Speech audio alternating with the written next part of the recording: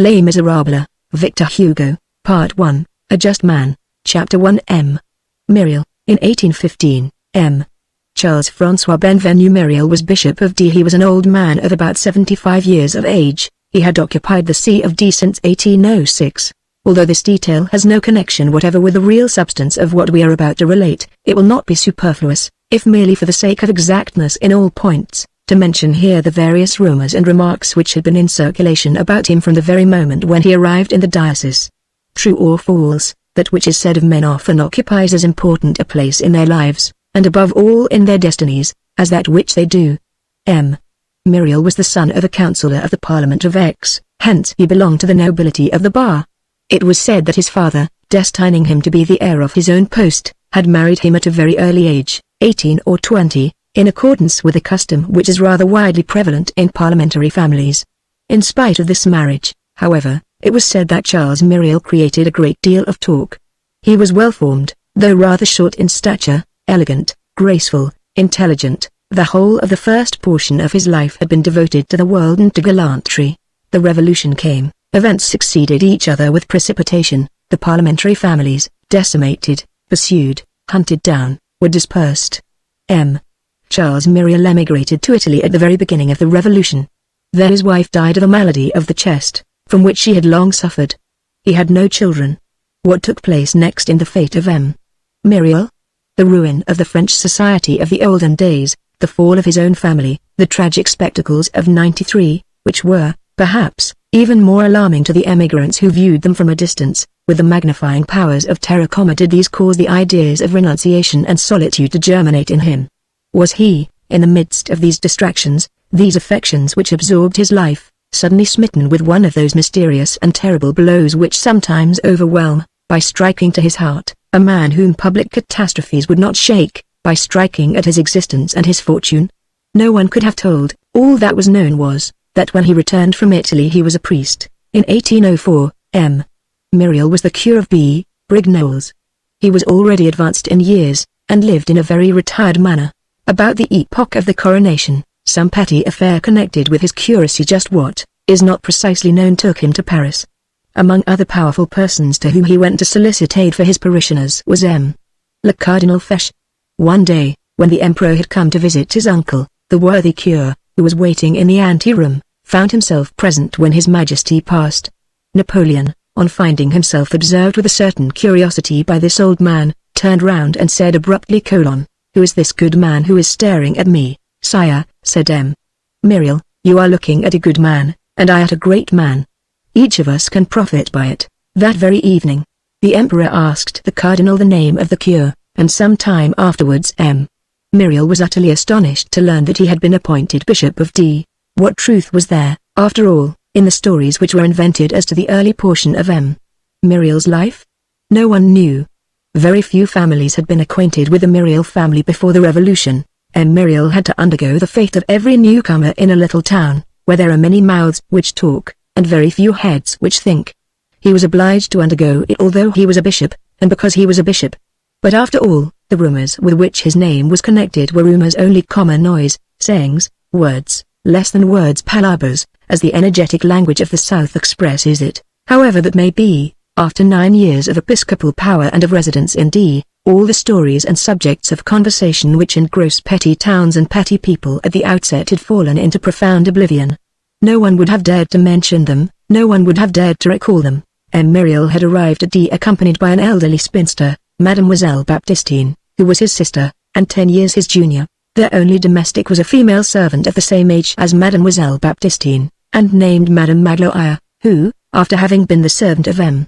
Le curé, now assumed the double title of maid to Mademoiselle and housekeeper to Monseigneur. Mademoiselle Baptistine was a long, pale, thin, gentle creature. She realized the ideal expressed by the word respectable, for it seems that a woman must needs be a mother in order to be venerable. She had never been pretty. Her whole life, which had been nothing but a succession of holy deeds, had finally conferred upon her a sort of pallor and transparency, and as she advanced in years she had acquired what may be called the beauty of goodness. What had been leanness in her youth had become transparency in her maturity, and this diaphanity allowed the angel to be seen. She was a soul rather than a virgin. Her person seemed made of a shadow, There was hardly sufficient body to provide for sex, a little matter enclosing a light, large eyes forever drooping a mere pretext for a soul's remaining on the earth. Madame Magloire was a little, fat, white old woman, corpulent and bustling, always out of breath, in the first place, because of her activity, and in the next, because of her asthma. On his arrival, M. Myriel was installed in the episcopal palace with the honors required by the imperial decrees, which class a bishop immediately after a major general. The mayor and the president paid the first call on him, and he, in turn, paid the first call on the general and the prefect. The installation over, the town waited to see its bishop at work. Chapter 2. M. Myriel becomes M. Welcome. The episcopal palace of D adjoins the hospital. The episcopal palace was a huge and beautiful house, built of stone at the beginning of the last century by M. Henri Puget, Doctor of Theology of the Faculty or Paris, Abbé of Saumur, who had been Bishop of D in 1712. This palace was a genuine seigneurial residence. Everything about it had a grand air, the apartments of the bishop, the drawing rooms, the chambers, the principal courtyard, which was very large, with walks encircling it under arcades in the old Florentine fashion, and gardens planted with magnificent trees. In the dining room, a long and superb gallery which was situated on the ground floor and opened on the gardens, M. Henri Puget had entertained in state, on July 29, 1714, my lords Charles Brillat de Genlis, Archbishop, Prince d'Embrun, Antoine de Mesgrigny, the Capuchin, Bishop of Grasse, Philippe de Vendôme, Grand Prior of France, Abbé of Saint-Honor de Lérins, François de Bertin de Crillon, Bishop, Baron de Vence, César de Sabran de Forcalquier, Bishop, Sagna of Glandiv, and Jean Saune, priest of the Oratory, preacher in ordinary to the King, Bishop, Sagna of Senez. The portraits of these 7 reverend personages decorated this apartment, and this memorable date, the 29th of July, 1714, was there engraved in letters of gold on a table of white marble. The hospital was a low and narrow building of a single story, with a small garden. 3 days after his arrival, the bishop visited the hospital. The visit ended. He had the director requested to be so good as to come to his house. Monsieur the director of the hospital, said he to him, how many sick people have you at the present moment? 26, Munson. That was the number which I counted, said the bishop. The beds, pursued the director, are very much crowded against each other. That is what I observed. The halls are nothing but rooms, and it is with difficulty that the air can be changed in them. So it seems to me. And then, when there is a ray of sun, the garden is very small for the convalescents. That was what I said to myself. In case of epidemics, we have had the typhus fever this year, we had the sweating sickness 2 years ago, and 100 patients at times, we know not what to do. That is the thought which occurred to me. What would you have, Munson? Said the director. One must resign oneself. This conversation took place in the gallery dining room on the ground floor. The bishop remained silent for a moment, then he turned abruptly to the director of the hospital. Monsieur, said he, how many beds do you think this hall alone would hold? Munson's dining room, exclaimed the stupefied director. The bishop cast a glance round the apartment, and seemed to be taking measures and calculations with his eyes. It would hold full 20 beds, said he, as though speaking to himself. Then, raising his voice, hold, Monsieur the director of the hospital, I will tell you something. There is evidently a mistake here. There are 36 of you, in 5 or 6 small rooms. There are 3 of us here, and we have room for 60.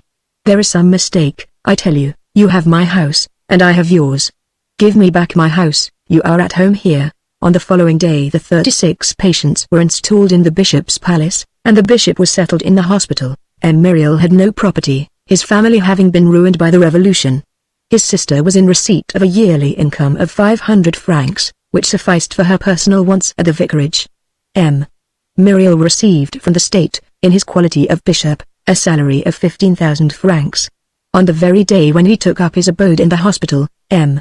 Myriel settled on the disposition of this sum once for all, in the following manner. We transcribe here a note made by his own hand: Note on the regulation of my household expenses. For the little seminary, 1,500 livres Society of the Mission. 100 for the Lazarists of Montdidier. 100 Seminary for Foreign Missions in Paris. 200 Congregation of the Holy Spirit. 150 Religious Establishments of the Holy Land. 100 Charitable Maternity Societies. 300 Extra, for the Travail. 50 Work for the amelioration of prisons. 400 Work for the relief and delivery of prisoners. 500 deliberate fathers of families incarcerated for debt. 1,000 addition to the salary of the poor teachers of the diocese. 2,000 public granary of the Horse Alps. 100 congregation of the ladies of D, of Manosque, and of Sisteron, for the gratuitous instruction of poor girls. 1,500 for the poor. 6,000 my personal expenses. 1,000, total. 15,000. Muriel made no change in this arrangement during the entire period that he occupied the See of D. As has been seen, he called it regulating his household expenses. This arrangement was accepted with absolute submission by Mademoiselle Baptistine. This holy woman regarded Monsignor of D as at one and the same time her brother and her bishop, her friend according to the flesh and her superior according to the church. She simply loved and venerated him. When he spoke, she bowed; when he acted, she yielded her adherence. Their only servant, Madame Magloire, grumbled a little. It will be observed that Monsieur the Bishop had reserved for himself only 1,000 livres, which, added to the pension of Mademoiselle Baptistine, made 1,500 francs a year. On these 1,500 francs these two old women and the old man subsisted. And when a village curate came to D, the bishop still found means to entertain him, thanks to the severe economy of Madame Magloire, and to the intelligent administration of Mademoiselle Baptistine. One day, after he had been in D about 3 months, the bishop said: "And still I am quite cramped with it all." "I should think so," exclaimed Madame Magloire.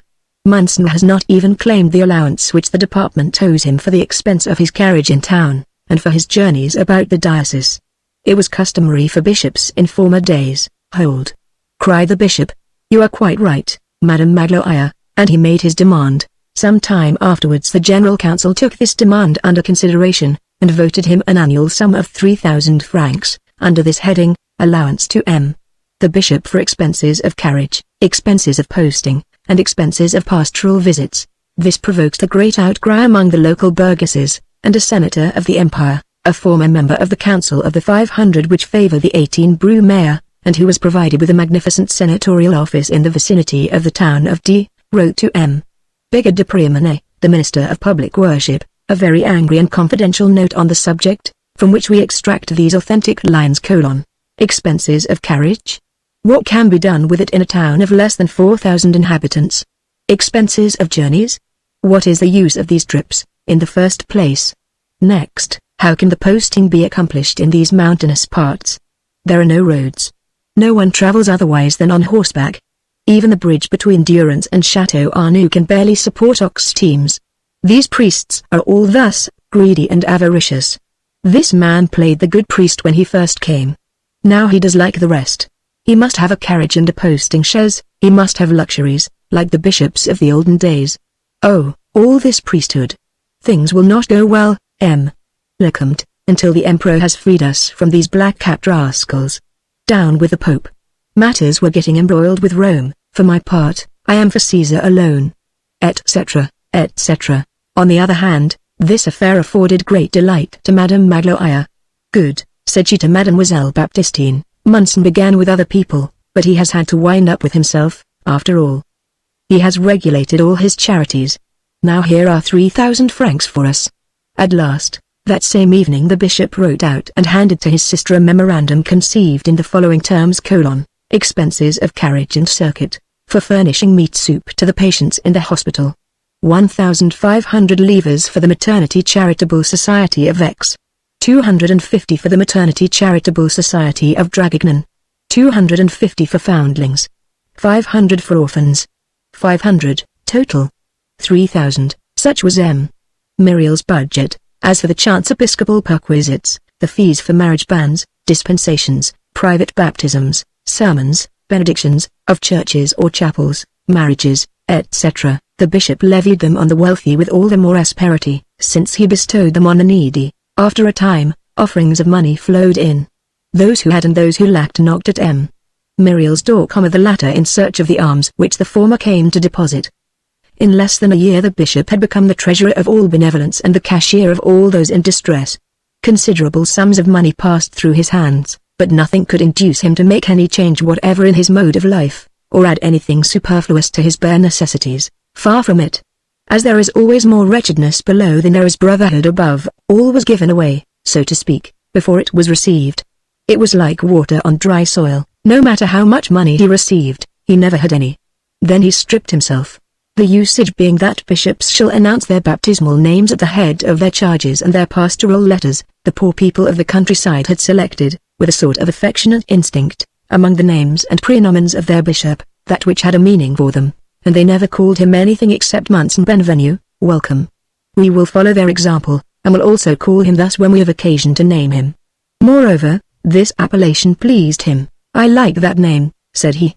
Benvenu makes up for the Monsieur. We do not claim that the portrait herewith presented is probable, we confine ourselves to stating that it resembles the original. Chapter 3 A hard bishopric for a good bishop. The bishop did not omit his pastoral visits because he had converted his carriage into arms. The diocese of D is a fatiguing one. There are very few plains and a great many mountains, hardly any roads, as we have just seen, 32 curacies, 41 vicarships, and 285 auxiliary chapels. To visit all these is quite a task. The bishop managed to do it. He went on foot when it was in the neighborhood, in a tilted spring cart when it was on the plain, and on a donkey in the mountains. The two old women accompanied him. When the trip was too hard for them, he went alone. One day he arrived at Senez, which is an ancient episcopal city. He was mounted on an ass. His purse, which was very dry at that moment, did not permit him any other equipage. The mayor of the town came to receive him at the gate of the town, and watched him dismount from his ass, with scandalized eyes. Some of the citizens were laughing around him. Monsieur the mayor, said the bishop, and messieurs citizens, I perceive that I shock you. You think it very arrogant in a poor priest to ride an animal which was used by Jesus Christ. I have done so from necessity, I assure you, and not from vanity. In the course of these trips he was kind and indulgent, and talked rather than preached. He never went far in search of his arguments and his examples. He quoted to the inhabitants of one district the example of a neighboring district. In the cantons where they were harsh to the poor, he said, look at the people of Briançon. They have conferred on the poor, on widows and orphans, the right to have their meadows mown 3 days in advance of everyone else. They rebuild their houses for them gratuitously when they are ruined. Therefore it is a country which is blessed by God. For a whole century, there has not been a single murderer among them. In villages which were greedy for profit and harvest, he said, look at the people of Embrun. If, at the harvest season, the father of a family has his son away on service in the army, and his daughters at service in the town, and if he is ill and incapacitated, the cure recommends him to the prayers of the congregation, and on Sunday, after the Mass, all the inhabitants of the village, men, women, and children go to the poor man's field and do his harvesting for him, and carry his straw and his grain to his granary. To families divided by questions of money and inheritance he said, look at the mountaineers of Divilny, a country so wild that the nightingale is not heard the once in 50 years. Well, when the father of a family dies, the boys go off to seek their fortunes, leaving the property to the girls, so that they may find husbands. To the cantons which had a taste for lawsuits, and where the farmers ruined themselves in stamped paper, he said, look at those good peasants in the valley of Queyras. There are 3,000 souls of them. Mon Dieu! It is like a little republic. Neither judge nor bailiff is known there. The mayor does everything. He allots the imposts, taxes each person conscientiously, judges quarrels for nothing, divides inheritances without charge, pronounces sentences gratuitously, and he is obeyed, because he is a just man among simple men. To villages where he found no schoolmaster, he quoted once more the people of Queyras. Do you know how they manage? He said. Since a little country of 12 or 15 hearths cannot always support a teacher, they have schoolmasters who are paid by the whole valley, who make the round of the villages, spending a week in this one, 10 days in that, and instruct them. These teachers go to the fairs. I have seen them there. They are to be recognized by the quill pens which they wear in the cord of their hat. Those who teach reading only have 1 pen, those who teach reading and reckoning have 2 pens, those who teach reading, reckoning, and Latin have 3 pens. But what a disgrace to be ignorant. Do like the people of Queyras. Thus he discoursed gravely and paternally. In default of examples, he invented parables, going directly to the point, with few phrases and many images, which characteristic formed the real eloquence of Jesus Christ. And being convinced himself, he was persuasive. Chapter 4 Works corresponding to words. His conversation was gay and affable. He put himself on a level with the 2 old women who had passed their lives beside him. When he laughed, it was the laugh of a schoolboy. Madame Maglo, I like to call him your grace, votre grandeur. One day he rose from his armchair, and went to his library in search of a book. This book was on one of the upper shelves. As the bishop was rather short of stature, he could not reach it. "Madame Magloire," said he, "fetch me a chair. My greatness, grandeur, does not reach as far as that shelf." One of his distant relatives, Madame Lane Comtesse de Lo, rarely allowed an opportunity to escape of enumerating, in his presence, what she designated as the expectations of her 3 sons. She had numerous relatives, who were very old and near to death, and of whom her sons were the natural heirs. The youngest of the 3 was to receive from a grand aunt a good 100,000 livres of income. The second was the heir by entail to the title of the duke. His uncle, the eldest, was to succeed to the peerage of his grandfather. The bishop was accustomed to listen in silence to these innocent and pardonable maternal boasts. On one occasion, however, he appeared to be more thoughtful than usual, while Madame de Lo was relating once again the details of all these inheritances and all these expectations. She interrupted herself impatiently. "Mon Dieu, cousin. What are you thinking about?" "I'm thinking," replied the bishop, "of a singular remark, which is to be found, I believe, in St. Augustine. Place your hopes in the man from whom you do not inherit." At another time, on receiving a notification of the decease of a gentleman of the countryside, wherein not only the dignities of the dead man, but also the feudal and noble qualifications of all his relatives, spread over an entire page, "What a stout back death has!" he exclaimed. "What a strange burden of titles is cheerfully imposed on him! And how much wit must men have, in order thus to press the tomb into the service of vanity!" He was gifted, on occasion, with a gentle raillery, which almost always concealed a serious meaning. In the course of one Lent, a youthful vicar came to D, and preached in the cathedral. He was tolerably eloquent. The subject of his sermon was charity. He urged the rich to give to the poor, in order to avoid hell, which he depicted in the most frightful manner of which he was capable, and to win paradise, which he represented as charming and desirable. Among the audience there was a wealthy retired merchant, who was somewhat of a usurer, named M. Gibrand, who had amassed 2 millions in the manufacture of coarse cloth, serges, and woolen galloons. Never in his whole life had M. Gibrand bestowed alms on any poor wretch. After the delivery of that sermon, it was observed that he gave a sou every Sunday to the poor old beggar women at the door of the cathedral. There were 6 of them to share it. One day the bishop caught sight of him in the act of bestowing this charity, and said to his sister, with a smile, "There is M. Gibrand purchasing paradise for a sou."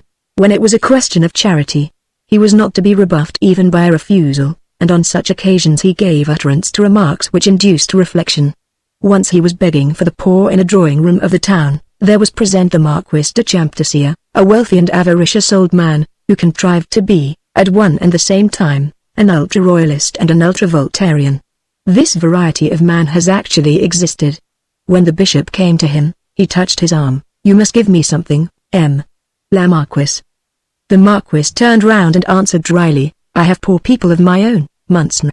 "Give them to me," replied the bishop. One day he preached the following sermon in the cathedral: "My very dear brethren, my good friends, there are 1,320,000 peasants' dwellings in France which have but 3 openings, 1,817,000 hovels which have but 2 openings, the door and 1 window, and 346,000 cabins besides which have but 1 opening, the door.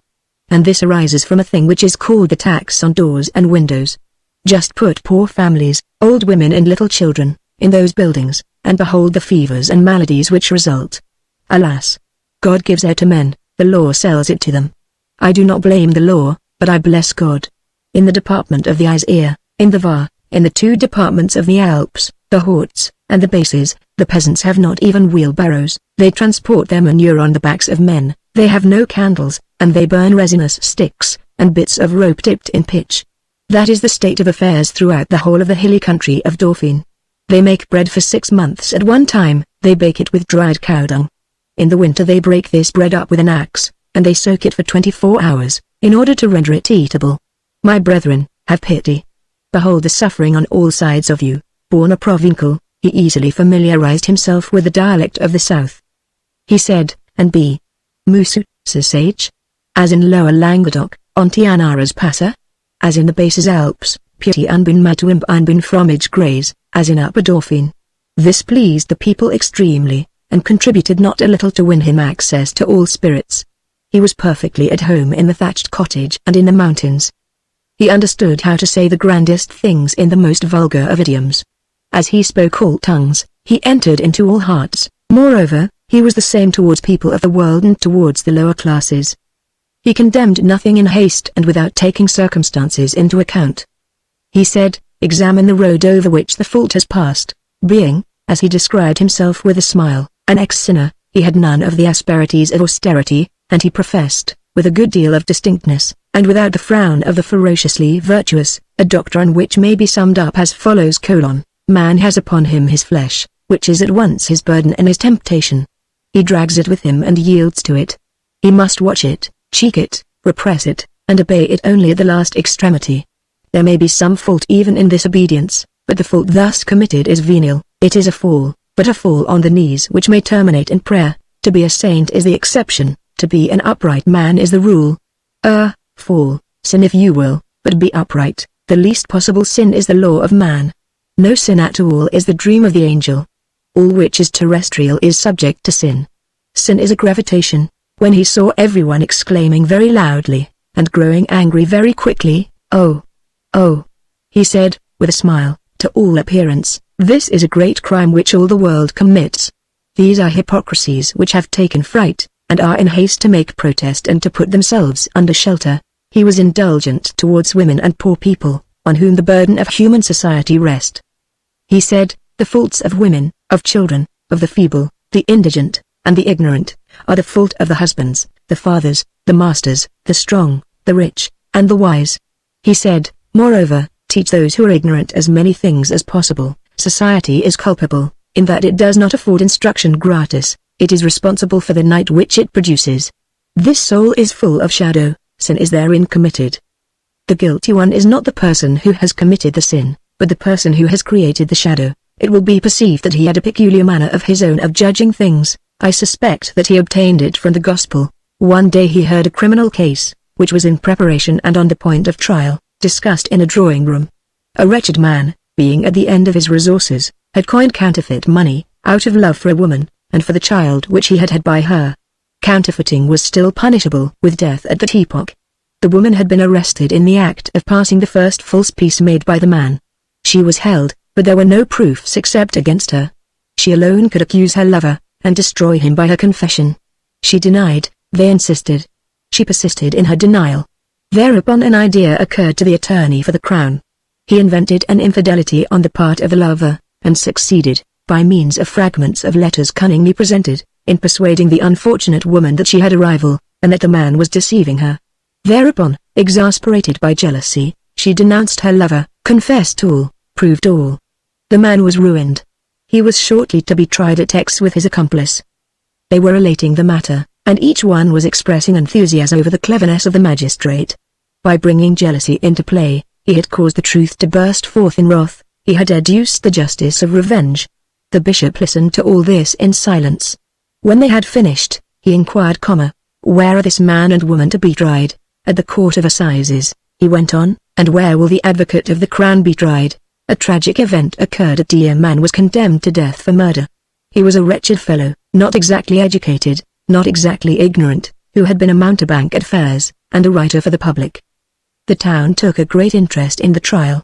On the eve of the day fixed for the execution of the condemned man, the chaplain of the prison fell ill. A priest was needed to attend the criminal in his last moments. They sent for the cure. It seems that he refused to come, saying, "That is no affair of mine. I have nothing to do with that unpleasant task, and with that mountebank. I, too, am ill, and besides, it is not my place." This reply was reported to the bishop, who said, "Monsieur le cure is right, it is not his place, it is mine." He went instantly to the prison, descended to the cell of the mountebank, called him by name, took him by the hand, and spoke to him. He passed the entire day with him, forgetful of food and sleep, praying to God for the soul of the condemned man, and praying the condemned man for his own. He told him the best truths, which are also the most simple. He was father, brother, friend, he was bishop only to bless. He taught him everything, encouraged and consoled him. The man was on the point of dying in despair. Death was an abyss to him. As he stood trembling on its mournful brink, he recoiled with horror. He was not sufficiently ignorant to be absolutely indifferent. His condemnation, which had been a profound shock, had, in a manner, broken through. here and there, that wall which separates us from the mystery of things, and which we call life. He gazed incessantly beyond this world through these fatal breaches, and beheld only darkness. The bishop made him see light. On the following day, when they came to fetch the unhappy wretch, the bishop was still there. He followed him, and exhibited himself to the eyes of the crowd in his purple camail and with his episcopal cross upon his neck, side by side with the criminal bound with cords. He mounted the tumbril with him, he mounted the scaffold with him. The sufferer, who had been so gloomy and cast down on the preceding day, was radiant. He felt that his soul was reconciled, and he hoped in God. The bishop embraced him, and at the moment when the knife was about to fall, he said to him, God raises from the dead him whom man slays, he whom his brothers have rejected finds his further once more. Pray, believe, enter into life, the further is there. When he descended from the scaffold, there was something in his look which made the people draw aside to let him pass. They did not know which was most worthy of admiration, his pallor or his serenity. On his return to the humble dwelling, which he designated, with a smile, as his palace, he said to his sister, I have just officiated pontifically. Since the most sublime things are often those which are the least understood, there were people in the town who said, when commenting on this conduct of the bishop, it is affectation. This, however, was a remark which was confined to the drawing-rooms. The populace, which perceives no jest in holy deeds, was touched, and admired him. As for the bishop, it was a shock to him to have beheld the guillotine, and it was a long time before he recovered from it. In fact, when the scaffold is there, all erected and prepared, it has something about it which produces hallucination. One may feel a certain indifference to the death penalty, one may refrain from pronouncing upon it, from saying yes or no, so long as one has not seen a guillotine with one's own eyes, but if one encounters one of them, the shock is violent, one is forced to decide, and to take part for or against. Some admire it, like de Maistre, others execrate it, like Beccaria. The guillotine is the concretion of the law, it is called vindicte, it is not neutral, and it does not permit you to remain neutral. He who sees it shivers with the most mysterious of shivers. All social problems erect their interrogation point around this chopping knife. The scaffold is a vision. The scaffold is not a piece of carpentry. The scaffold is not a machine. The scaffold is not an inert bit of mechanism constructed of wood, iron and cords. It seems as though it were a being, possessed of I know not what somber initiative. One would say that this piece of carpenter's work saw, that this machine heard, that this mechanism understood, that this wood, this iron, and these cords were possessed of will. In the frightful meditation into which its presence casts the soul, the scaffold appears in terrible guise, and as though taking part in what is going on. The scaffold is the accomplice of the executioner, it devours, it eats flesh, it drinks blood. The scaffold is a sort of monster fabricated by the judge and the carpenter, a spectre which seems to live with a horrible vitality composed of all the death which it has inflicted. Therefore, the impression was terrible and profound. On the day following the execution, and on many succeeding days, the bishop appeared to be crushed. The almost violent serenity of the funereal moment had disappeared. The phantom of social justice tormented him. He, who generally returned from all his deeds with a radiant satisfaction, seemed to be reproaching himself. At times he talked to himself, and stammered lugubrious monologues in a low voice. This is one which his sister overheard one evening and preserved. I did not think that it was so monstrous. It is wrong to become absorbed in the divine law to such a degree as not to perceive human law. Death belongs to God alone. By what right do men touch that unknown thing? In course of time these impressions weakened and probably vanished. Nevertheless, it was observed that the bishop henceforth avoided passing the place of execution. Myriel could be summoned at any hour to the bedside of the sick and dying. He did not ignore the fact that therein lay his greatest duty and his greatest labor.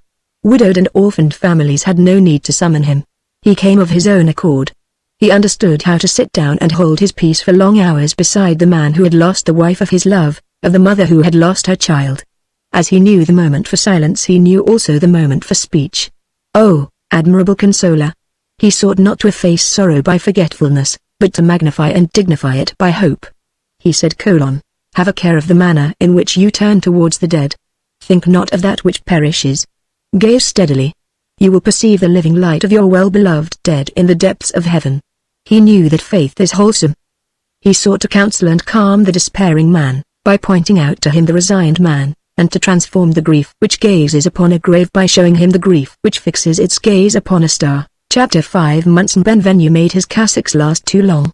The private life of Myriel was filled with the same thoughts as his public life. The voluntary poverty in which the Bishop of D lived would have been a solemn and charming sight for anyone who could have viewed it close at hand. Like all old men, and like the majority of thinkers, he slept little. This brief slumber was profound. In the morning he meditated for an hour, then he said his Mass, either at the cathedral or in his own house. His Mass said, he broke his fast on rye bread dipped in the milk of his own cows. Then he set to work. A bishop is a very busy man. He must every day receive the secretary of the bishopric, who is generally a canon, and nearly every day his vicars general. He has congregations to reprove, privileges to grant, a whole ecclesiastical library to examine, prayer books, diocesan catechisms, books of hours, etc., charges to write, sermons to authorize, cures and mayors to reconcile, a clerical correspondence, an administrative correspondence, on one side the state, on the other the Holy See, and 1,000 matters of business. What time was left to him, after these 1,000 details of business, and his offices and his breviary? He bestowed first on the necessities, the sick, and the afflicted, the time which was left to him from the afflicted, the sick, and the necessities, he devoted to work. Sometimes he dug in his garden, again, he read or wrote. He had but one word for both these kinds of toil, he called them gardening. The mind is a garden, said he. Towards midday, when the weather was fine, he went forth and took a stroll in the country or in town, often entering lowly dwellings. He was seen walking alone, buried in his own thoughts, his eyes cast down, supporting himself on his long cane, clad in his wadded purple garment of silk, which was very warm, wearing purple stockings inside his coarse shoes, and surmounted by a flat hat which allowed 3 golden tassels of large bullion to droop from its 3 points. It was a perfect festival wherever he appeared. One would have said that his presence had something warming and luminous about it. The children and the old people came out to the doorsteps for the bishop as for the sun. He bestowed his blessing, and they blessed him. They pointed out his house to anyone who was in need of anything. Here and there he halted, accosted the little boys and girls, and smiled upon the mothers. He visited the poor so long as he had any money. When he no longer had any, he visited the rich, as he made his cassocks last a long while, and did not wish to have it noticed. He never went out in the town without his wadded purple cloak. This inconvenienced him somewhat in summer. On his return, he dined. The dinner resembled his breakfast. At 8:30 in the evening he supped with his sister, Madame Magloire, standing behind them and serving them at table. Nothing could be more frugal than this repast. If, however, the bishop had one of his cures to supper, Madame Magloire took advantage of the opportunity to serve Munson with some excellent fish from the lake, or with some fine game from the mountains. Every cure furnished the pretext for a good meal. The bishop did not interfere. With that exception, his ordinary diet consisted only of vegetables boiled in water, and oil soup. Thus it was said in the town, when the bishop does not indulge in the cheer of a cure, he indulges in the cheer of a Trappist. After supper he conversed for half an hour with Mademoiselle Baptistine and Madame Magloire, then he retired to his own room and set to writing, sometimes on loose sheets, and again on the margin of some folio. He was a man of letters and rather learned. He left behind him 5 or 6 very curious manuscripts, among others, a dissertation on this verse in Genesis, in the beginning, the Spirit of God floated upon the waters. With this verse he compares 3 texts, the Arabic verse which says, the winds of God blew, Flavius Josephus who says, a wind from above was precipitated upon the earth, and finally, the Chaldaic paraphrase of Onkelos, which renders it, a wind coming from God blew upon the face of the waters. In another dissertation, he examines the theological works of Hugo, Bishop of Ptolemais, great-granduncle to the writer of this book, and establishes the fact, that to this bishop must be attributed the divers little works published during the last century, under the pseudonym of Barleycourt. Sometimes, in the midst of his reading, no matter what the book might be which he had in his hand, he would suddenly fall into a profound meditation, whence he only emerged to write a few lines on the pages of the volume itself. These lines have often no connection whatever with the book which contains them. We now have under our eyes a note written by him on the margin of a quarto entitled Correspondence of Lord Germain with Generals Clinton, Cornwallis, and the Admirals on the American Station. Versailles, Poincare, bookseller, and Paris, Pissot, bookseller, Quai des Augustins. Here is the note: "Oh, you who are, Ecclesiastes calls you the all-powerful. The Maccabees call you the Creator.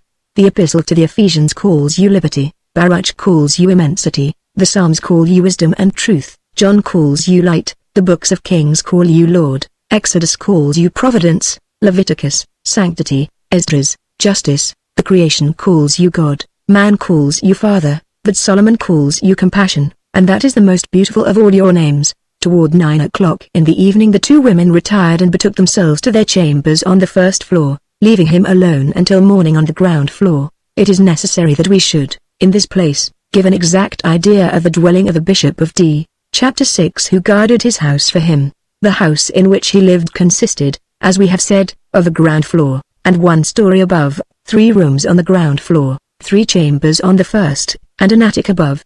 Behind the house was a garden, 1/4 of an acre in extent. The two women occupied the first floor, the bishop was lodged below. The first room, opening on the street, served him as dining room, the second was his bedroom, and the third his oratory.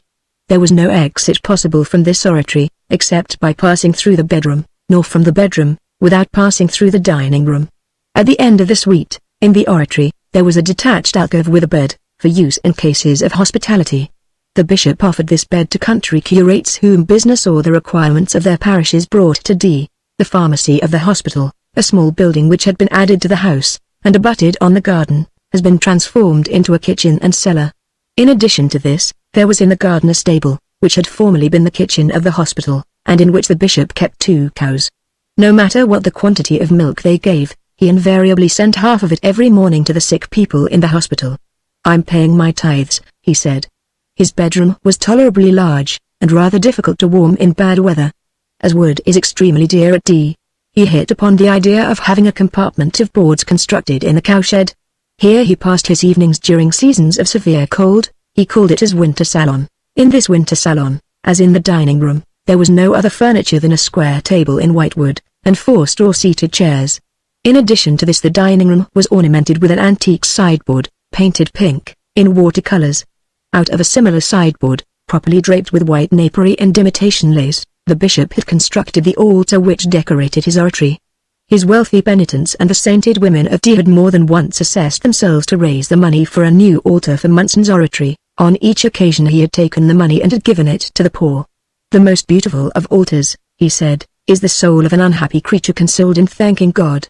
In his oratory there were 2 straw prie-dieu, and there was an armchair, also in straw, in his bedroom. When, by chance, he received 7 or 8 persons at one time, the prefect, or the general, or the staff of the regiment in garrison, or several pupils from the little seminary, the chairs had to be fetched from the winter salon in the stable, the prie-dieu from the oratory, and the armchair from the bedroom. In this way as many as 11 chairs could be collected for the visitors. A room was dismantled for each new guest. It sometimes happened that there were 12 in the party. The bishop then relieved the embarrassment of the situation by standing in front of the chimney if it was winter, or by strolling in the garden if it was summer. There was still another chair in the detached alcove, but the straw was half gone from it, and it had but 3 legs, so that it was of service only when propped against the wall. Mademoiselle Baptistine had also in her own room a very large easy-chair of wood, which had formerly been gilded, and which was covered with flowered puckin, but they had been obliged to hoist this bergear up to the first story through the window, as the staircase was too narrow. It could not, therefore, be reckoned among the possibilities in the way of furniture. Mademoiselle Baptistine's ambition had been to be able to purchase a set of drawing-room furniture in yellow Utrecht velvet, stamped with a rose pattern, and with mahogany in swan's neck style, with a sofa. But this would have cost 500 francs at least, and in view of the fact that she had only been able to lay by 42 francs and 10 sous for this purpose in the course of 5 years, she had ended by renouncing the idea. However, who is there who has attained his ideal? Nothing is more easy to present to the imagination than the bishop's bedchamber. A glazed door opened on the garden. Opposite this was the bed, a hospital bed of iron, with a canopy of green serge. In the shadow of the bed, behind a curtain, were the utensils of the toilet, which still betrayed the elegant habits of the man of the world. There were 2 doors, one near the chimney, opening into the oratory, the other near the bookcase, opening into the dining room. The bookcase was a large cupboard with glass doors filled with books. The chimney was of wood painted to represent marble, and habitually without fire. In the chimney stood a pair of fire dogs of iron, ornamented above with 2 garlanded vases, and flutings which had formerly been silvered with silver leaf, which was a sort of episcopal luxury. Above the chimney-piece hung a crucifix of copper, with the silver worn off, fixed on a background of threadbare velvet in a wooden frame from which the gilding had fallen. Near the glass door a large table with an inkstand, loaded with a confusion of papers and with huge volumes. Before the table an armchair of straw, in front of the bed a prie-dieu, borrowed from the oratory. 2 portraits in oval frames were fastened to the wall on each side of the bed. Small gilt inscriptions on the plain surface of the cloth at the side of these figures indicated that the portraits represented, one the Abbé of Chaliot, Bishop of St. Claude; the other, the Abbé Tot, Vicar General of Aigues, Abbé of Grand Champ, Order of Citeaux, Diocese of Chartres. When the bishop succeeded to this apartment, after the hospital patients, he had found these portraits there, and had left them. They were priests, and probably donors. 2 reasons for respecting them. All that he knew about these 2 persons was, that they had been appointed by the king, the one to his bishopric, the other to his benefice, on the same day, the 27th of April, 1785. Madame Magloire having taken the pictures down to dust, the bishop had discovered these particulars written in whitish ink on a little square of paper, yellowed by time, and attached to the back of the portrait of the Abbé of Grand Champ with 4 wafers. At his window he had an antique curtain of a coarse woolen stuff, which finally became so old, that, in order to avoid the expense of a new one, Madame Magloire was forced to take a large seam in the very middle of it. This seam took the form of a cross. The bishop often called attention to it. "How delightful that is," he said. All the rooms in the house, without exception, those on the ground floor as well as those on the first floor, were whitewashed, which is a fashion in barracks and hospitals. However, in their latter years, Madame Magloire discovered beneath the paper which had been washed over, paintings, ornamenting the apartment of Mademoiselle Baptistine, as we shall see further on. Before becoming a hospital, this house had been the ancient parliament house of the bourgeois. Hence this decoration. The chambers were paved in red bricks, which were washed every week, with straw mats in front of all the beds. Altogether, this dwelling, which was attended to by the 2 women, was exquisitely clean from top to bottom. This was the sole luxury which the bishop permitted. He said, that takes nothing from the poor. It must be confessed, however, that he still retained from his former possessions 6 silver knives and forks and a soup ladle, which Madame Magloire contemplated every day with delight, as they glistened splendidly upon the coarse linen cloth. And since we are now painting the Bishop of D as he was in reality, we must add that he had said more than once, "I find it difficult to renounce eating from silver dishes." To this silverware must be added 2 large candlesticks of massive silver, which he had inherited from a great-aunt. These candlesticks held 2 wax candles, and usually figured on the bishop's chimney-piece. When he had anyone to dinner, Madame Magloire lighted the 2 candles and set the candlesticks on the table. In the bishop's own chamber, at the head of his bed, there was a small cupboard, in which Madame Magloire locked up the 6 silver knives and forks and the big spoon every night. But it is necessary to add, that the key was never removed. The garden, which had been rather spoiled by the ugly buildings which we have mentioned, was composed of 4 alleys in cross form, radiating from a tank. Another walk made the circuit of the garden, and skirted the white wall which enclosed it. These alleys left behind them 4 square plots rimmed with box. In 3 of these, Madame Magloire cultivated vegetables. In the 4th, the bishop had planted some flowers. Here and there stood a few fruit trees. Madame Magloire had once remarked, with a sort of gentle malice, "Monseigneur, you who turn everything to account, have, nevertheless, one useless plot. It would be better to grow salads there than bouquets." "Madame Magloire," retorted the bishop, "you are mistaken. The beautiful is as useful as the useful." He added after a pause, "More so, perhaps, this plot, consisting of 3 or 4 beds, occupied the bishop almost as much as did his books. He liked to pass an hour or 2 there, trimming, hoeing, and making holes here and there in the earth, into which he dropped seeds. He was not as hostile to insects as a gardener could have wished to see him. Moreover, he made no pretensions to botany, he ignored groups and consistency, he made not the slightest effort to decide between Tournefort and the natural method. He took part neither with the buds against the cotyledons, nor with Jussier against Linnaeus. He did not study plants. He loved flowers. He respected learned men greatly, he respected the ignorant still more, and, without ever failing in these 2 respects, he watered his flower beds every summer evening with a tin watering pot painted green. The house had not a single door which could be locked. The door of the dining room, which, as we have said, opened directly on the cathedral square, had formerly been ornamented with locks and bolts like the door of a prison. The bishop had had all this ironwork removed, and this door was never fastened, either by night or by day, with anything except the latch. All that the first passerby had to do at any hour, was to give it a push. At first, the 2 women had been very much tried by this door, which was never fastened, but Monsieur de D had said to them, "Have bolts put on your rooms, if that will please you." They had ended by sharing his confidence, or by at least acting as though they shared it. Madame Magloire alone had frights from time to time. As for the bishop, his thought can be found explained, or at least indicated, in the 3 lines which he wrote on the margin of the Bible. This is the shade of difference: the door of the physician should never be shut, the door of the priest should always be open. On another book, entitled Philosophy of the Medical Science, he had written this other note: Am not our physician like them? I also have my patients, and then, too, I have some whom I call my unfortunates. Again he wrote, Do not inquire the name of him who asks a shelter of you. The very man who is embarrassed by his name is the one who needs shelter. It chanced that a worthy cure, I know not whether it was the cure of Calubru or the cure of Pompieri, took it into his head to ask him one day, probably at the instigation of Madame Magloire, whether Monsieur was sure that he was not committing an indiscretion, to a certain extent, in leaving his door unfastened day and night, at the mercy of anyone who should choose to enter, and whether, in short, he did not fear lest some misfortune might occur in a house so little guarded. The bishop touched his shoulder, with gentle gravity, and said to him, Nisi Dominus custodierit domum, in vanum vigilant qui custodianti am, unless the Lord guard the house, in vain do they watch who guard it. Then he spoke of something else. He was fond of saying, There is a bravery of the priest as well as the bravery of a colonel of dragoons, only, he added, ours must be tranquil. Chapter 7 Cravat. It is here that a fact falls naturally into place, which we must not omit, because it is one of the sort which show us best what sort of a man the Bishop of D was.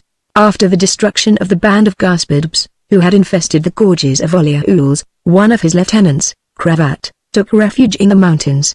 He concealed himself for some time with his bandits, the remnant of Gaspids's troop, in the county of Nice. Then he made his way to Piedmont, and suddenly reappeared in France, in the vicinity of Barcelonnette. He was first seen at Jaurs Ears, then at Tiles. He hid himself in the caverns of the Joug de Laguel, and thence he descended towards the hamlets and villages through the ravines of Uber and Jubayette. He even pushed as far as Embrun, entered the cathedral one night, and despoiled the sacristy. His highway robberies laid waste the countryside. The gendarmes were set on his track, but in vain. He always escaped. Sometimes he resisted by main force. He was a bold wretch. In the midst of all this terror the bishop arrived. He was making his circuit to Chasteler. The mayor came to meet him, and urged him to retrace his steps. Cravat was in possession of the mountains as far as Arsha, and beyond. There was danger even with an escort. It merely exposed 3 or 4 unfortunate gendarmes to no purpose. Therefore, said the bishop, I intend to go without escort. You do not really mean that, Monseigneur? Exclaimed the mayor. I do mean it so thoroughly that I absolutely refuse any gendarmes, and shall set out in an hour. Set out, alone, Monseigneur. You will not do that. There exists yonder in the mountains, said the bishop, a tiny community no bigger than that, which I have not seen for 3 years. They are my good friends, those gentle and honest shepherds. They own 1 goat out of every 30 that they tend. They make very pretty woolen cords of various colors, and they play the mountain airs on little flutes with 6 holes. They need to be told of the good God now and then. What would they say to a bishop who was afraid? What would they say if I did not go? But the brigands, Monseigneur. Hold, said the bishop, I must think of that. You are right. I may meet them. They, too, need to be told of the good God, but, Monseigneur, there is a band of them. A flock of wolves, Monsieur le Maire. It may be that it is of this very flock of wolves that Jesus has constituted me the shepherd. Who knows the ways of providence? They will rob you, Monseigneur. I have nothing. They will kill you, an old goodman of a priest, who passes along mumbling his prayers. Bah! To what purpose, oh, mon Dieu? What if you should meet them? I should beg alms of them for my poor. Do not go, Monseigneur. In the name of heaven. You are risking your life, Monsieur le Maire, said the bishop. Is that really all? I am not in the world to guard my own life, but to guard souls. They had to allow him to do as he pleased. He set out, accompanied only by a child who offered to serve as a guide. His obstinacy was bruited about the countryside, and caused great consternation. He would take neither his sister nor Madame Magloire. He traversed the mountain on muleback, encountered no one, and arrived safe and sound at the residence of his good friends, the shepherds. He remained there for a fortnight, preaching, administering the sacrament, teaching, exhorting. When the time of his departure approached, he resolved to chant it pontifically. He mentioned it to the cure. But what was to be done? There were no episcopal ornaments. They could only place at his disposal a wretched village sacristy, with a few ancient chasubles of threadbare damask adorned with imitation lace. Bah! Said the bishop. Let us announce martyrdom from the pulpit. Nevertheless, Monsieur le Curé, things will arrange themselves. They instituted a search in the churches of the neighborhood. All the magnificence of these humble parishes combined would not have sufficed to clothe the chorister of a cathedral properly. While they were thus embarrassed, a large chest was brought and deposited in the presbytery for the bishop, by 2 unknown horsemen, who departed on the instant. The chest was opened. It contained a cope of cloth of gold, a mitre ornamented with diamonds, an archbishop's cross, a magnificent crosier, all the pontifical vestments which had been stolen a month previously from the treasury of Notre Dame d'Embrun. In the chest was a paper, on which these words were written, "From cravat to Monseigneur Benvenu. Did not I say that things would come right of themselves?" Said the bishop. Then he added, with a smile, "To him who contents himself with the surplice of a curate, God sends the cope of an archbishop." "Monseigneur," murmured the curé, throwing back his head with a smile. "God or the devil?" The bishop looked steadily at the curé, and repeated with authority, "God." When he returned to Chasteler, the people came out to stare at him as at a curiosity, all along the road. At the priest's house in Chasteler he rejoined Mademoiselle Baptistine and Madame Magloire, who were waiting for him, and he said to his sister, "Well, was I in the right? The poor priest went to his poor mountaineers with empty hands, and he returns from them with his hands full. I set out bearing only my faith in God. I have brought back the treasure of a cathedral." That evening, before he went to bed, he said again, "Let us never fear robbers nor murderers. Those are dangers from without, petty dangers. Let us fear ourselves. Prejudices are the real robbers, vices are the real murderers. The great dangers lie within ourselves. What matters it what threatens our head or our purse? Let us think only of that which threatens our soul." Then, turning to his sister, "Sister, never a precaution on the part of the priest, against his fellow man. That which his fellow does, God permits. Let us confine ourselves to prayer, when we think that a danger is approaching us. Let us pray, not for ourselves, but that our brother may not fall into sin on our account." However, such incidents were rare in his life. We relate those of which we know, but generally he passed his life in doing the same things at the same moment. 1 month of his year resembled 1 hour of his day. As to what became of the treasure of the Cathedral of Embrun, we should be embarrassed by any inquiry in that direction. It consisted of very handsome things, very tempting things, and things which were very well adapted to be stolen for the benefit of the unfortunate. Stolen they had already been elsewhere. Half of the adventure was completed. It only remained to impart a new direction to the theft, and to cause it to take a short trip in the direction of the poor. However, we make no assertions on this point. Only, a rather obscure note was found among the bishop's papers, which may bear some relation to this matter, and which is couched in these terms: "The question is, to decide whether this should be turned over to the cathedral or to the hospital." Chapter 8 Philosophy After Drinking. The senator above mentioned was a clever man, who had made his own way, heedless of those things which present obstacles, and which are called conscience, sworn faith, justice, duty. He had marched straight to his goal, without once flinching in the line of his advancement and his interest. He was an old attorney, softened by success, not a bad man by any means, who rendered all the small services in his power to his sons-in-law, his relations, and even to his friends, having wisely seized upon, in life, good sides, good opportunities, good windfalls. Everything else seemed to him very stupid. He was intelligent, and just sufficiently educated to think himself a disciple of Epicurus, while he was, in reality, only a product of Pigault Lebrun. He laughed willingly and pleasantly over infinite and eternal things, and at the crotchets of that good old fellow the bishop. He even sometimes laughed at him with an amiable authority in the presence of M. Myriel himself, who listened to him, on some semi-official occasion or other, I do not recollect what. Count, this senator, and M. Myriel were to dine with the prefect. At dessert, the senator, who was slightly exhilarated, though still perfectly dignified, exclaimed: "Egad, Bishop, let's have a discussion. It is hard for a senator and a bishop to look at each other without winking. We are two augurs. I am going to make a confession to you. I have a philosophy of my own." "And you are right," replied the bishop. "As one makes one's philosophy, so one lies on it. You are on the bed of purple, senator." The senator was encouraged, and went on: "Let us be good fellows, good devils even," said the bishop. "I declare to you," continued the senator, "that the Marquis d'Argens, Pion, Hobbes, and M. Nage are no rascals.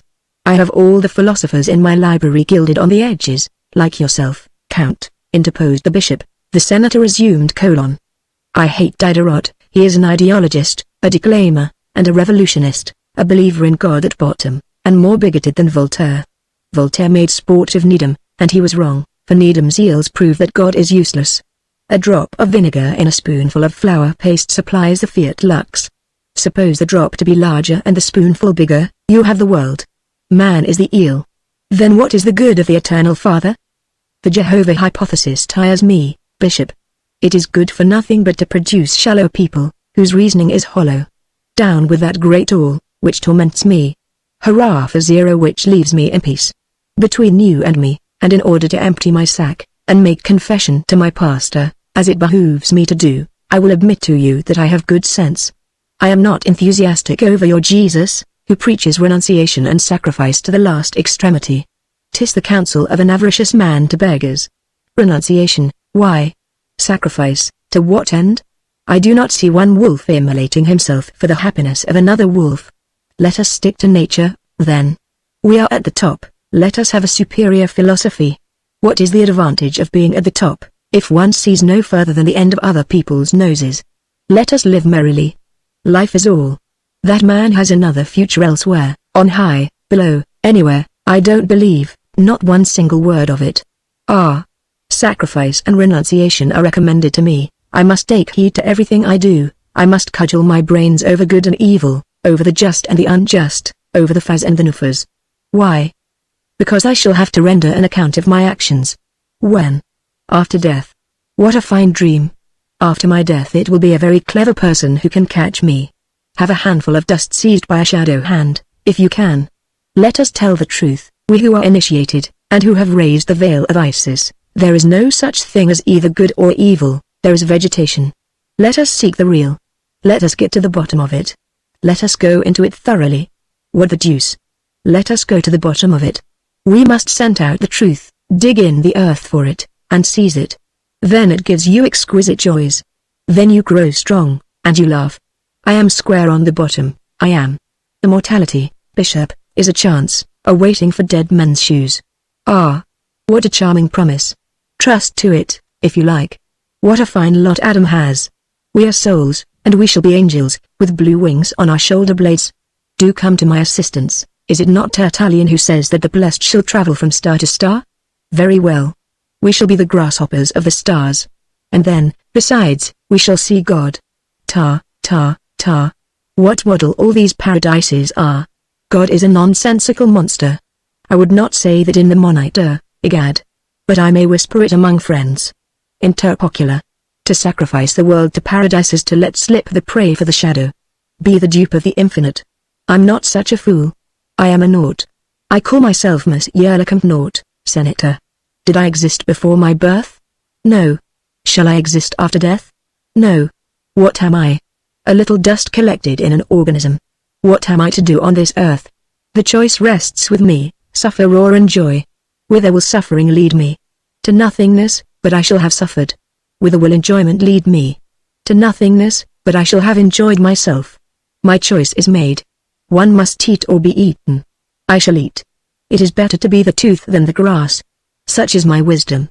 After which, go whither I push thee, the grave digger is there, the Pantheon for some of us, all falls into the great hole. End. Finis. Total liquidation. This is the vanishing point. Death is death, believe me. I laugh at the idea of there being anyone who has anything to tell me on that subject. Fables of nurses, bugaboo for children, Jehovah for men. No, our tomorrow is the night. Beyond the tomb there is nothing but equal nothingness. You have been Sardanapalus, you have been Vincent de Paul, it makes no difference. That is the truth. Then live your life, above all things. Make use of your eye while you have it. In truth, Bishop, I tell you that I have a philosophy of my own, and I have my philosophers. I don't let myself be taken in with that nonsense. Of course, there must be something for those who are down, for the barefooted beggars, knife grinders, and miserable wretches. Legends, chimeras, the soul, immortality, paradise, the stars, are provided for them to swallow. They gobble it down. They spread it on their dry bread. He who has nothing else has the good God. That is the least he can have. I oppose no objection to that, but I reserve Monsieur an agent for myself. The good God is good for the populace. The bishop clapped his hands. That's talking, he exclaimed. What an excellent and really marvelous thing is this materialism. Not everyone who wants it can have it. Ah.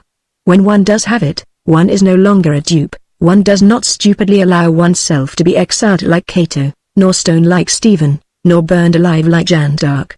Those who have succeeded in procuring this admirable materialism have the joy of feeling themselves irresponsible, and of thinking that they can devour everything without uneasiness, places, sinecures, dignities, power, whether well or ill acquired, lucrative recantations, useful treacheries, savory capitulations of conscience, and that they shall enter the tomb with their digestion accomplished. How agreeable that is! I do not say that with reference to you, Senator. Nevertheless, it is impossible for me to refrain from congratulating you. You great lords have, so you say, a philosophy of your own, and for yourselves, which is exquisite, refined, accessible to the rich alone, good for all sources, and which seasons the voluptuousness of life admirably. This philosophy has been extracted from the depths, and unearthed by special seekers. But you are good-natured princes, and you do not think it a bad thing that belief in the good God should constitute the philosophy of the people, very much as the goose stuffed with chestnuts is the truffled turkey of the poor. Chapter 9. The brother as depicted by the sister. In order to furnish an idea of the private establishment of the Bishop of D, and of the manner in which those two sainted women subordinated their actions, their thoughts, their feminine instincts even, which are easily alarmed, to the habits and purposes of the bishop, without his even taking the trouble of speaking in order to explain them, we cannot do better than transcribe in this place a letter from Mademoiselle Baptistine to Madame the Vicomtesse of Boischevron, the friend of her childhood. This letter is in our possession. D. December 16, 18. My good madam, not a day passes without our speaking of you. It is our established custom, but there is another reason besides. Just imagine, while washing and dusting the ceilings and walls, Madame Magloire has made some discoveries. Now our two chambers hung with antique paper whitewashed over, would not discredit a chateau in the style of yours. Madame Magloire has pulled off all the paper. There were things beneath. My drawing room, which contains no furniture, and which we use for spreading out the linen after washing, is 15 feet in height, 18 square, with a ceiling which was formerly painted and gilded, and with beams, as in yours. This was covered with a cloth while this was the hospital. And the woodwork was of the era of our grandmothers. But my room is the one you ought to see. Madame Magloire has discovered, under at least 10 thicknesses of paper pasted on top, some paintings, which without being good are very tolerable. The subject is Telemachus being knighted by Minerva in some gardens, the name of which escapes me. In short, where the Roman ladies repaired on one single night. What shall I say to you? I have Romans, and Roman ladies, here occurs an illegible word, and the whole train. Madame Magloire has cleaned it all off. This summer she is going to have some small injuries repaired, and the whole re-varnished, and my chamber will be a regular museum. She has also found in a corner of the attic 2 wooden pier tables of ancient fashion. They asked us 2 crowns of 6 francs each to regild them, but it is much better to give the money to the poor, and they are very ugly besides, and I should much prefer a round table of mahogany. I am always very happy. My brother is so good. He gives all he has to the poor and sick. We are very much cramped. The country is trying in the winter, and we really must do something for those who are in need. We are almost comfortably lighted and warmed. You see that these are great treats. My brother has ways of his own. When he talks, he says that a bishop ought to be so. Just imagine. The door of our house is never fastened. Whoever chooses to enter finds himself at once in my brother's room. He fears nothing, even at night. That is his sort of bravery, he says. He does not wish me or Madame Magloire feel any fear for him. He exposes himself to all sorts of dangers, and he does not like to have us even seem to notice it. One must know how to understand him. He goes out in the rain. He walks in the water. He travels in winter. He fears neither suspicious roads nor dangerous encounters, nor night. Last year he went quite alone into a country of robbers. He would not take us. He was absent for a fortnight. On his return nothing had happened to him. He was thought to be dead, but was perfectly well, and said, "This is the way I have been robbed." And then he opened a trunk full of jewels, all the jewels of the Cathedral of Imbrun, which the thieves had given him. When he returned on that occasion, I could not refrain from scolding him a little, taking care, however, not to speak except when the carriage was making a noise, so that no one might hear me. At first I used to say to myself, there are no dangers which will stop him, he is terrible. Now I have ended by getting used to it. I make a sign to Madame Magloire that she is not to oppose him.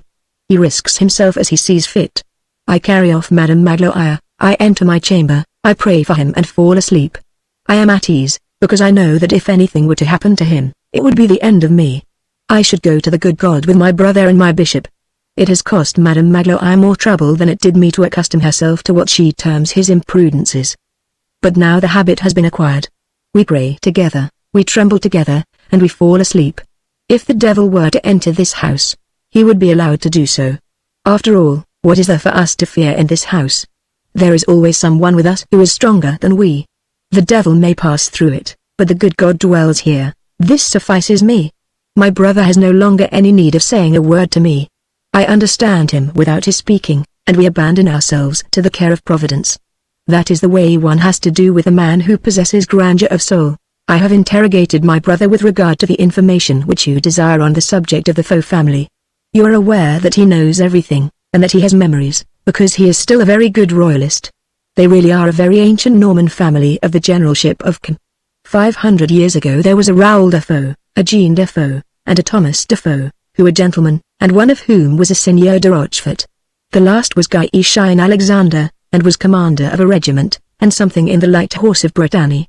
His daughter, Marie-Louise, married Adrien Charles de Gramont, son of the Duke Louis de Gramont, peer of France, colonel of the French Guards, and lieutenant general of the army. It is written Faux, Fawk, and Fouque, good madam, recommend us to the prayers of your sainted relative, Monsieur the Cardinal. As for your dear Sylvanie, she has done well in not wasting the few moments which she passes with you in writing to me. She is well, works as you would wish, and loves me. That is all that I desire. The souvenir which she sent through you reached me safely, and it makes me very happy. My health is not so very bad, and yet I grow thinner every day. Farewell, my paper is at an end, and this forces me to leave you. 1,000 good wishes. Baptistine, P.S. Your grandnephew is charming. Do you know that he will soon be 5 years old? Yesterday he saw someone riding by on horseback who had on kneecaps, and he said, what has he got on his knees? He is a charming child. His little brother is dragging an old broom about the room, like a carriage, and saying, who, as will be perceived from this letter. These two women understood how to mold themselves to the bishop's ways with that special feminine genius which comprehends the man better than he comprehends himself. The Bishop of D, in spite of the gentle and candid air which never deserted him, sometimes did things that were grand, bold, and magnificent, without seeming to have even a suspicion of the fact. They trembled, but they let him alone. Sometimes Madame Magloire essayed a remonstrance in advance, but never at the time, nor afterwards.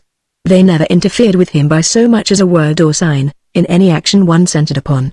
At certain moments, without his having occasion to mention it, when he was not even conscious of it himself in all probability, so perfect was his simplicity, they vaguely felt that he was acting as a bishop, then they were nothing more than two shadows in the house.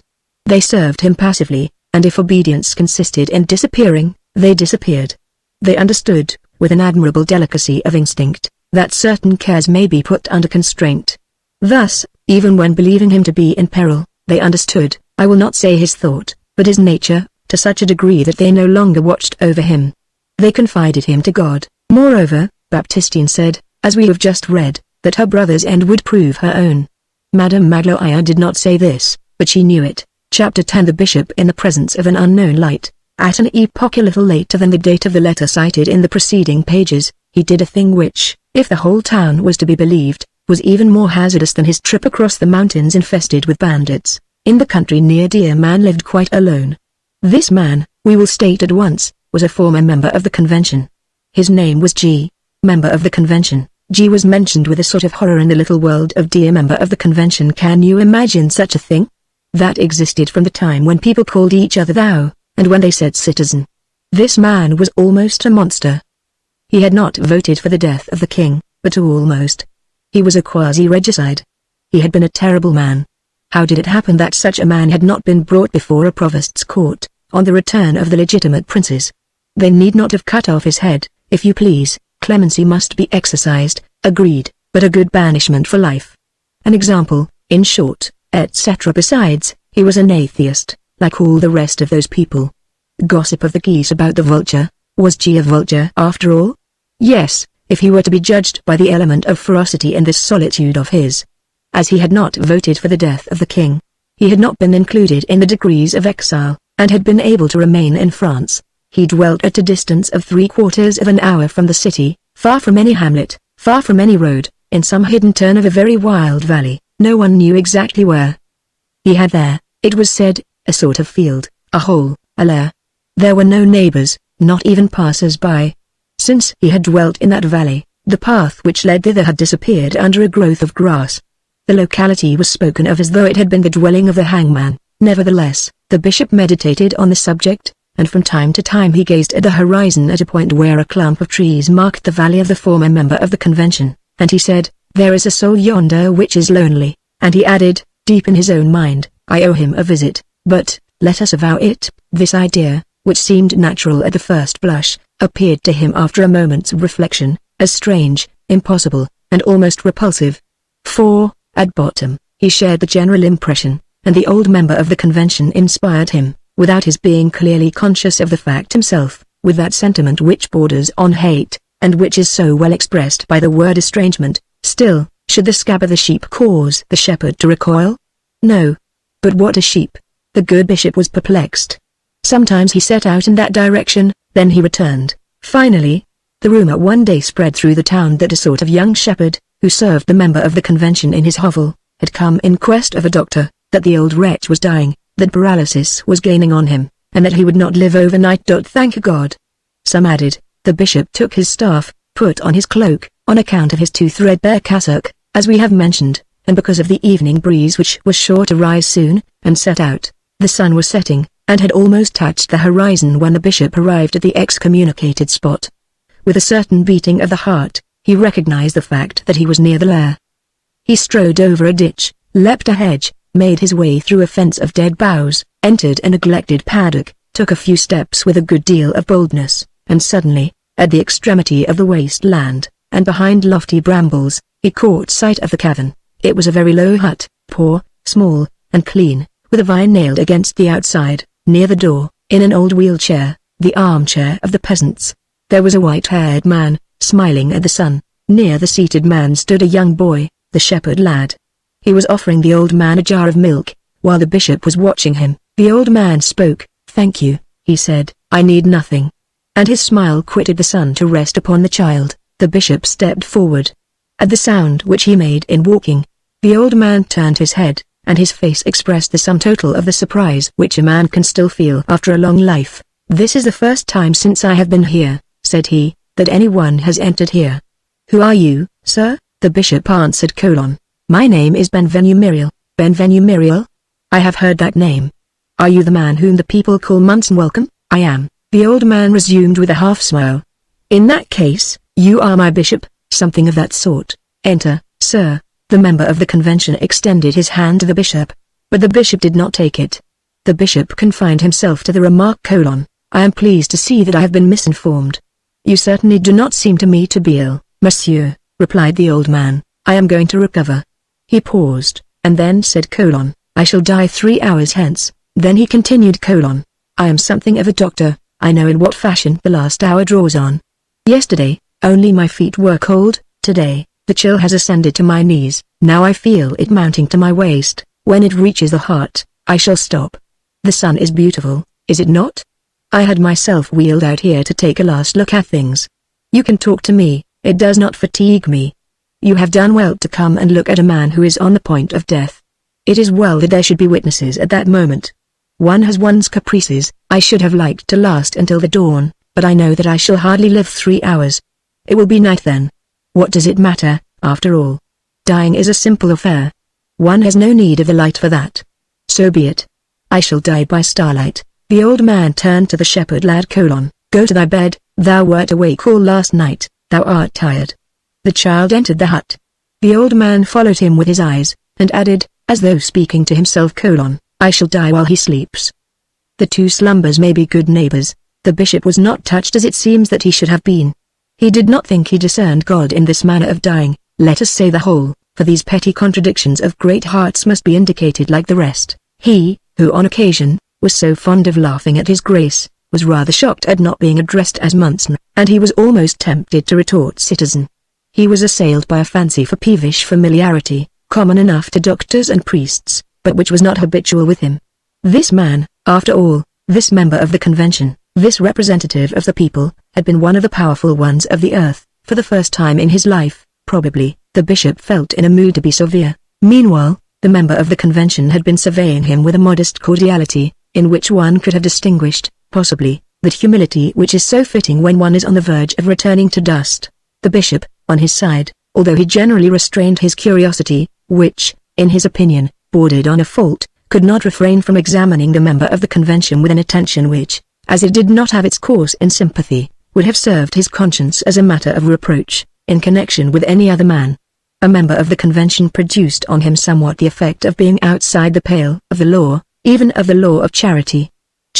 Calm, his body almost upright, his voice vibrating, was one of those octogenarians who formed the subject of astonishment to the physiologist. The revolution had many of these men, proportioned to the epoch. In this old man one was conscious of a man put to the proof. Though so near to his end, he preserved all the gestures of health. In his clear glance, in his firm tone, in the robust movement of his shoulders, there was something calculated to disconcert death. Azrael, the Mohammedan angel of the sepulchre, would have turned back, and thought that he had mistaken the door. Seemed to be dying because he willed it so. There was freedom in his agony. His legs alone were motionless. It was there that the shadows held him fast. His feet were cold and dead, but his head survived with all the power of life, and seemed full of light. At this solemn moment, resembled the king in that tale of the Orient who was flesh above and marble below. There was a stone there. The bishop sat down. The exordium was abrupt. "I congratulate you," said he, in the tone which one uses for a reprimand. "You did not vote for the death of the king, after all." The old member of the convention did not appear to notice the bitter meaning underlying the words "after all." He replied. The smile had quite disappeared from his face. "Do not congratulate me too much, sir. I did vote for the death of the tyrant." It was the tone of austerity answering the tone of severity. "What do you mean to say?" resumed the bishop. "I mean to say that man has a tyrant ignorance. I voted for the death of that tyrant. That tyrant engendered royalty, which is authority falsely understood, while science is authority rightly understood. Man should be governed only by science, and conscience," added the bishop. "It is the same thing. Conscience is the quantity of innate science which we have within us." Munson Benvenu listened in some astonishment to this language, which was very new to him. The member of the convention resumed: "So far as Louis XVI was concerned, I said no. I did not think that I had the right to kill a man, but I felt it my duty to exterminate evil. I voted the end of the tyrant, that is to say, the end of prostitution for woman, the end of slavery for man, the end of night for the child. In voting for the Republic, I voted for that. I voted for fraternity, concord, the dawn. I have aided in the overthrow of prejudices and errors. The crumbling away of prejudices and errors causes light. We have caused the fall of the old world, and the old world, that vase of miseries, has become, through its upsetting upon the human race, an urn of joy, mixed joy," said the bishop. "You may say troubled joy, and today, after that fatal return of the past, which is called 1814, joy which has disappeared. Alas! The work was incomplete, I admit. We demolished the ancient regime in deeds, we were not able to suppress it entirely in ideas. To destroy abuses is not sufficient, customs must be modified. The mill is there no longer, the wind is still there, you have demolished. It may be of use to demolish, but I distrust a demolition complicated with wrath. Right has its wrath, bishop, and the wrath of right is an element of progress. In any case, and in spite of whatever may be said, the French Revolution is the most important step of the human race since the advent of Christ. Incomplete, it may be, but sublime. It set free all the unknown social quantities, it softened spirits, it calmed, appeased, enlightened, it caused the waves of civilization to flow over the earth. It was a good thing. The French Revolution is the consecration of humanity." The bishop could not refrain from murmuring: "Yes." 93. The member of the convention straightened himself up in his chair with an almost lugubrious solemnity, and exclaimed, so far as a dying man is capable of exclamation: "R, the Hugo." 93. I was expecting that word. A cloud had been forming for the space of 1500 years, at the end of 1500 years it burst. You are putting the thunderbolt on its trial, the bishop felt, without, perhaps, confessing it, that something within him had suffered extinction. Nevertheless, he put a good face on the matter. He replied: The judge speaks in the name of justice. The priest speaks in the name of pity, which is nothing but a more lofty justice. A thunderbolt should commit no error. And he added, regarding the member of the convention steadily the while, Louis XVII. The conventionary stretched forth his hand and grasped the bishop's arm. Louis XVII. Let us see. For whom do you mourn? Is it for the innocent child? Very good, in that case I mourn with you. Is it for the royal child? I demand time for reflection.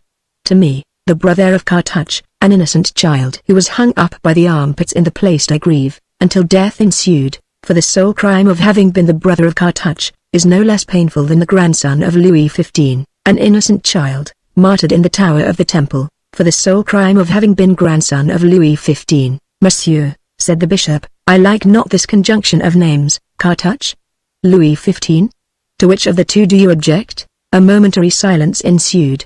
The bishop almost regretted having come, and yet he felt vaguely and strangely shaken. The conventionary resumed: Ah, Monsieur priest, you love not the crudities of the true. Christ loved them. He seized a rod and cleared out the temple. His scourge, full of lightnings, was a harsh speaker of truths. When he cried, Sinite parvulos, he made no distinction between the little children. It would not have embarrassed him to bring together the dauphin of Barabbas and the dauphin of Herod.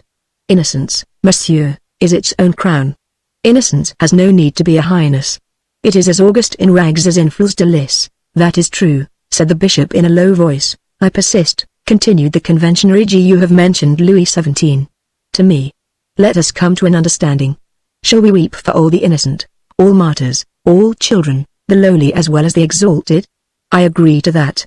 But in that case, as I have told you, we must go back further than 93, and our tears must begin before Louis XVII. I will weep with you over the children of kings, provided that you will weep with me over the children of the people. I weep for all, said the bishop, equally. Exclaimed conventionary G, and if the balance must incline, let it be on the side of the people. They have been suffering longer. Another silence ensued. The conventionary was the first to break it. He raised himself on one elbow, took a bit of his cheek between his thumb and his forefinger, as one does mechanically when one interrogates and judges, and appealed to the bishop with a gaze full of all the forces of the death agony. It was almost an explosion. Yes, sir, the people have been suffering a long while. And hold. That is not all, either. Why have you just questioned me and talked to me about Louis XVII? I know you not. Ever since I have been in these parts I have dwelt in this enclosure alone, never setting foot outside, and seeing no one but that child who helps me.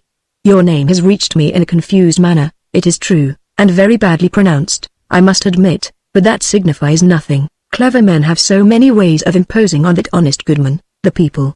By the way, I did not hear the sound of your carriage. You have left it yonder, behind the coppice at the fork of the roads, no doubt.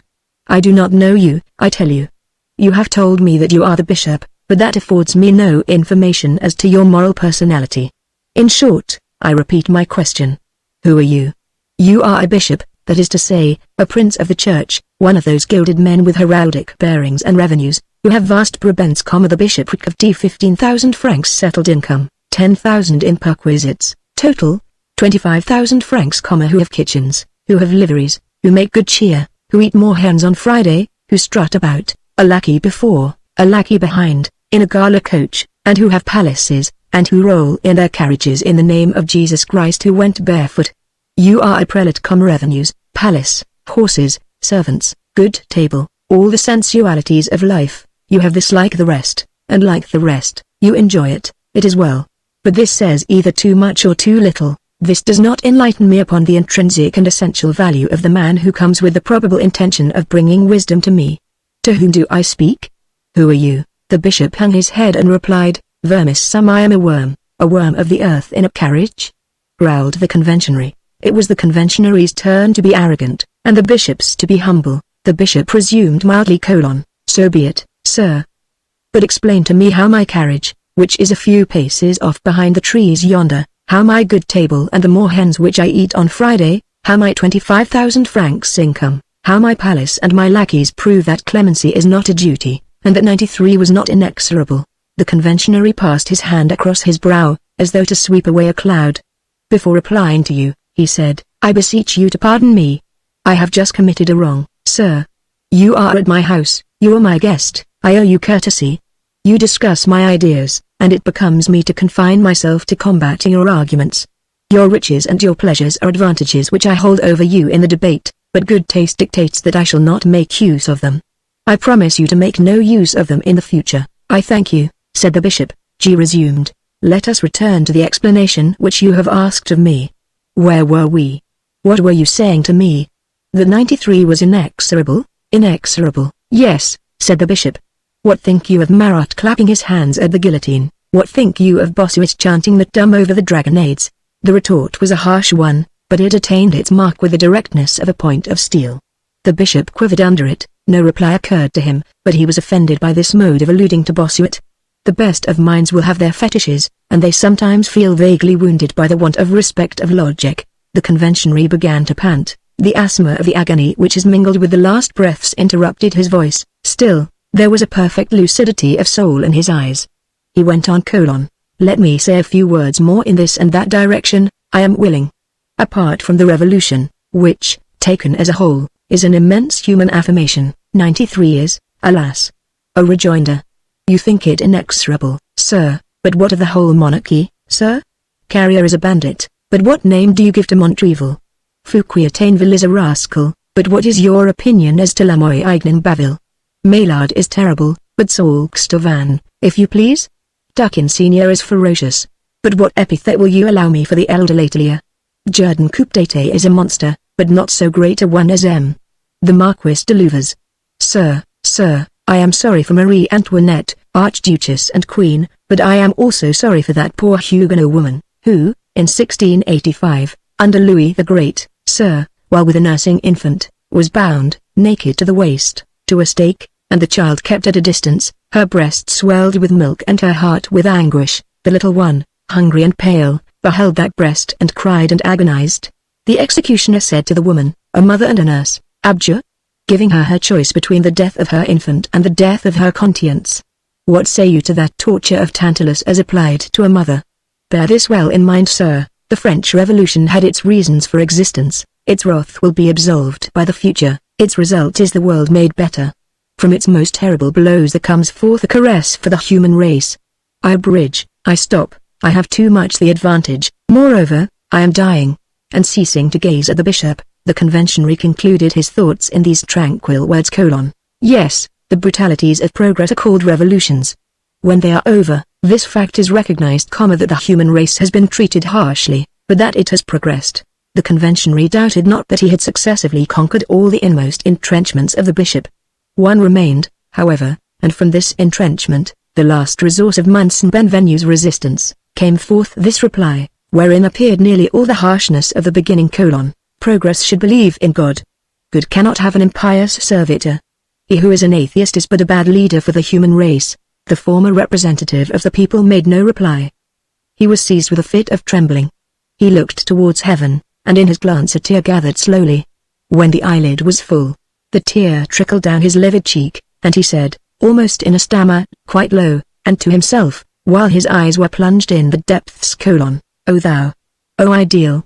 Thou alone existest. The bishop experienced an indescribable shock. After a pause, the old man raised a finger heavenward and said: The infinite is. He is there. If the infinite had no person would be without limit, it would not be infinite, in other words, it would not exist. There is, then, an I. That I of the infinite is God. The dying man had pronounced these last words in a loud voice, and with the shiver of ecstasy, as though he beheld someone. When he had spoken, his eyes closed. The effort had exhausted him. It was evident that he had just lived through in a moment the few hours which had been left to him. That which he had said brought him nearer to him who is in death. The supreme moment was approaching. The bishop understood this. Time pressed. It was as a priest that he had come. From extreme coldness he had passed by degrees to extreme emotion. He gazed at those closed eyes. He took that wrinkled, aged and ice-cold hand in his, and bent over the dying man. This hour is the hour of God. Do you not think that it would be regrettable if we had met in vain? The conventionary opened his eyes again. A gravity mingled with gloom was imprinted on his countenance. Bishop, said he, with a slowness which probably arose more from his dignity of soul than from the failing of his strength. "I have passed my life in meditation, study, and contemplation. I was 60 years of age when my country called me and commanded me to concern myself with its affairs. I obeyed. Abuses existed, I combated them. Tyrannies existed, I destroyed them. Rights and principles existed, I proclaimed and confessed them. Our territory was invaded, I defended it. France was menaced, I offered my breast. I was not rich, I am poor. I have been one of the masters of the state. The vaults of the treasury were encumbered with specie to such a degree that we were forced to shore up the walls, which were on the point of bursting beneath the weight of gold and silver. I dined in Deadtree Street, at 22 sous. I have succored the oppressed, I have comforted the suffering. I tore the cloth from the altar, it is true, but it was to bind up the wounds of my country. I have always upheld the march forward of the human race, forward towards the light, and I have sometimes resisted progress without pity. I have, when the occasion offered, protected my own adversaries, men of your profession. And there is at Pategum, in Flanders, at the very spot where the Merovingian kings had their summer palace, a convent of urbanists, the Abbey of St. Eclair and Beaulieu, which I saved in 1793. I have done my duty according to my powers, and all the good that I was able. After which, I was hunted down, pursued, persecuted, blackened, jeered at, scorned, cursed, prescribed. For many years past, I with my white hair have been conscious that many people think they have the right to despise me. To the poor ignorant masses I present the visage of one damned. And I accept this isolation of hatred, without hating anyone myself. Now I am 86 years old, I am on the point of death. What is it that you have come to ask of me? Your blessing, said the bishop, and he knelt down. When the bishop raised his head again, the face of the conventionary had become august. He had just expired. The bishop returned home, deeply absorbed in thoughts which cannot be known to us. He passed the whole night in prayer. On the following morning some bold and curious persons attempted to speak to him about member of the convention G. He contented himself with pointing heavenward. From that moment he redoubled his tenderness and brotherly feeling towards all children and sufferers. Any allusion to that old wretch of a G caused him to fall into a singular preoccupation. No one could say that the passage of that soul before his, and the reflection of that grand conscience upon his, did not count for something in his approach to perfection.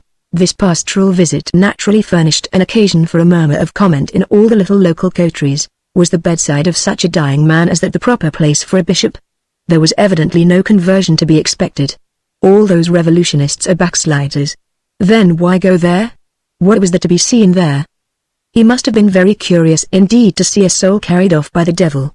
One day a dowager of the impertinent variety who thinks herself spiritual, addressed this sally to him: Munson, people are inquiring when your greatness will receive the red cap. Oh, that's a coarse color, replied the bishop. It is lucky that those who despise it in a cap revere it in a hat. Chapter 11 A restriction. We should incur a great risk of deceiving ourselves, were we to conclude from this that Munson Welcome was a philosophical bishop, or a patriotic cure. His meeting, which may almost be designated as his union, with Conventionary G, left behind it in his mind a sort of astonishment, which rendered him still more gentle. That is all. Although Munson Benvenue was far from being a politician, this is, perhaps, the place to indicate very briefly what his attitude was in the events of that epoch. Supposing that Munson Benvenue ever dreamed of having an attitude, let us, then, go back a few years. Some time after the elevation of M. Myriel to the episcopate, the emperor had made him a baron of the empire, in company with many other bishops. The arrest of the pope took place, as everyone knows, on the night of the 5th to the 6th of July, 1809. On this occasion, M. Myriel was summoned by Napoleon to the Synod of the Bishops of France and Italy convened at Paris. This synod was held at Notre Dame, and assembled for the first time on the 15th of June, 1811, under the presidency of Cardinal Fesch. M. Myriel was one of the 95 bishops who attended it. But he was present only at one sitting and at 3 or 4 private conferences. Bishop of a mountain diocese, living so very close to nature, in rusticity and deprivation, it appeared that he imported among these eminent personages, ideas which altered the temperature of the assembly. He very soon returned to D. He was interrogated as to this speedy return, and he replied, I embarrassed them. The outside air penetrated to them through me. I produced on them the effect of an open door. On another occasion he said, what would you have? Those gentlemen are princes. I am only a poor peasant bishop. The fact is that he displeased them. Among other strange things, It is said that he chanced to remark one evening, when he found himself at the house of one of his most notable colleagues, "What beautiful clocks! What beautiful carpets! What beautiful liveries!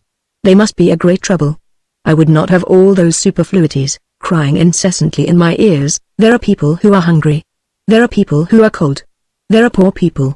There are poor people.'" Let us remark, by the way, that the hatred of luxury is not an intelligent hatred. This hatred would involve the hatred of the arts.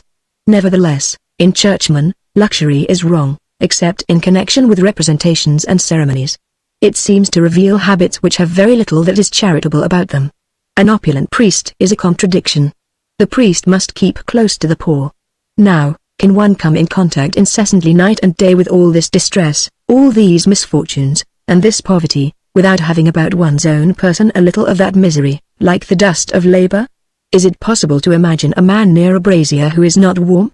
Can one imagine a workman who is working near a furnace, and who has neither a singed hair, nor blackened nails, nor a drop of sweat, nor a speck of ashes on his face?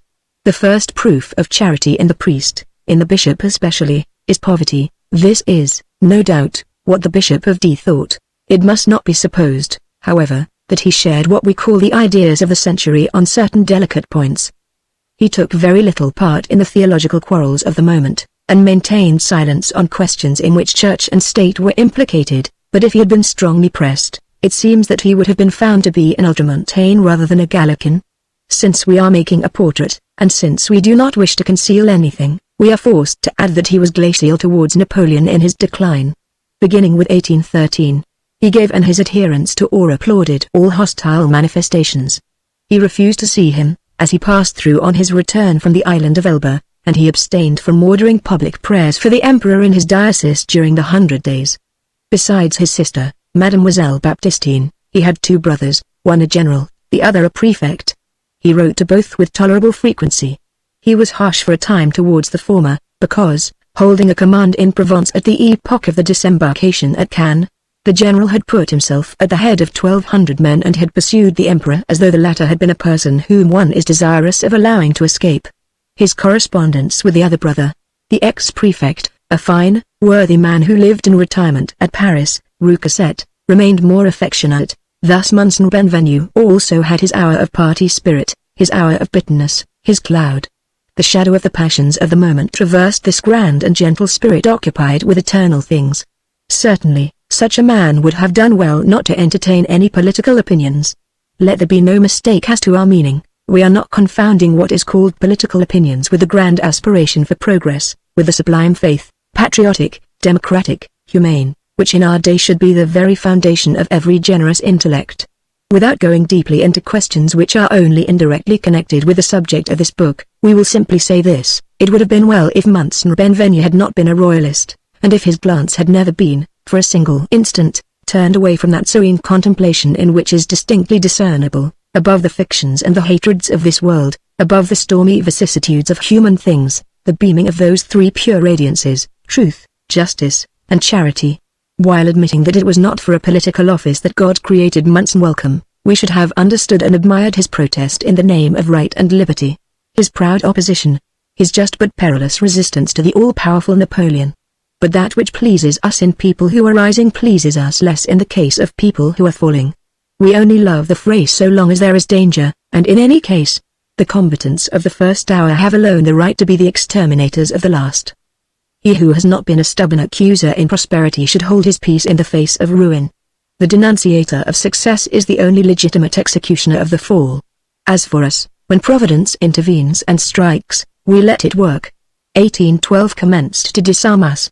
In 1813 the cowardly breach of a silence of that taciturn legislative body, emboldened by catastrophe, possessed only traits which roused indignation. And it was a crime to applaud, in 1814, in the presence of those marshals who betrayed, in the presence of that Senate which passed from one dunghill to another, insulting after having deified, in the presence of that idolatry which was loosing its footing and spitting on its idol, it was a duty to turn aside the head. In 1815, when the supreme disasters filled the air, when France was seized with a shiver at their sinister approach, when Waterloo could be dimly discerned opening before Napoleon, the mournful acclamation of the army and the people to the condemned of destiny had nothing laughable in it. And, after making all allowance for the despot, A heart like that of the Bishop of D ought not perhaps to have failed to recognize the august and touching features presented by the embrace of a great nation and a great man on the brink of the abyss. With this exception, he was in all things just, true, equitable, intelligent, humble and dignified, beneficent and kindly, which is only another sort of benevolence. He was a priest, a sage, and a man. It must be admitted, that even in the political views with which we have just reproached him, and which we are disposed to judge almost with severity, he was tolerant and easy, more so, perhaps, than we who are speaking here. The porter of the town hall had been placed there by the emperor. He was an old non-commissioned officer of the Old Guard, a member of the Legion of Honor at Austerlitz, as much of a Bonapartist as the eagle. This poor fellow occasionally let slip inconsiderate remarks, which the law then stigmatized as seditious speeches. After the imperial profile disappeared from the Legion of Honor, he never dressed himself in his regimentals, as he said, so that he should not be obliged to wear his cross. He had himself devoutly removed the imperial effigy from the cross which Napoleon had given him. This made a hole, and he would not put anything in its place.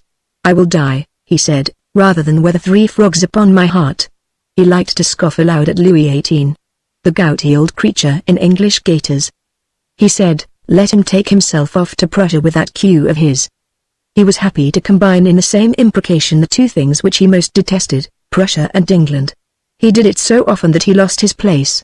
There he was, turned out of the house, with his wife and children, and without bread. The bishop sent for him, reproved him gently, and appointed him beadle in the cathedral. In the course of 9 years Monseigneur Benvenu had, by dint of holy deeds and gentle manners, filled the town of D with a sort of tender and filial reverence. Even his conduct towards Napoleon had been accepted and tacitly pardoned, as it were, by the people, the good and weakly flock who adored their emperor, but loved their bishop. Chapter 12 The solitude of Monseigneur Welcome. A bishop is almost always surrounded by a full squadron of little abbe, just as a general is by a covey of young officers. This is what that charming Saint François de Sales calls somewhere lay préters blanc specs, callow priests. Every career has its aspirants, who form a train for those who have attained eminence in it. There is no power which has not its dependents. There is no fortune which has not its court. The seekers of the future ready around the splendid present. Every metropolis has its staff of officials. Every bishop who possesses the least influence has about him his patrol of cherubim from the seminary, which goes the round, and maintains good order in the episcopal palace, and mounts guard over Monsieur's smile. To please a bishop is equivalent to getting one's foot in the stirrup for a subdiaconate. It is necessary to walk one's path discreetly. The apostleship does not disdain the canonship. Just as there are bigwigs elsewhere, there are big mitres in the church. These are the bishops who stand well at court, who are rich, well endowed, skillful, accepted by the world, who know how to pray, no doubt, but who know also how to beg, who feel little scruple at making a whole diocese dance attendance in their person, who are connecting links between the sacristy and diplomacy, who are abbes rather than priests, prelates rather than bishops. Happy those who approach them. Being persons of influence, they create a shower about them, upon the assiduous and the favoured, and upon all the young men who understand the art of pleasing, of large parishes, prebends, archidiaconates, chaplaincies, and cathedral posts, while awaiting episcopal honours. As they advance themselves, they cause their satellites to progress also. It is a whole solar system on the march. Their radiance casts a gleam of purple over their suite. Their prosperity is grumbled up behind the scenes, into nice little promotions. The larger the diocese of the patron, the fatter the curacy for the favourite. And then, there is Rome.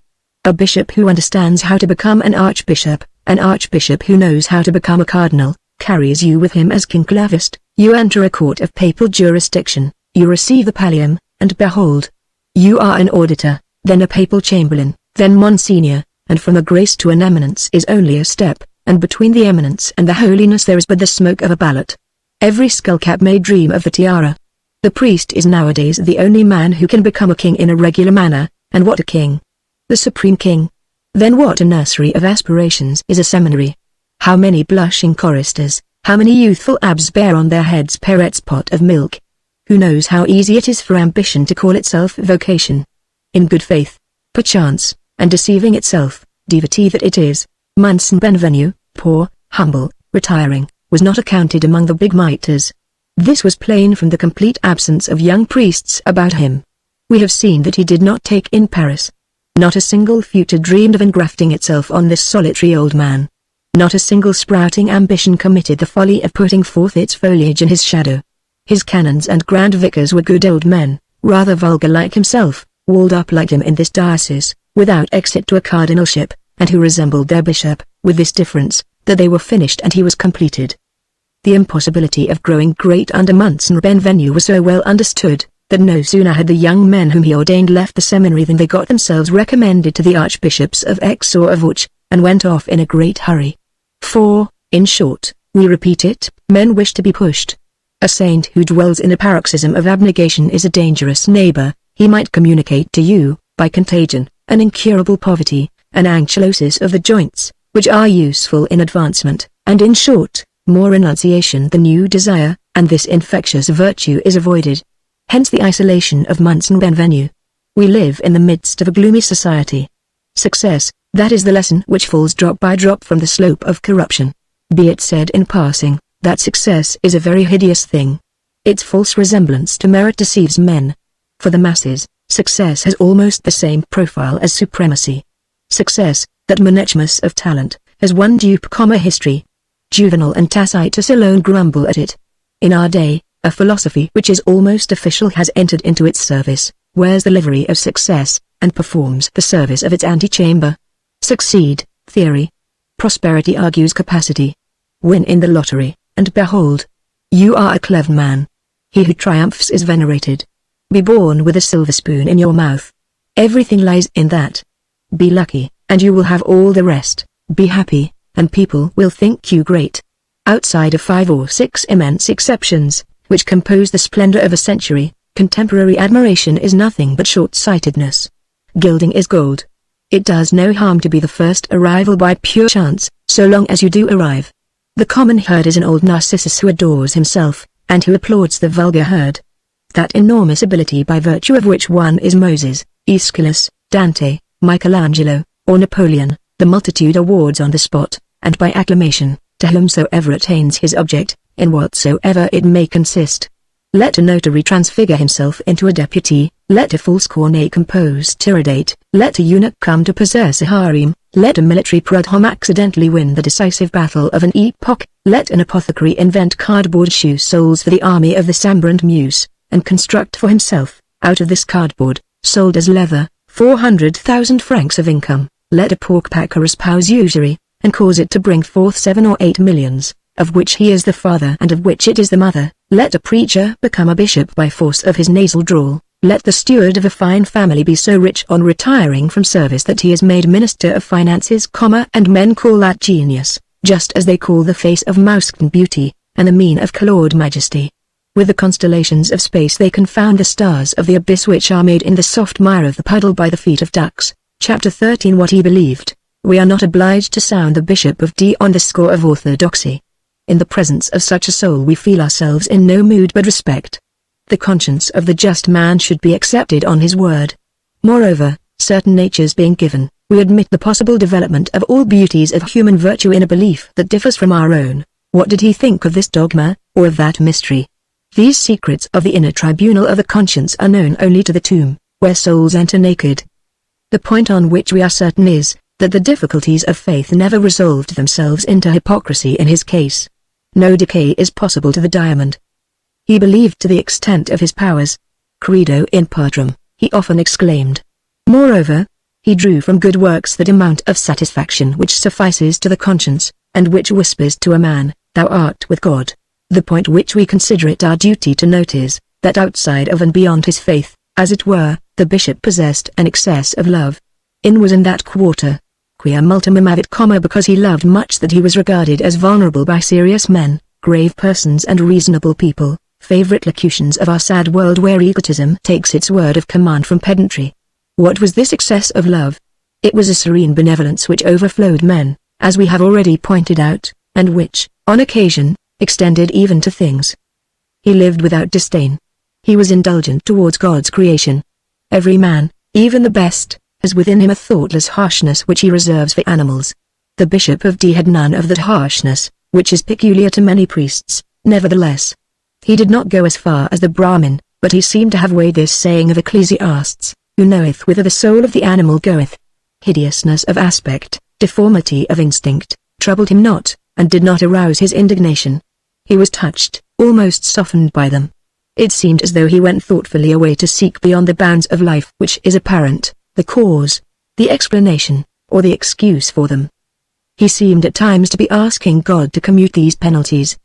He examined without wrath, and with the eye of a linguist who is deciphering a palimpsest, that portion of chaos which still exists in nature. This reverie sometimes caused him to utter odd sayings. One morning he was in his garden, and thought himself alone, but his sister was walking behind him, unseen by him. Suddenly he paused and gazed at something on the ground. It was a large, black, hairy, frightful spider. His sister heard him say, "Poor beast. It is not its fault." Why not mention these almost divinely childish sayings of kindness? Puerile they may be, but these sublime puerilities were peculiar to Saint Francis d'Assisi and of Marcus Aurelius.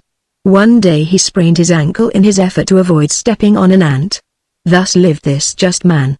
Sometimes he fell asleep in his garden, and then there was nothing more venerable possible. Monsieur Benvenu had formerly been, if the stories anent his youth, and even in regard to his manhood, were to be believed, a passionate, and, possibly, a violent man.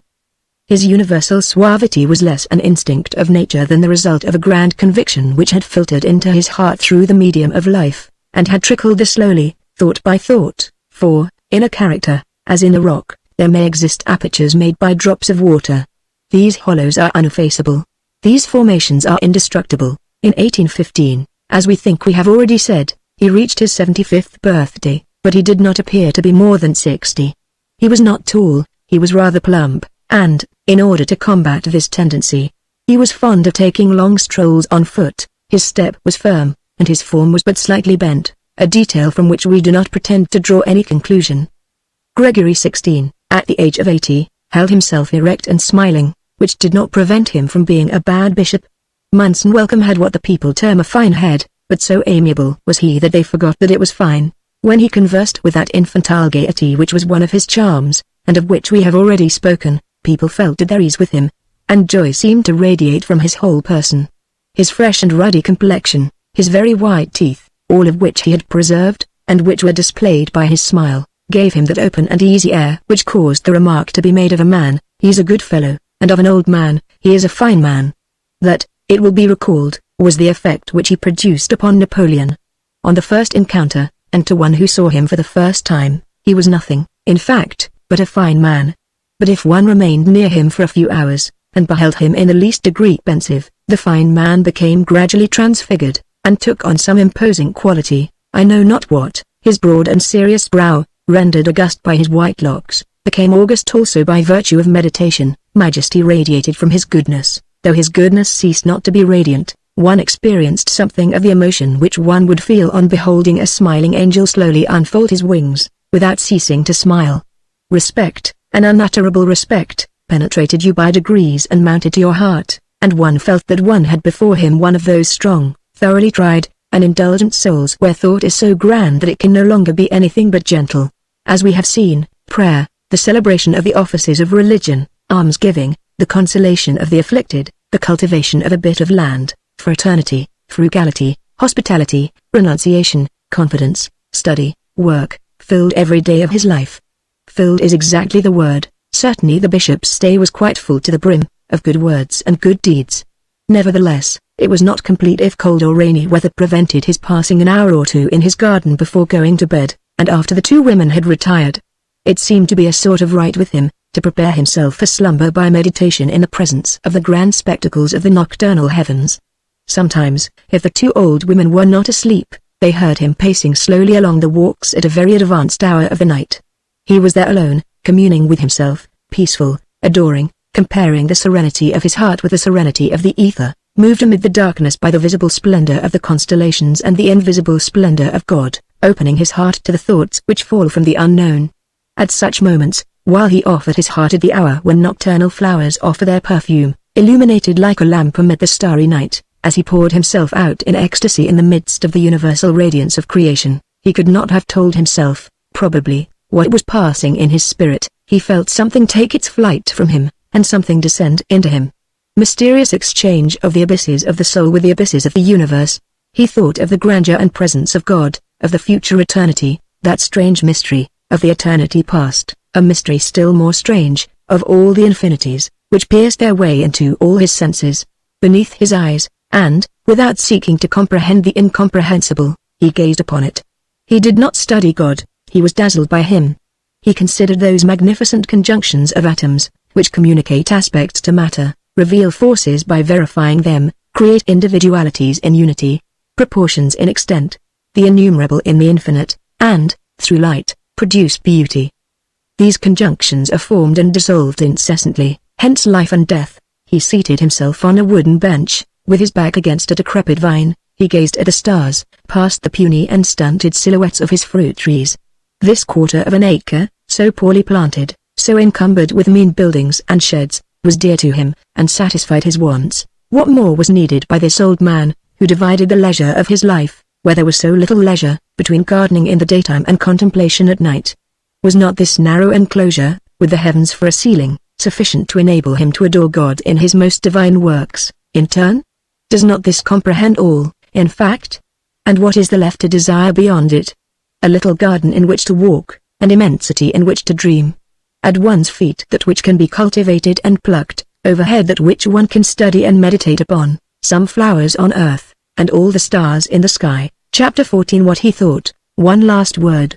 Since this sort of details might, particularly at the present moment, and to use an expression now in fashion, give to the Bishop of D a certain pantheistical physiognomy, and induce the belief, either to his credit or discredit, that he entertained one of those personal philosophies which are peculiar to our century, which sometimes spring up in solitary spirits, and that take on a form and grow until they usurp the place of religion, we insist upon it, that not one of those persons who knew Munson Welcome would have thought himself authorized to think anything of the sort. That which enlightened this man was his heart. His wisdom was made of the light which comes from there. No systems, many works. Abstruse speculations contain vertigo. No, there is nothing to indicate that he risked his mind in apocalypses. The apostle may be daring, but the bishop must be timid. He would probably have felt a scruple at sounding too far in advance certain problems which are, in a manner, reserved for terrible great minds. There is a sacred horror beneath the porches of the enigma. Those gloomy openings stand yawning there, but something tells you, a passerby in life, that you must not enter.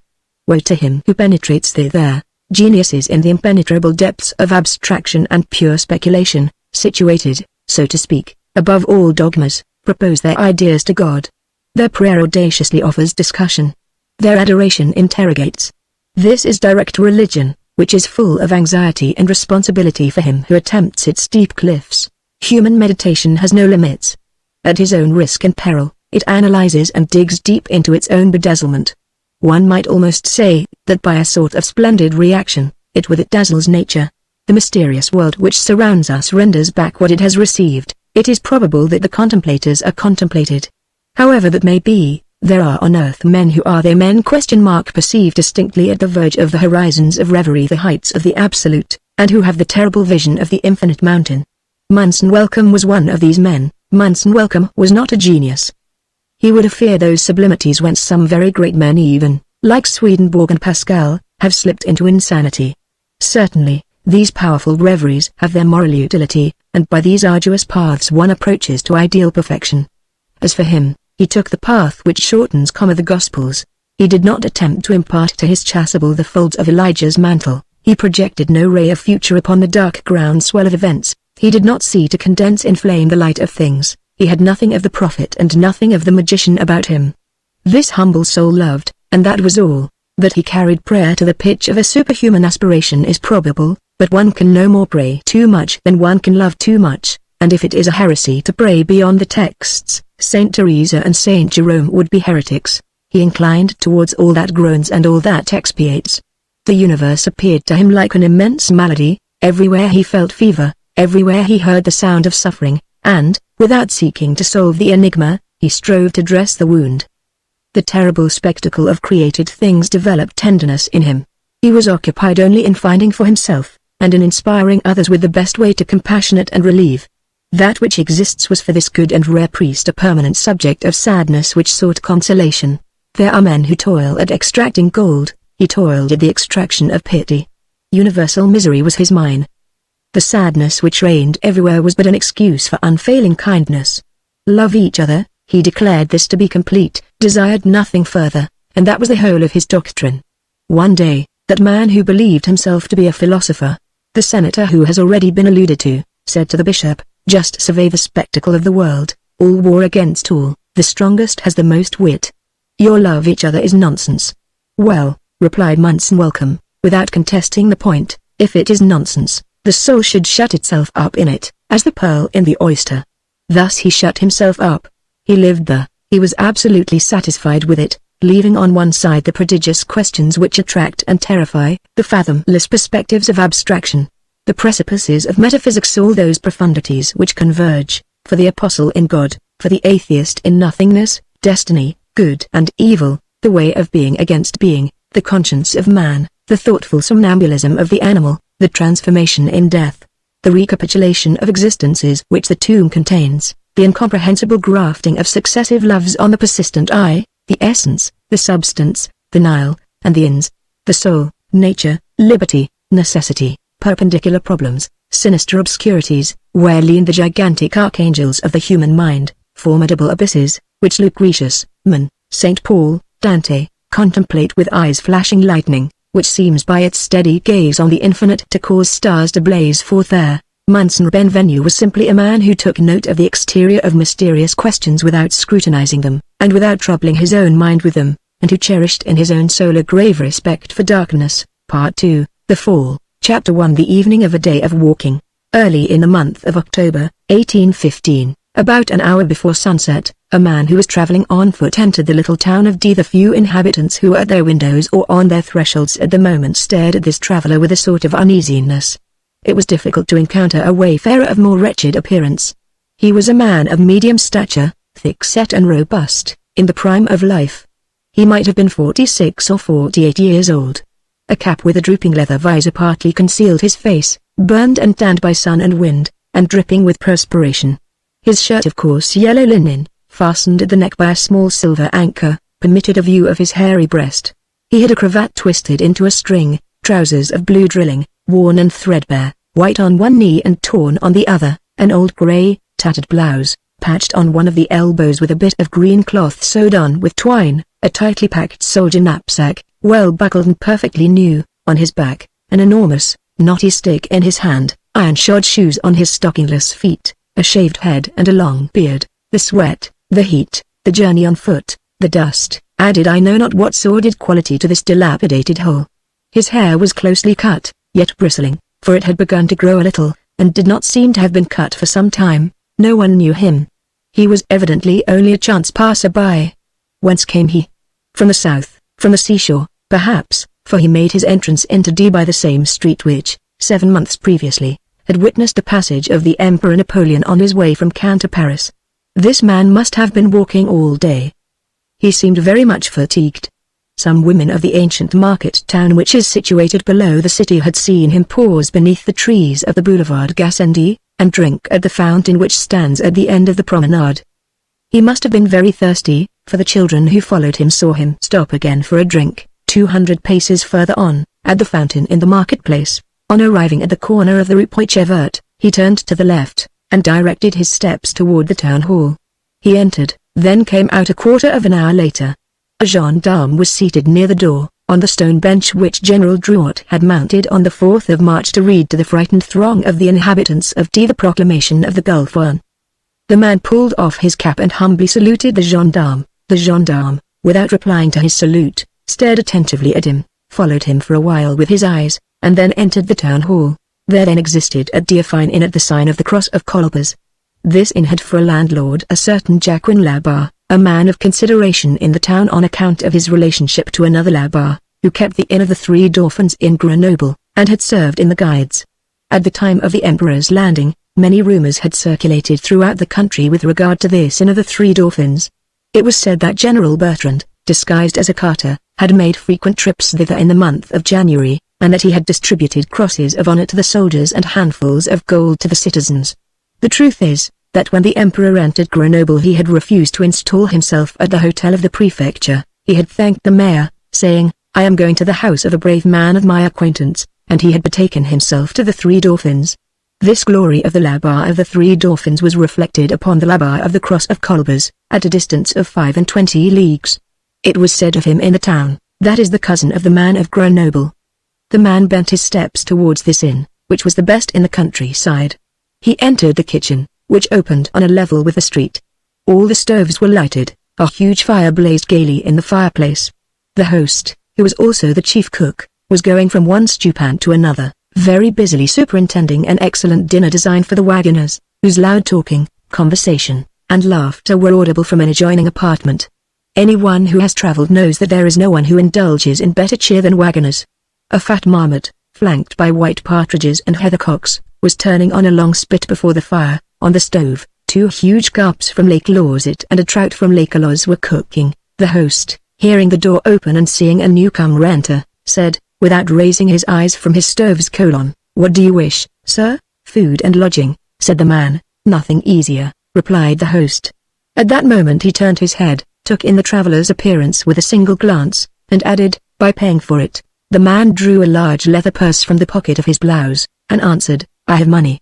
"In that case, we are at your service," said the host. The man put his purse back in his pocket, removed his knapsack from his back, put it on the ground near the door, retained his stick in his hand, and seated himself on a low stool close to the fire. Deers in the mountains. The evenings are cold there in October.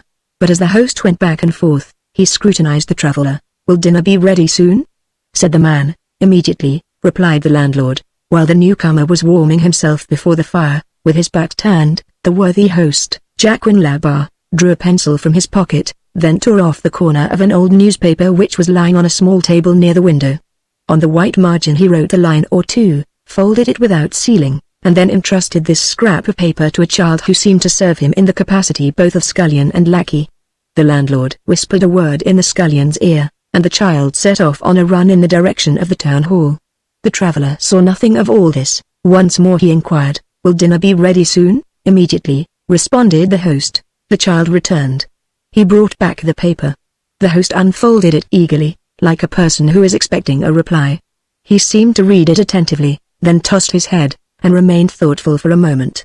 Then he took a step in the direction of the traveler, who appeared to be immersed in reflections which were not very serene. "I cannot receive you, sir," said he. The man half rose. "What? Are you afraid that I will not pay you? Do you want me to pay you in advance?" "I have money, I tell you." "It is not that." "What then?" "You have money." "Yes," said the man. "And I," said the host, "have no room." The man resumed tranquilly, "Put me in the stable." "I cannot." "Why?" "The horses take up all the space." "Very well," retorted the man. "A corner of the loft then, a truss of straw." "We will see about that after dinner." "I cannot give you any dinner." This declaration, made in a measured but firm tone, struck the stranger as grave. He rose. "Ah, bah! But I am dying of hunger. I've been walking since sunrise. I have traveled 12 leagues. I pay. I wish to eat." "I have nothing," said the landlord. The man burst out laughing, and turned towards the fireplace and the stoves. "Nothing?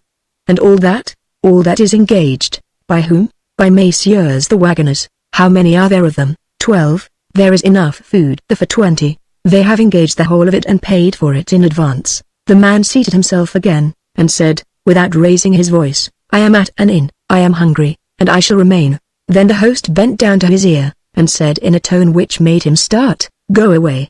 At that moment the traveler was bending forward and thrusting some brands into the fire with the iron-shod tip of his staff. He turned quickly round, and as he opened his mouth to reply, the host gazed steadily at him and added, still in a low voice, "Stop. There's enough of that sort of talk. Do you want me to tell you your name?" "Your name is Jean Valjean." "Now do you want me to tell you who you are?" "When I saw you come in I suspected something. I sent to the town hall, and this was the reply that was sent to me.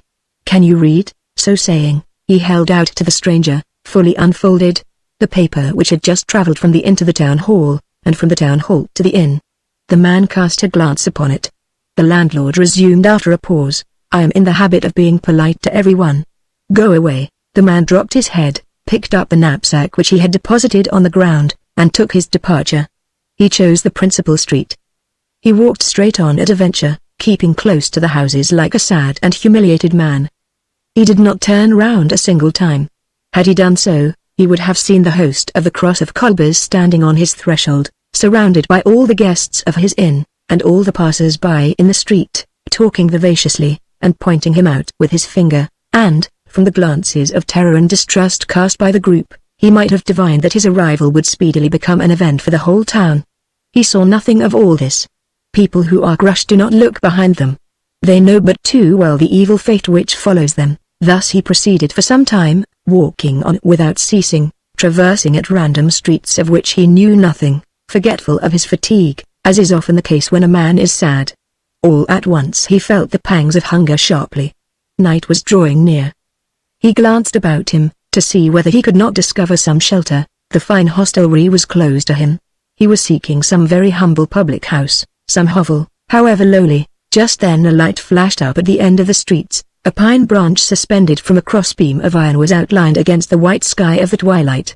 He proceeded thither. It proved to be, in fact, a public house. The public house which is in the Rue de Chaffaut.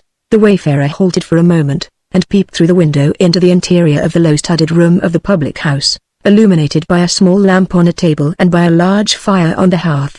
Some men were engaged in drinking there. The landlord was warming himself. An iron pot, suspended from a crane, bubbled over the flame. The entrance to this public house, which is also a sort of an inn, is by two doors. One opens on the street, the other upon a small yard filled with manure. The traveler dare not enter by the street door. He slipped into the yard, halted again, then raised the latch timidly and opened the door. "Who goes there?" said the master. "Someone who wants supper and bed." "Good. We furnish supper and bed here." He entered. All the men who were drinking turned round. The lamp illuminated him on one side, the firelight on the other. They examined him for some time while he was taking off his knapsack. The host said to him, "There is the fire. The supper is cooking in the pot. Come and warm yourself, comrade." He approached and seated himself near the hearth. He stretched out his feet, which were exhausted with fatigue, to the fire. A fine odor was emitted by the pot. All that could be distinguished of his face, beneath his cap, which was well pulled down, assumed a vague appearance of comfort, mingled with that other poignant aspect which habitual suffering bestows. It was, moreover, a firm, energetic, and melancholy profile. This physiognomy was strangely composed. It began by seeming humble, and ended by seeming severe. The eye shone beneath its lashes like a fire beneath brushwood. One of the men seated at the table, however, was a fishmonger who, before entering the public house of the Rue de Chaffaut, had been to stable his horse at La Barre. It chanced that he had that very morning encountered this unprepossessing stranger on the road between Brasdas and I have forgotten the name. I think it was Escablon. Now, when he met him, the man, who then seemed already extremely weary, had requested him to take him on his crupper, to which the fishmonger had made no reply except by redoubling his gait. This fishmonger had been a member half an hour previously of the group which surrounded Jacquin Labarre, and had himself related his disagreeable encounter of the morning to the people at the Cross of Colbers. From where he sat he made an imperceptible sign to the tavern-keeper. The tavern-keeper went to him. They exchanged a few words in a low tone. The man had again become absorbed in his reflections. The tavern-keeper returned to the fireplace, laid his hand abruptly on the shoulder of the man, and said to him: "You are going to get out of here." The stranger turned round and replied gently, "Ah. You know? Yes, I was sent away from the other inn. And you are to be turned out of this one. Where would you have me go?" "Elsewhere." The man took his stick and his knapsack and departed. As he went out, some children who had followed him from the Cross of Colbers, and who seemed to be lying in wait for him, threw stones at him. He retraced his steps in anger, and threatened them with his stick. The children dispersed like a flock of birds. He passed before the prison. At the door hung an iron chain attached to a bell. He rang. The wicket opened. "Turnkey," said he, removing his cap politely, "will you have the kindness to admit me, and give me a lodging for the night?" A voice replied: "The prison is not an inn. Get yourself arrested, and you will be admitted." The wicket closed again. He entered a little street in which there were many gardens.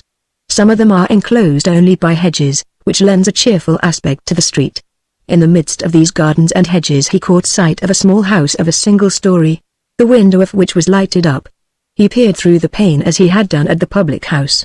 Within was a large whitewashed room, with a bed draped in printed cotton stuff, and a cradle in one corner, a few wooden chairs, and a double-barreled gun hanging on the wall. A table was spread in the center of the room. A copper lamp illuminated the tablecloth of coarse white linen, the pewter jug shining like silver, and filled with wine, and the brown, smoking soup tureen. At this table sat a man of about 40, with a merry and open countenance, who was dandling a little child on his knees. Close by a very young woman was nursing another child. The father was laughing, the child was laughing, the mother was smiling. The stranger paused a moment in reverie before this tender and calming spectacle. What was taking place within him? He alone could have told. It is probable that he thought that this joyous house would be hospitable, and that, in a place where he beheld so much happiness, he would find perhaps a little pity. He tapped on the pane with a very small and feeble knock. They did not hear him. He tapped again. He heard the woman say, "It seems to me, husband, that someone is knocking." "No," replied the husband. He tapped a third time. The husband rose, took the lamp, and went to the door, which he opened. He was a man of lofty stature, half peasant, half artisan. He wore a huge leather apron, which reached to his left shoulder, and which a hammer, a red handkerchief, a powder horn, and all sorts of objects which were upheld by the girdle, as in a pocket, caused to bulge out. He carried his head thrown backwards, his shirt, widely opened and turned back, displayed his bull neck, white and bare. He had thick eyelashes, enormous black whiskers, prominent eyes, the lower part of his face like a snout, and besides all this, that air of being on his own ground, which is indescribable. "Pardon me, sir," said the wayfarer, "could you, in consideration of payment, give me a plate of soup and a corner of that shed yonder in the garden, in which to sleep?" "Tell me, can you?" "For money, who are you?" demanded the master of the house. The man replied, "I have just come from Puy-Moisson. I have walked all day long. I have traveled 12 leagues. Can you if I pay? I would not refuse," said the peasant, "to lodge any respectable man who would pay me." "But why do you not go to the inn?" "There is no room, bar." "Impossible. This is neither a fair nor a market day." "Have you been to La Bar?" "Yes." "Well?" The traveler replied with embarrassment, "I do not know. He did not receive me." "Have you been to what's his name's, in the Rue Chaffat?" The stranger's embarrassment increased. He stammered, "He did not receive me either." The peasant's countenance assumed an expression of distrust. He surveyed the newcomer from head to feet, and suddenly exclaimed, with a sort of shudder: "Are you the man?" He cast a fresh glance upon the stranger, took 3 steps backwards, placed the lamp on the table, and took his gun down from the wall. Meanwhile, at the words, "Are you the man?" the woman had risen, had clasped her 2 children in her arms, and had taken refuge precipitately behind her husband, staring in terror at the stranger, with her bosom uncovered, and with frightened eyes, as she murmured in a low tone, "Samaraude." 1. All this took place in less time than it requires to picture it to oneself. After having scrutinized the man for several moments, as one scrutinizes a viper, the master of the house returned to the door and said: "Clear out, for pity's sake." "A glass of water," said the man. "A shot from my gun," said the peasant. Then he closed the door violently, and the man heard him shoot 2 large bolts. A moment later, the window shutter was closed, and the sound of a bar of iron which was placed against it was audible outside. Night continued to fall. A cold wind from the Alps was blowing. By the light of the expiring day the stranger perceived, in one of the gardens which bordered the street, a sort of hut, which seemed to him to be built of sods. He climbed over the wooden fence resolutely, and found himself in the garden. He approached the hut. Its door consisted of a very low and narrow aperture, and it resembled those buildings which road laborers construct for themselves along the roads. He thought without doubt, that it was, in fact, the dwelling of a road laborer. He was suffering from cold and hunger, but this was, at least, a shelter from the cold. This sort of dwelling is not usually occupied at night. He threw himself flat on his face, and crawled into the hut. It was warm there, and he found a tolerably good bed of straw. He lay, for a moment, stretched out on this bed, without the power to make a movement, so fatigued was he. Then, as the knapsack on his back was in his way, and as it furnished, moreover, a pillow ready to his hand, he set about unbuckling one of the straps. At that moment, a ferocious growl became audible. He raised his eyes. The head of an enormous dog was outlined in the darkness at the entrance of the hut. It was a dog's kennel. He was himself vigorous and formidable. He armed himself with his staff, made a shield of his knapsack, and made his way out of the kennel in the best way he could, not without enlarging the rents in his rags. He left the garden in the same manner, but backwards, being obliged, in order to keep the dog respectful, to have recourse to that maneuver with his stick which masters in that sort of fencing designate as la rose couverte. When he had, not without difficulty, repassed the fence, and found himself once more in the street, alone, without refuge, without shelter, without a roof over his head, chased even from that bed of straw and from that miserable kennel. He dropped rather than seated himself on a stone, and it appears that a passerby heard him exclaim, "I am not even a dog." He soon rose again and resumed his march. He went out of the town, hoping to find some tree or haystack in the fields which would afford him shelter. He walked thus for some time, with his head still drooping. When he felt himself far from every human habitation, he raised his eyes and gazed searchingly about him. He was in a field. Before him was one of those low hills covered with close-cut stubble, which, after the harvest, resemble shaved heads. The horizon was perfectly black. This was not alone the obscurity of night, it was caused by very low-hanging clouds which seemed to rest upon the hill itself, and which were mounting and filling the whole sky. Meanwhile, as the moon was about to rise, and as there was still floating in the zenith a remnant of the brightness of twilight, these clouds formed at the summit of the sky a sort of whitish arch, whence a gleam of light fell upon the earth. The earth was thus better lighted than the sky, which produces a particularly sinister effect, and the hill, whose contour was poor and mean, was outlined vague and wan against the gloomy horizon. The whole effect was hideous, petty, lugubrious, and narrow. There was nothing in the field or on the hill except a deformed tree, which writhed and shivered a few paces distant from the wayfarer. This man was evidently very far from having those delicate habits of intelligence and spirit which render one sensible to the mysterious aspects of things. Nevertheless, there was something in that sky, in that hill, in that plain, in that tree, which was so profoundly desolate, that after a moment of immobility and reverie he turned back abruptly. There are instants when nature seems hostile. He retraced his steps. The gates of D were closed. D, which had sustained sieges during the wars of religion, was still surrounded in 1815 by ancient walls flanked by square towers which have been demolished since. He passed through a breach and entered the town again. It might have been 8 o'clock in the evening. As he was not acquainted with the streets, he recommenced his walk at random. In this way he came to the prefecture, then to the seminary. As he passed through the cathedral square, he shook his fist at the church. At the corner of this square there is a printing establishment. It is there that the proclamations of the Emperor and of the Imperial Guard to the army, brought from the island of Elba and dictated by Napoleon himself, were printed for the first time. Worn out with fatigue, and no longer entertaining any hope, he lay down on a stone bench which stands at the doorway of this printing office. At that moment an old woman came out of the church. She saw the man stretched out in the shadow. "What are you doing there, my friend?" said she. He answered harshly and angrily, "As you see, my good woman, I am sleeping." The good woman, who was well worthy the name, in fact, was the Marquise d'Oire, on this bench. She went on, "I have had a mattress of wood for 19 years, said the man. "Today I have a mattress of stone." "You have been a soldier?" "Yes, my good woman, a soldier." "Why do you not go to the inn?" "Because I have no money, alas," said Madame d'Oire. "I have only 4 sous in my purse." "Give it to me all the same." The man took the 4 sous. Madame d'Oire continued, "You cannot obtain lodgings in an inn for so small a sum. But have you tried? It is impossible for you to pass the night thus. You are cold and hungry, no doubt. Someone might have given you a lodging out of charity. I have knocked at all doors. Well, I have been driven away everywhere." The good woman touched the man's arm, and pointed out to him on the other side of the street a small, low house, which stood beside the bishop's palace. "You have knocked at all doors?" "Yes." "Have you knocked at that one?" "No." "Knock there." Chapter 2 Prudence Counsel to Wisdom. That evening, the Bishop of D, after his promenade through the town, remained shut up rather late in his room. He was busy over a great work on duties, which was never completed, unfortunately. He was carefully compiling everything that the fathers and the doctors have said on this important subject.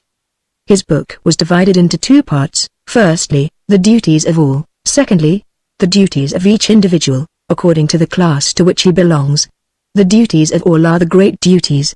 There are 4 of these. St. Matthew points them out: duties towards God, Matt. Vi. Duties towards oneself, Matt. V. 29:30. Duties towards one's neighbor, Matt. 7. 12. Duties towards animals, Matt. Vi. 20:25. As for the other duties, the bishop found them pointed out and prescribed elsewhere, to sovereigns and subjects, in the Epistle to the Romans, to magistrates, to wives, to mothers, to young men, by St. Peter, to husbands, fathers, children and servants, in the Epistle to the Ephesians, to the faithful, in the Epistle to the Hebrews, to virgins, in the Epistle to the Corinthians.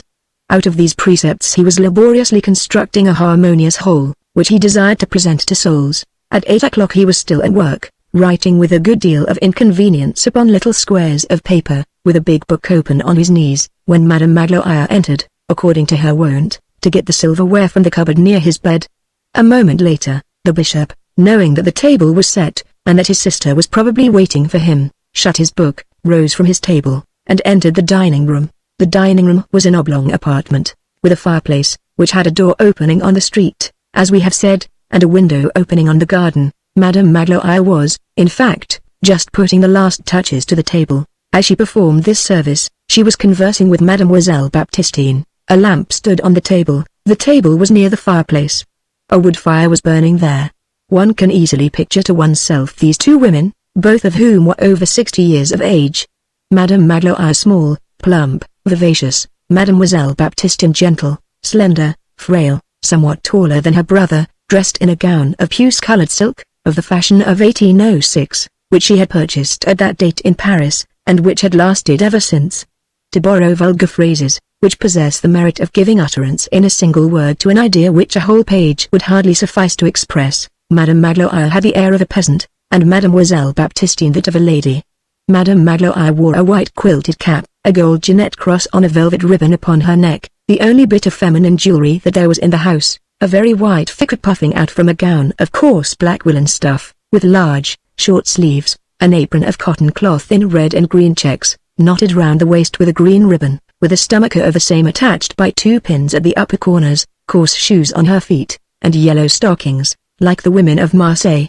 Mademoiselle Baptistine's gown was cut on the patterns of 1806, with a short waist, a narrow, sheath-like skirt, puffed sleeves, with flaps and buttons. She concealed her grey hair under a frizzed wig known as the baby wig. Madame Magloire had an intelligent, vivacious, and kindly air. The 2 corners of her mouth unequally raised, and her upper lip, which was larger than the lower, imparted to her a rather crabbed and imperious look. So long as Munson held his peace, she talked to him resolutely with a mixture of respect and freedom, but as soon as Munson began to speak, as we have seen, she obeyed passively like her mistress. Mademoiselle Baptistine did not even speak. She confined herself to obeying and pleasing him. She had never been pretty, even when she was young. She had large, blue, prominent eyes, and a long arched nose, but her whole visage, her whole person, breathed forth an ineffable goodness, as we stated in the beginning. She had always been predestined to gentleness, but faith, charity, hope, those 3 virtues which mildly warmed the soul, had gradually elevated that gentleness to sanctity. Nature had made her a lamb, religion had made her an angel. Poor sainted virgin! Sweet memory which has vanished. Mademoiselle Baptistine has so often narrated what passed at the episcopal residence that evening, that there are many people now living who still recall the most minute details. At the moment when the bishop entered, Madame Magloire was talking with considerable vivacity.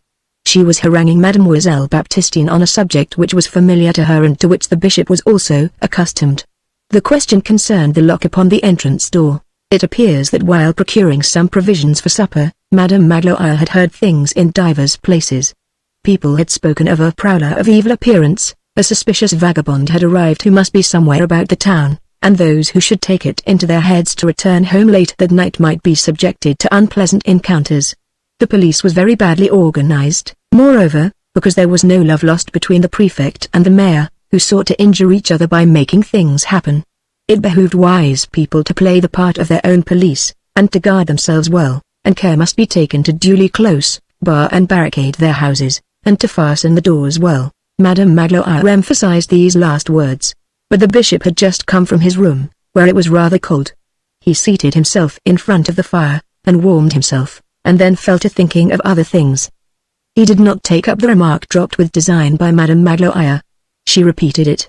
Then Mademoiselle Baptistine, desirous of satisfying Madame Magloire without displeasing her brother, ventured to say timidly: "Did you hear what Madame Magloire is saying, brother?" "I have heard something of it in a vague way," replied the bishop. Then half turning in his chair, placing his hands on his knees, and raising towards the old servant woman his cordial face, which so easily grew joyous, and which was illuminated from below by the firelight, "Come, what is the matter? What is the matter? Are we in any great danger?" Then Madame Magloire began the whole story afresh, exaggerating it a little without being aware of the fact. It appeared that a bohemian, a barefooted vagabond, a sort of dangerous mendicant, was at that moment in the town. He had presented himself at Jacqueline Labar's to obtain lodgings, but the latter had not been willing to take him in. He had been seen to arrive by the way of the Boulevard Gassendi and roam about the streets in the gloaming. A gallows bird with a terrible face, really? Said the bishop. This willingness to interrogate encouraged Madame Magloire. It seemed to her to indicate that the bishop was on the point of becoming alarmed. She pursued triumphantly: Yes, Munson. That is how it is. There will be some sort of catastrophe in this town tonight. Everyone says so. And with all, the police is so badly regulated, a useful repetition. The idea of living in a mountainous country, and not even having lights in the streets at night. One goes out. Black as ovens, indeed. And I say, Munson, and Mademoiselle there says with me, interrupted his sister, say nothing.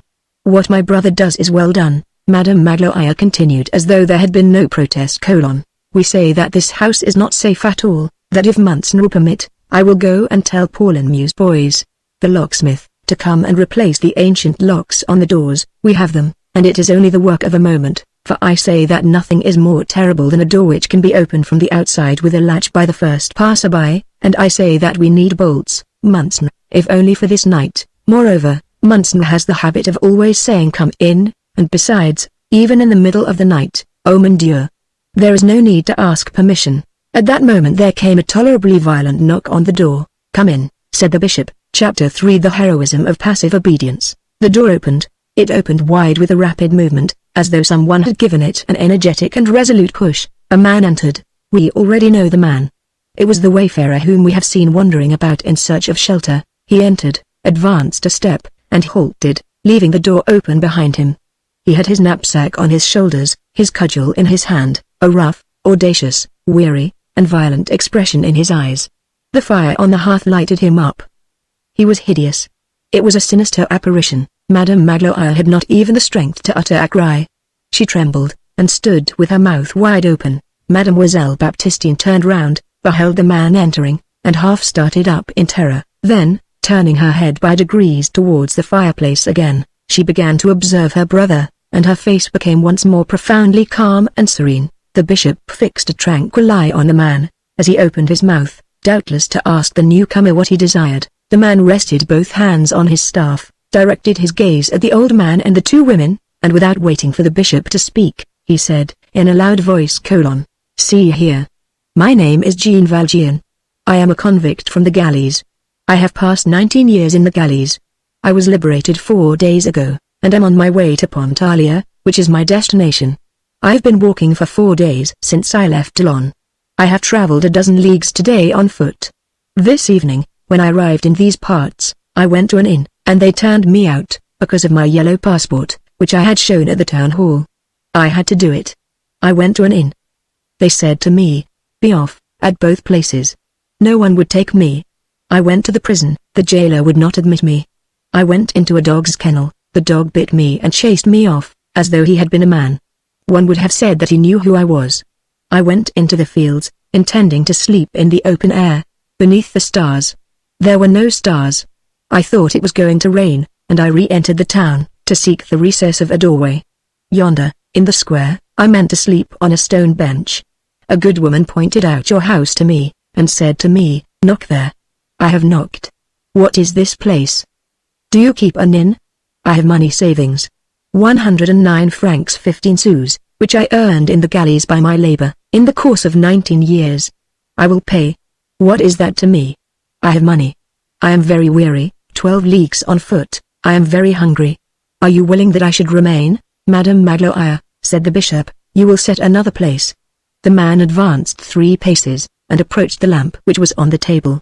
Stop, he resumed, as though he had not quite understood. That's not it. Did you hear? I am a galley slave, a convict. I come from the galleys. He drew from his pocket a large sheet of yellow paper, which he unfolded. Here's my passport. Yellow, as you see. This serves to expel me from every place where I go. Will you read it? I know how to read. I learned in the galleys. There is a school there for those who choose to learn. Hold, this is what they put on this passport. Jean Valjean, discharged convict, native of that does nothing to you, has been 19 years in the galleys, 5 years for housebreaking and burglary, 14 years for having attempted to escape on 4 occasions. He is a very dangerous man. There. Everyone has cast me out. Are you willing to receive me? Is this an inn? Will you give me something to eat and a bed? Have you a stable, Madame Magloire? Said the bishop. You will put white sheets on the bed in the alcove. We have already explained the character of the 2 women's obedience. Madame Magloire retired to execute these orders. The bishop turned to the man. Sit down, sir, and warm yourself. We are going to sup in a few moments, and your bed will be prepared while you are supping. At this point the man suddenly comprehended. The expression of his face, up to that time somber and harsh, bore the imprint of stupefaction, of doubt, of joy, and became extraordinary. He began stammering like a crazy man. Really? What? You will keep me? You do not drive me forth. A convict. You call me sir. You do not address me as thou? Get out of here, you dog. Is what people always say to me. I felt sure that you would expel me, so I told you at once who I am. Oh, what a good woman that was who directed me hither. I am going to sup. A bed with a mattress and sheets, like the rest of the world. A bed. It is 19 years since I have slept in a bed. You actually do not want me to go. You are good people. Besides, I have money. I will pay well. Pardon me, monsieur the innkeeper, but what is your name? I will pay anything you ask. You're a fine man. You are an innkeeper, are you not? I am, replied the bishop, a priest who lives here. A priest? Said the man. Oh, what a fine priest. Then you are not going to demand any money of me? You are the cure, are you not? The cure of this big church? Well, I am a fool, truly. I had not perceived your skull cap. As he spoke, he deposited his knapsack and his cudgel in a corner, replaced his passport in his pocket, and seated himself. Mademoiselle Baptistine gazed mildly at him. He continued, You are humane, monsieur le cure, you have not scorned me. A good priest is a very good thing. Then you do not require me to pay? No, said the bishop, keep your money. How much have you? Did you not tell me 109 francs, and 15 sous, added the man, 109 francs 15 sous. And how long did it take you to earn that? 19 years, 19 years, the bishop sighed deeply. The man continued, I have still the whole of my money. In 4 days I have spent only 25 sous, which I earned by helping unload some wagons at Grasse. Since you are an abbé, I will tell you that we had a chaplain in the galleys. And one day I saw a bishop there. Monsignor is what they call him. He was the bishop of Major at Marseille. He is the cure who rules over the other cures, you understand. Pardon me, I say that very badly, but it is such a far-off thing to me. You understand what we are. He said mass in the middle of the galleys, on an altar. He had a pointed thing, made of gold, on his head. It glittered in the bright light of midday. We were all ranged in lines on the 3 sides, with cannons with lighted matches facing us. We could not see very well. He spoke, but he was too far off, and we did not hear. That is what a bishop is like. While he was speaking, the bishop had gone and shut the door, which had remained wide open. Madame Magloire returned. She brought a silver fork and spoon, which she placed on the table. Madame Magloire, said the bishop, place those things as near the fire as possible. And turning to his guest, the night wind is harsh on the Alps. You must be cold, sir. Each time that he uttered the word sir, in his voice which was so gently grave and polished, the man's face lighted up. Monsieur to a convict is like a glass of water to one of the shipwrecked of the Medusa. Ignominy thirsts for consideration. This lamp gives a very bad light, said the bishop. Madame Magloire understood him, and went to get the 2 silver candlesticks from the chimney-piece in Munson's bedchamber, and placed them, lighted, on the table. Monsieur le cure, said the man, you are good, you do not despise me. You receive me into your house. You light your candles for me. Yet I have not concealed from you whence I come and that I am an unfortunate man. The bishop, who was sitting close to him, gently touched his hand. You could not help telling me who you were. This is not my house, it is the house of Jesus Christ. This door does not demand of him who enters whether he has a name, but whether he has a grief. You suffer, you are hungry and thirsty, you are welcome. And do not thank me, do not say that I receive you in my house. No one is at home here, except the man who needs a refuge. I say to you, who are passing by, that you are much more at home here than I am myself. Everything here is yours. What need have I to know your name? Besides, before you told me you had one which I knew." The man opened his eyes in astonishment. "Really? You knew what I was called?" "Yes," replied the bishop. "You are called my brother." "Stop, Monsieur le Curé," exclaimed the man. "I was very hungry when I entered here, but you are so good, that I no longer know what has happened to me." The bishop looked at him, and said, "You have suffered much?" "Oh, the red coat, the ball on the ankle, a plank to sleep on, heat, cold, toil, the convicts, the thrashings, the double chain for nothing, the cell for one word, even sick and in bed, still the chain. Dogs are happier. 19 years. I am 46. Now there is the yellow passport. That is what it is like." "Yes," resumed the bishop, "you have come from a very sad place. Listen.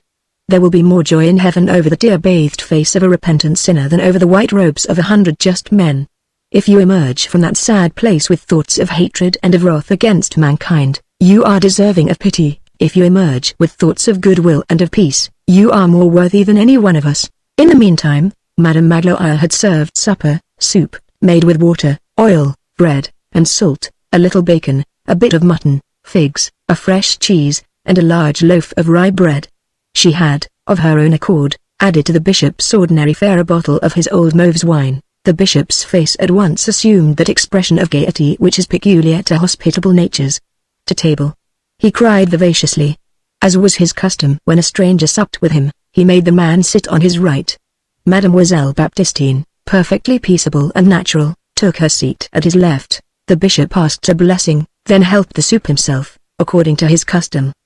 The man began to eat with avidity. All at once the bishop said, "It strikes me there is something missing on this table." Madame Magloire had, in fact, only placed the 3 sets of forks and spoons which were absolutely necessary. Now, it was the usage of the house, when the bishop had anyone to supper, to lay out the whole 6 sets of silver on the tablecloth in innocent ostentation. This graceful semblance of luxury was a kind of child's play, which was full of charm in that gentle and severe household, which raised poverty into dignity. Madame Magloire understood the remark, went out without saying a word, and a moment later the 3 sets of silver forks and spoons demanded by the bishop were glittering upon the cloth, symmetrically arranged before the 3 persons seated at the table. Chapter 4 Details concerning the cheese dairies of Pontarlier. Now, in order to convey an idea of what passed at that table, we cannot do better than to transcribe here a passage from one of Mademoiselle Baptistine's letters to Madame Boischevron, wherein the conversation between the convict and the bishop is described with ingenious minuteness. This man paid no attention to anyone. He ate with the voracity of a starving man. However, after supper he said, "Monsieur le Curé of the good God, all this is far too good for me. But I must say that the carters who would not allow me to eat with them keep a better table than you do, between ourselves." The remark rather shocked me. My brother replied, "They are more fatigued than I." "No," returned the man. "They have more money. You are poor, I see that plainly. You cannot be even a curate. Are you really a cure? Ah, if the good God were but just, you certainly ought to be a cure." "The good God is more than just," said my brother.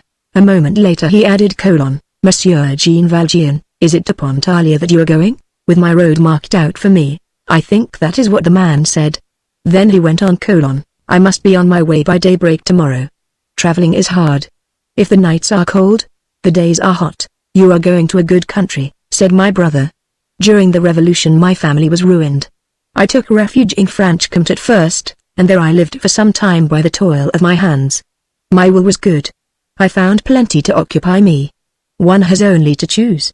There are paper mills, tanneries, distilleries, oil factories, watch factories on a large scale, steel mills, copper works, 20 iron foundries at least, 4 of which, situated at Lodz, at Châtillon, at Audencourt, and at Bure, are tolerably large. I think I am not mistaken in saying that those are the names which my brother mentioned.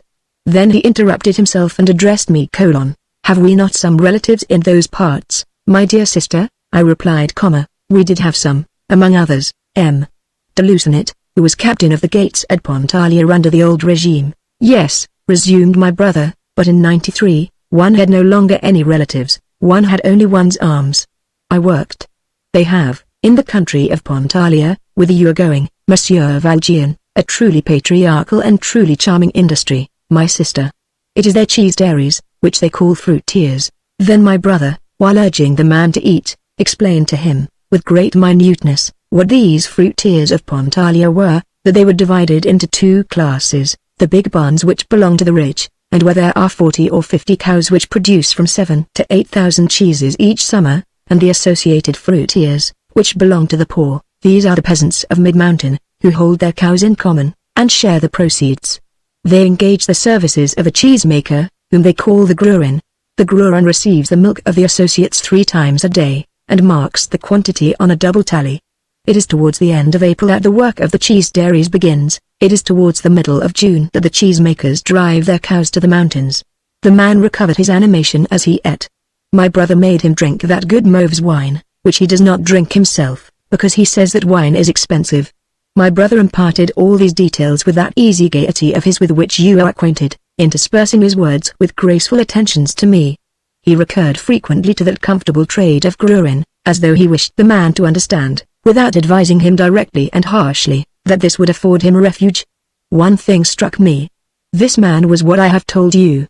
Well, neither during supper, nor during the entire evening, did my brother utter a single word, with the exception of a few words about Jesus when he entered, which could remind the man of what he was, nor of what my brother was. To all appearances, it was an occasion for preaching him a little sermon, and of impressing the bishop on the convict, so that a mark of the passage might remain behind. This might have appeared to anyone else who had this unfortunate man in his hands to afford a chance to nourish his soul as well as his body, and to bestow upon him some reproach, seasoned with moralizing and advice, or a little commiseration, with an exhortation to conduct himself better in the future. My brother did not even ask him from what country he came, nor what was his history. For in his history there is a fault, and my brother seemed to avoid everything which could remind him of it. To such a point did he carry it, that at one time, when my brother was speaking of the mountaineers of Pontalia, who exercise a gentle labor near heaven, and who, he added, are happy because they are innocent, he stopped short, fearing lest in this remark there might have escaped him something which might wound the man. By dint of reflection, I think I have comprehended what was passing in my brother's heart.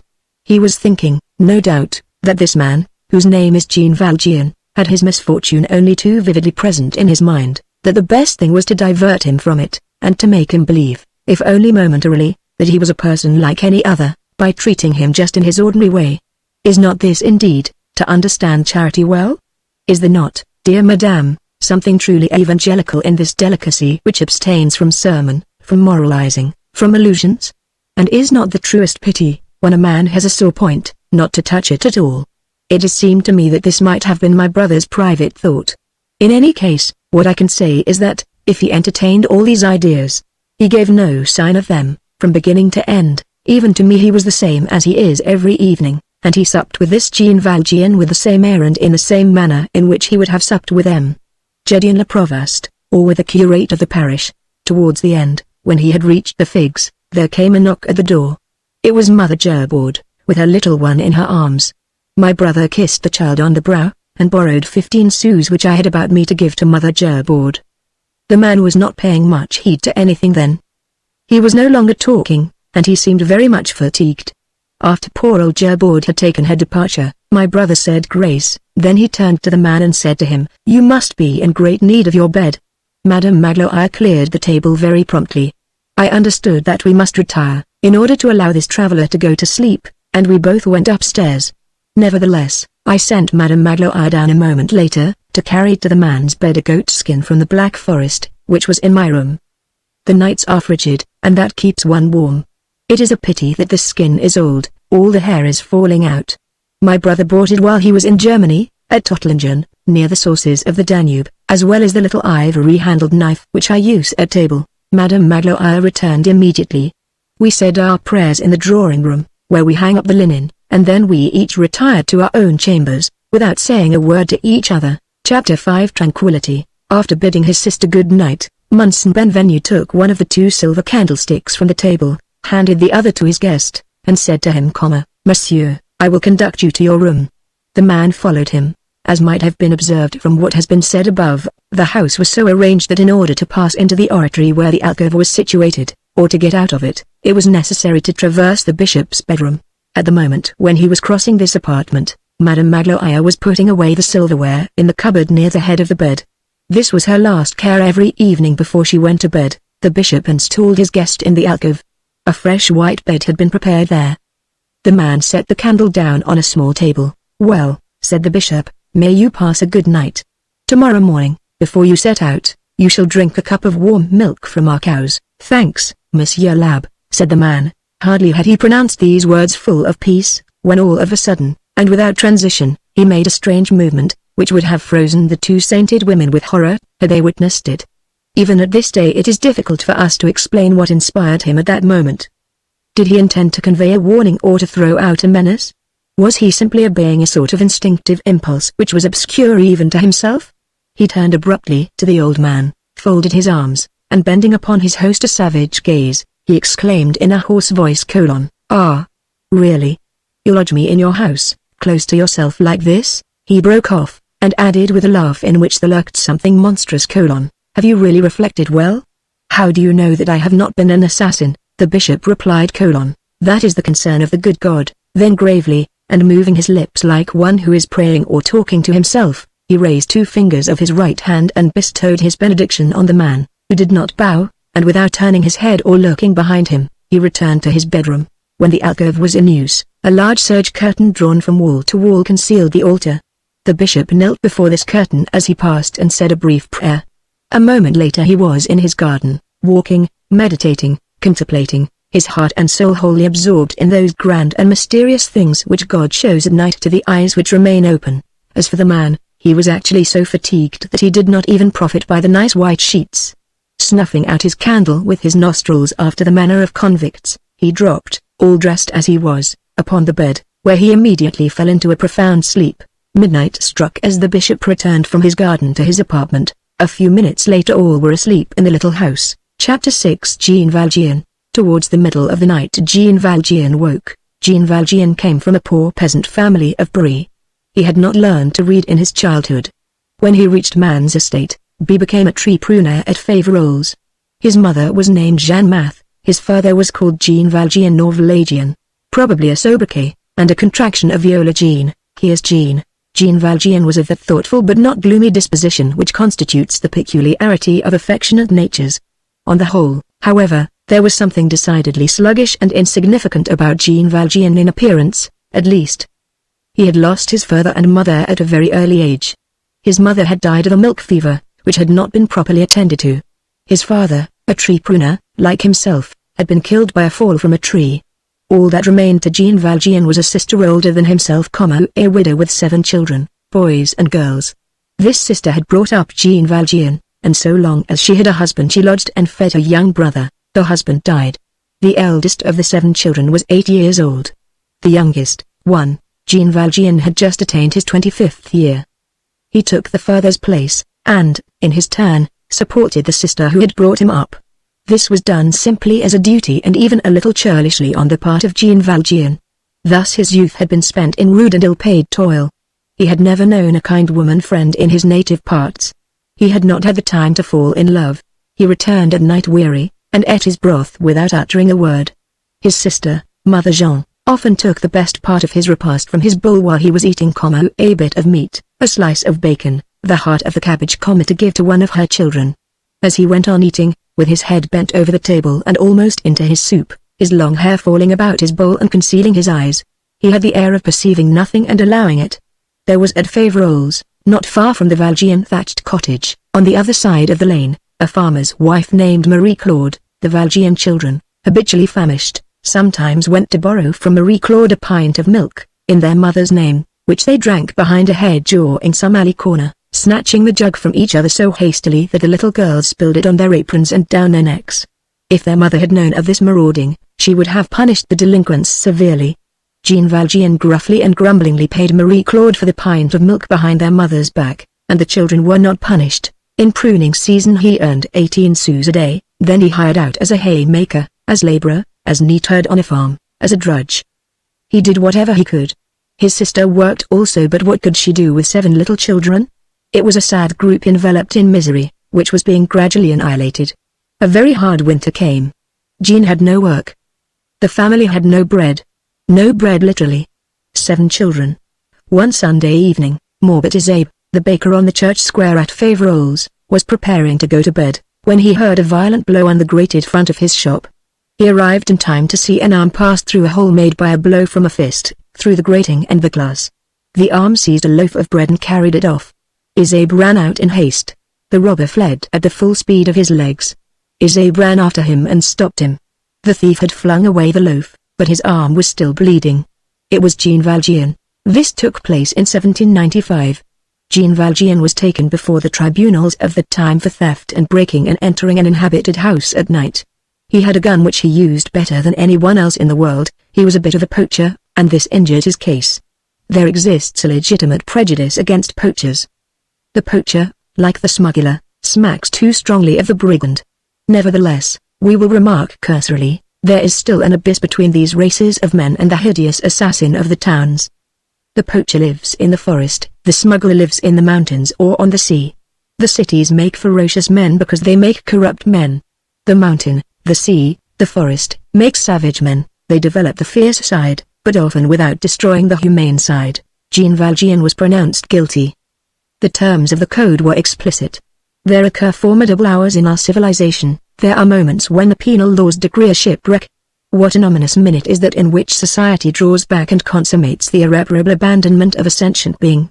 Jean Valjean was condemned to 5 years in the galleys.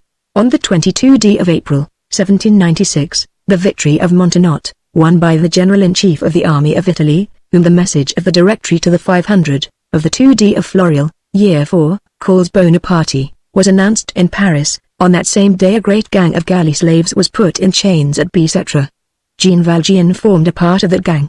An old turnkey of the prison, who is now nearly 80 years old, still recalls perfectly that unfortunate wretch who was chained to the end of the fourth line, in the north angle of the courtyard. He was seated on the ground like the others. He did not seem to comprehend his position, except that it was horrible. It is probable that he, also, was disentangling from amid the vague ideas of a poor man, ignorant of everything, something excessive. While the bolt of his iron collar was being riveted behind his head with heavy blows from the hammer, he wept. His tears stifled him, they impeded his speech. He only managed to say from time to time, "I was a tree pruner at Faverolles." Then, still sobbing, he raised his right hand and lowered it gradually 7 times, as though he were touching in succession 7 heads of unequal heights, and from this gesture it was divined that the thing which he had done, whatever it was, he had done for the sake of clothing and nourishing 7 little children. He set out for Toulon. He arrived there, after a journey of 27 days, on a cart, with a chain on his neck. At Toulon he was clothed in the red cassock. All that had constituted his life, even to his name, was effaced. He was no longer even Jean Valjean, he was number 24,601. What became of his sister? What became of the 7 children? Who troubled himself about that? What becomes of the handful of leaves from the young tree which is sawed off at the root? It is always the same story. These poor living beings, these creatures of God, henceforth without support, without guide, without refuge, wandered away at random, who even knows, each in his own direction perhaps, and little by little buried themselves in that cold mist which engulfed solitary destinies, gloomy shades, into which disappear in succession so many unlucky heads, in the sombre march of the human race. They quitted the country. The clock tower of what had been their village forgot them, the boundary line of what had been their field forgot them. After a few years' residence in the galleys, Jean Valjean himself forgot them. In that heart, where there had been a wound, there was a scar. That is all. Only once, during all the time which he spent at Toulon, did he hear his sister mentioned. This happened, I think, towards the end of the 4th year of his captivity. I know not through what channels the news reached him. Someone who had known them in their own country had seen his sister. She was in Paris. She lived in a poor street near Saint-Sulpice, in the Rue du Guindera. She had with her only one child, a little boy, the youngest. Where were the other 6? Perhaps she did not know herself. Every morning she went to a printing office, number 3 Rue du Sabot, where she was a folder and stitcher. She was obliged to be there at 6 o'clock in the morning, long before daylight in winter. In the same building with the printing office there was a school, and to this school she took her little boy, who was 7 years old. But as she entered the printing office at 6, and the school only opened at 7, the child had to wait in the courtyard, for the school to open, for an hour, 1 hour of a winter night in the open air. They would not allow the child to come into the printing office, because he was in the way, they said. When the workmen passed in the morning, they beheld this poor little being seated on the pavement, overcome with drowsiness, and often fast asleep in the shadow, crouched down and doubled up over his basket.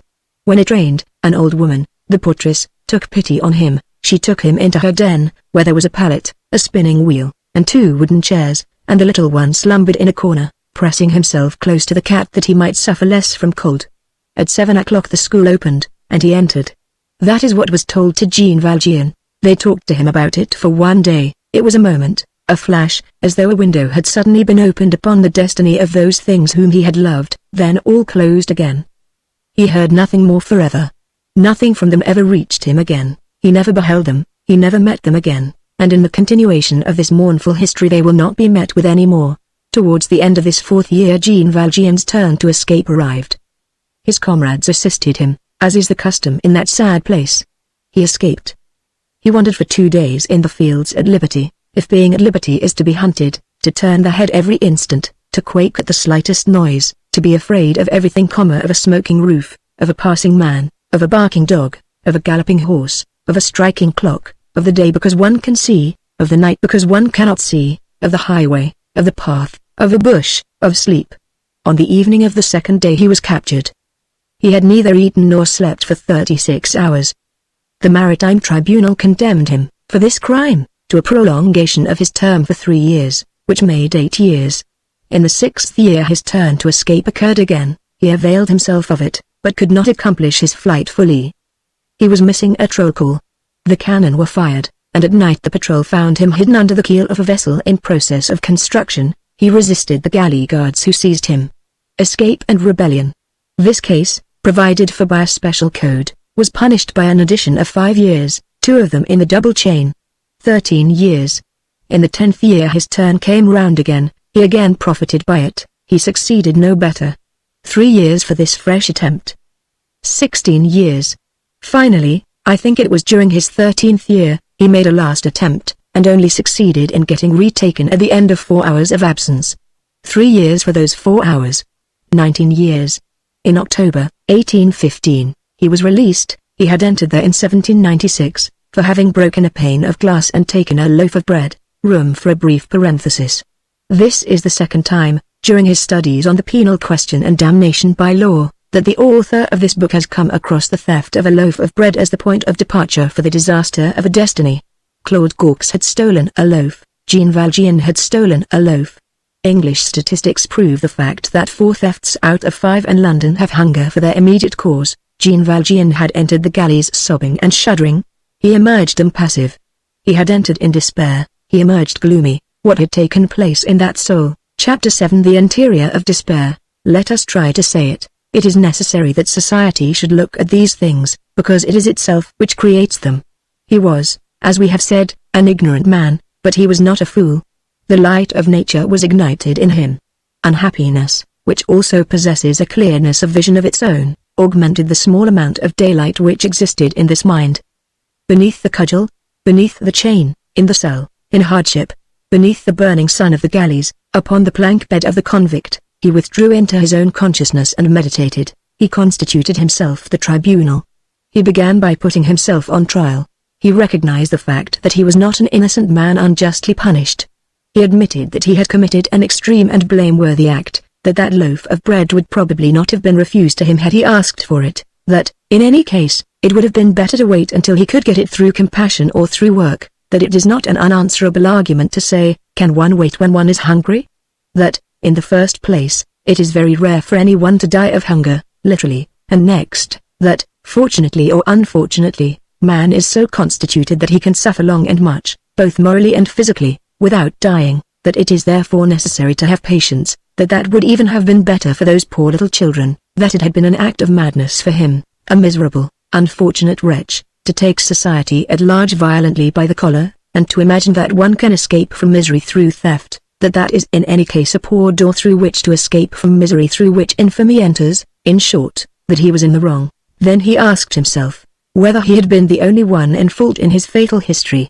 Whether it was not a serious thing, that he, a laborer, out of work, that he, an industrious man, should have lacked bread. And whether, the fault once committed and confessed, the chastisement had not been ferocious and disproportioned. Whether there had not been more abuse on the part of the law, in respect to the penalty, than there had been on the part of the culprit in respect to his fault. Whether there had not been an excess of weights in one balance of the scale, in the one which contains expiation. Whether the overweight of the penalty was not equivalent to the annihilation of the crime, and did not result in reversing the situation, of replacing the fault of the delinquent by the fault of the repression, of converting the guilty man into the victim, and the debtor into the creditor, and of ranging the law definitely on the side of the man who had violated it. Whether this penalty, complicated by successive aggravations for attempts at escape, had not ended in becoming a sort of outrage perpetrated by the stronger upon the feebler, a crime of society against the individual, a crime which was being committed afresh every day, a crime which had lasted 19 years. He asked himself whether human society could have the right to force its members to suffer equally in one case for its own unreasonable lack of foresight, and in the other case for its pitiless foresight, and to seize a poor man forever between a defect and an excess, a default of work and an excess of punishment. Whether it was not outrageous for society to treat thus precisely those of its members who were the least well endowed in the division of goods made by chance, and consequently the most deserving of consideration. These questions put and answered, he judged society and condemned it. He condemned it to his hatred. He made it responsible for the fate which he was suffering, and he said to himself that it might be that one day he should not hesitate to call it to account. He declared to himself that there was no equilibrium between the harm which he had caused and the harm which was being done to him. He finally arrived at the conclusion that his punishment was not, in truth, unjust, but that it most assuredly was iniquitous. Anger may be both foolish and absurd. One can be irritated wrongfully, one is exasperated only when there is some show of right on one side at bottom. Jean Valjean felt himself exasperated, and besides, human society had done him nothing but harm. He had never seen anything of it save that angry face which it calls justice, and which it shows to those whom it strikes. Men had only touched him to bruise him. Every contact with them had been a blow. Never, since his infancy, since the days of his mother, of his sister, had he ever encountered a friendly word and a kindly glance. From suffering to suffering, he had gradually arrived at the conviction that life is a war, and that in this war he was the conquered. He had no other weapon than his hate.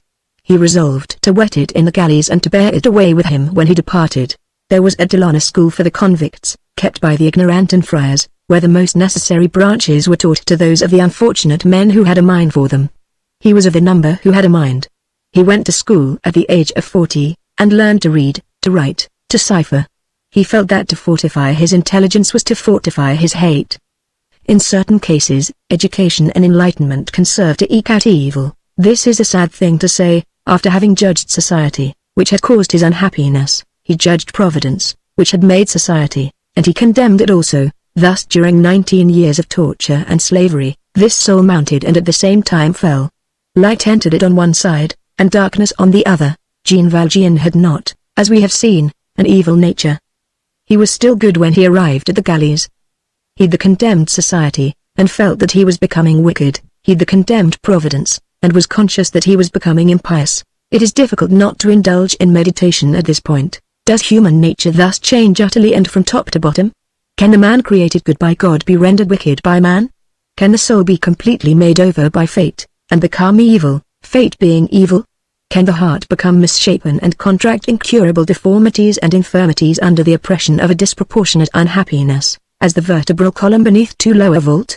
Is there not in every human soul, was there not in the soul of Jean Valjean in particular, a first spark, a divine element, incorruptible in this world, immortal in the other, which good can develop, fan, ignite, and make to glow with splendor, and which evil can never wholly extinguish? Grave and obscure questions, to the last of which every physiologist would probably have responded no, and that without hesitation, had he beheld at Toulon, during the hours of repose, which were for Jean Valjean hours of reverie, this gloomy galley slave, seated with folded arms upon the bar of some capstan, with the end of his chain thrust into his pocket to prevent its dragging, serious, silent, and thoughtful, a pariah of the laws which regarded the man with wrath, condemned by civilization, and regarding heaven with severity. Certainly, and we make no attempt to dissimulate the fact, the observing physiologist would have beheld an irremediable misery. He would, perchance, have pitied this sick man, of the law's making, but he would not have even essayed any treatment. He would have turned aside his gaze from the caverns of which he would have caught a glimpse within this soul, and, like Dante at the portals of hell, he would have effaced from this existence the word which the finger of God has, nevertheless, inscribed upon the brow of every man, hope. Was this state of his soul, which we have attempted to analyze, as perfectly clear to Jean Valjean as we have tried to render it for those who read us?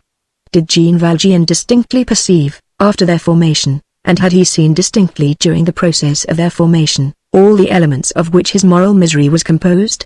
Had this rough and unlettered man gathered a perfectly clear perception of the succession of ideas through which he had, by degrees, mounted and descended to the lugubrious aspects which had, for so many years, formed the inner horizon of his spirit? Was he conscious of all that passed within him, and of all that was working there? That is something which we do not presume to state, it is something which we do not even believe. There was too much ignorance in Jean Valjean, even after his misfortune, to prevent much vagueness from still lingering there. At times he did not rightly know himself what he felt. Jean Valjean was in the shadows, he suffered in the shadows, he hated in the shadows, one might have said that he hated in advance of himself. He dwelt habitually in this shadow, feeling his way like a blind man and a dreamer. Only, at intervals, there suddenly came to him, from without and from within, an access of wrath, a surcharge of suffering, a livid and rapid flash which illuminated his whole soul, and caused to appear abruptly all around him, in front, behind, amid the gleams of a frightful light, the hideous precipices and the somber perspective of his destiny. The flash passed, the night closed in again, and where was he? He no longer knew. The peculiarity of pains of this nature, in which that which is pitiless, that is to say, that which is brutalizing predominates, is to transform a man, little by little, by a sort of stupid transfiguration, into a wild beast, sometimes into a ferocious beast. Jean Valjean's successive and obstinate attempts at escape would alone suffice to prove this strange working of the law upon the human soul. Jean Valjean would have renewed these attempts, utterly useless and foolish as they were, as often as the opportunity had presented itself, without reflecting for an instant on the result, nor on the experiences which he had already gone through. He escaped impetuously, like the wolf who finds his cage open. Instinct said to him, "Flee." Reason would have said, "Remain." But in the presence of so violent a temptation, reason vanished, nothing remained but instinct. The beast alone acted. When he was recaptured, the fresh severities inflicted on him only served to render him still more wild. One detail, which we must not omit, is that he possessed a physical strength which was not approached by a single one of the denizens of the galleys. At work, at paying out a cable or winding up a capstan, Jean Valjean was worth 4 men. He sometimes lifted and sustained enormous weights on his back, and when the occasion demanded it, he replaced that implement which is called a jack-screw, and was formerly called orgueil, pride, whence, we may remark in passing, is derived the name of the Rue Montegueul, near the Halles, fish market, in Paris. His comrades had nicknamed him Jean the Jack-Screw. Once, when they were repairing the balcony of the town hall at Toulon, one of those admirable caryatids of Puget, which support the balcony, became loosened, and was on the point of falling. Jean Valjean, who was present, supported the caryatid with his shoulder, and gave the workman time to arrive. His suppleness even exceeded his strength. Certain convicts who were forever dreaming of escape, ended by making a veritable science of force and skill combined. It is the science of muscles. An entire system of mysterious statics is daily practiced by prisoners, men who are forever envious of the flies and birds. To climb a vertical surface, and to find points of support where hardly a projection was visible, was play to Jean Valjean. An angle of the wall being given, with the tension of his back and legs, with his elbows and his heels fitted into the unevenness of the stone, he raised himself as if by magic to the 3rd story. He sometimes mounted thus even to the roof of the galley prison. He spoke but little. He laughed not at all. An excessive emotion was required to wring from him, once or twice a year, that lugubrious laugh of the convict, which is like the echo of the laugh of a demon. To all appearance, he seemed to be occupied in the constant contemplation of something terrible. He was absorbed, in fact, athwart the unhealthy perceptions of an incomplete nature and a crushed intelligence. He was confusedly conscious that some monstrous thing was resting on him. In that obscure and wan shadow within which he crawled, each time that he turned his neck and essayed to raise his glance, he perceived with terror, mingled with rage, a sort of frightful accumulation of things, collecting and mounting above him, beyond the range of his vision, laws, prejudices, men, and deeds, whose outlines escaped him, whose mass terrified him, and which was nothing else than that prodigious pyramid which we call civilization. He distinguished, here and there in that swarming and formless mass, now near him, now afar off and on inaccessible tablelands, some group, some detail, vividly illuminated, here the galley sergeant and his cudgel, there the gendarme and his sword, yonder the mitred archbishop, away at the top, like a sort of sun. The emperor, crowned and dazzling. It seemed to him that these distant splendors, far from dissipating his night, rendered it more funereal and more black. All this laws, prejudices, deeds, men, things went and came above him, over his head, in accordance with the complicated and mysterious movement which God imparts to civilization, walking over him and crushing him with I know not what peacefulness in its cruelty and inexorability in its indifference. Souls which have fallen to the bottom of all possible misfortune, unhappy men lost in the lowest of those limbos at which no one any longer looks, the reproved of the law, feel the whole weight of this human society, so formidable for him who is without, so frightful for him who is beneath, resting upon their heads. In this situation Jean Valjean meditated, and what could be the nature of his meditation? If the grain of millet beneath the millstone had thoughts, it would, doubtless, think that same thing which Jean Valjean thought. All these things, realities full of spectres, phantasmagories full of realities, had eventually created for him a sort of interior state which is almost indescribable. At times, amid his convict toil, he paused. He fell to thinking. His reason, at one and the same time riper and more troubled than of yore, rose in revolt. Everything which had happened to him seemed to him absurd, everything that surrounded him seemed to him impossible. He said to himself, "It is a dream." He gazed at the galley sergeant standing a few paces from him. The galley sergeant seemed a phantom to him. All of a sudden the phantom dealt him a blow with his cudgel. Visible nature hardly existed for him. It would almost be true to say that there existed for Jean Valjean neither sun, nor fine summer days, nor radiant sky, nor fresh April dawns.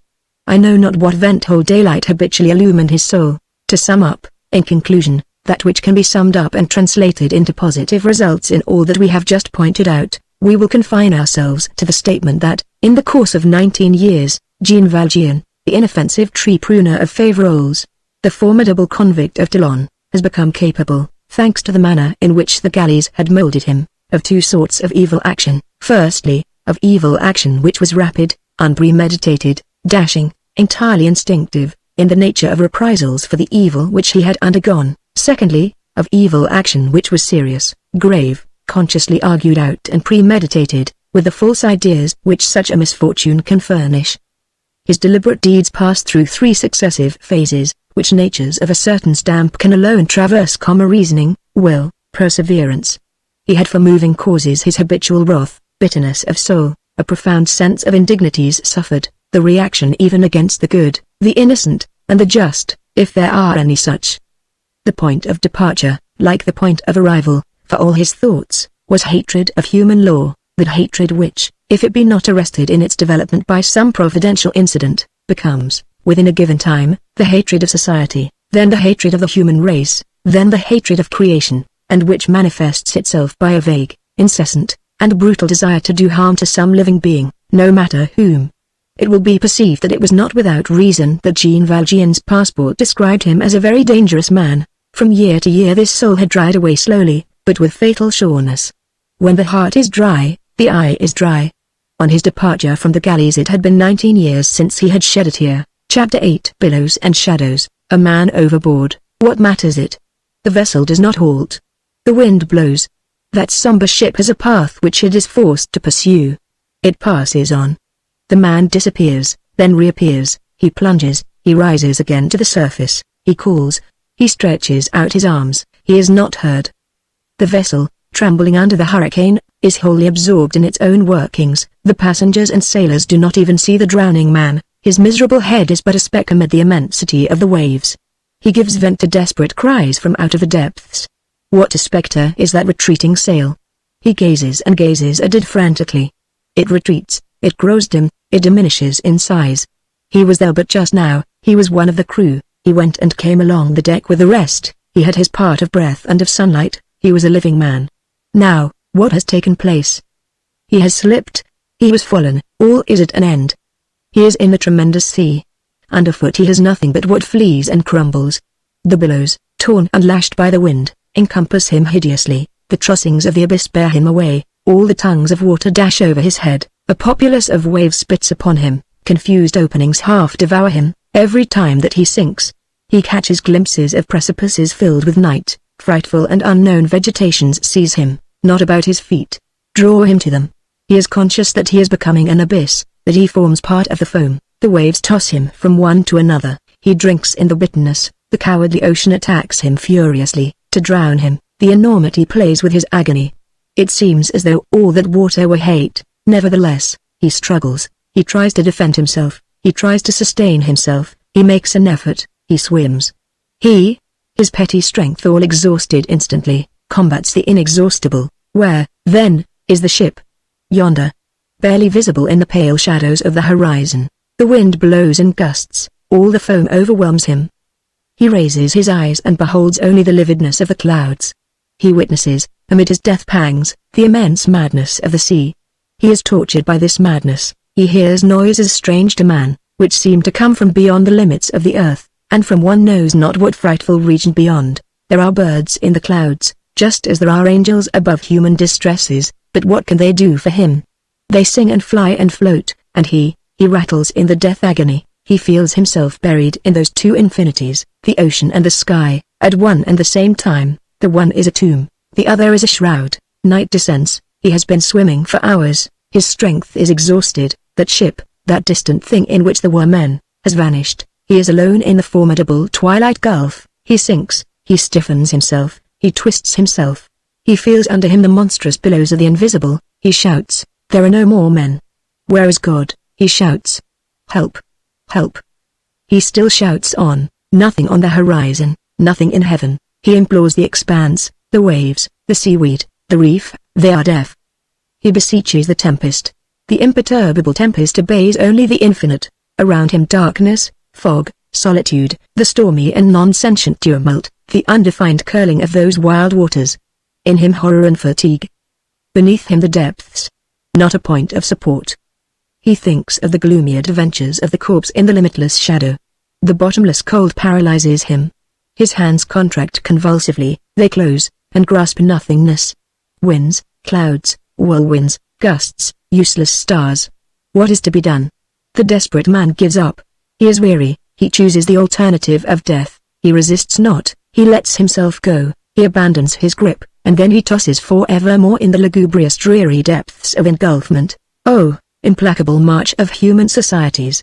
Oh, losses of men and of souls on the way. Ocean into which falls all that the law lets slip.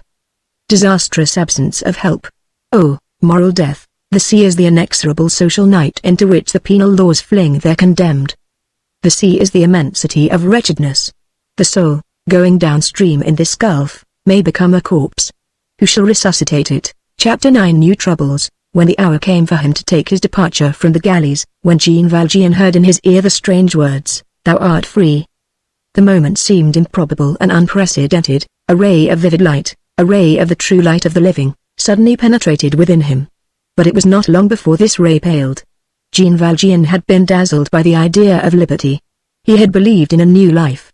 He very speedily perceived what sort of liberty it is to which a yellow passport is provided, and this was encompassed with much bitterness. He had calculated that his earnings, during his sojourn in the galleys, ought to amount to 171 francs.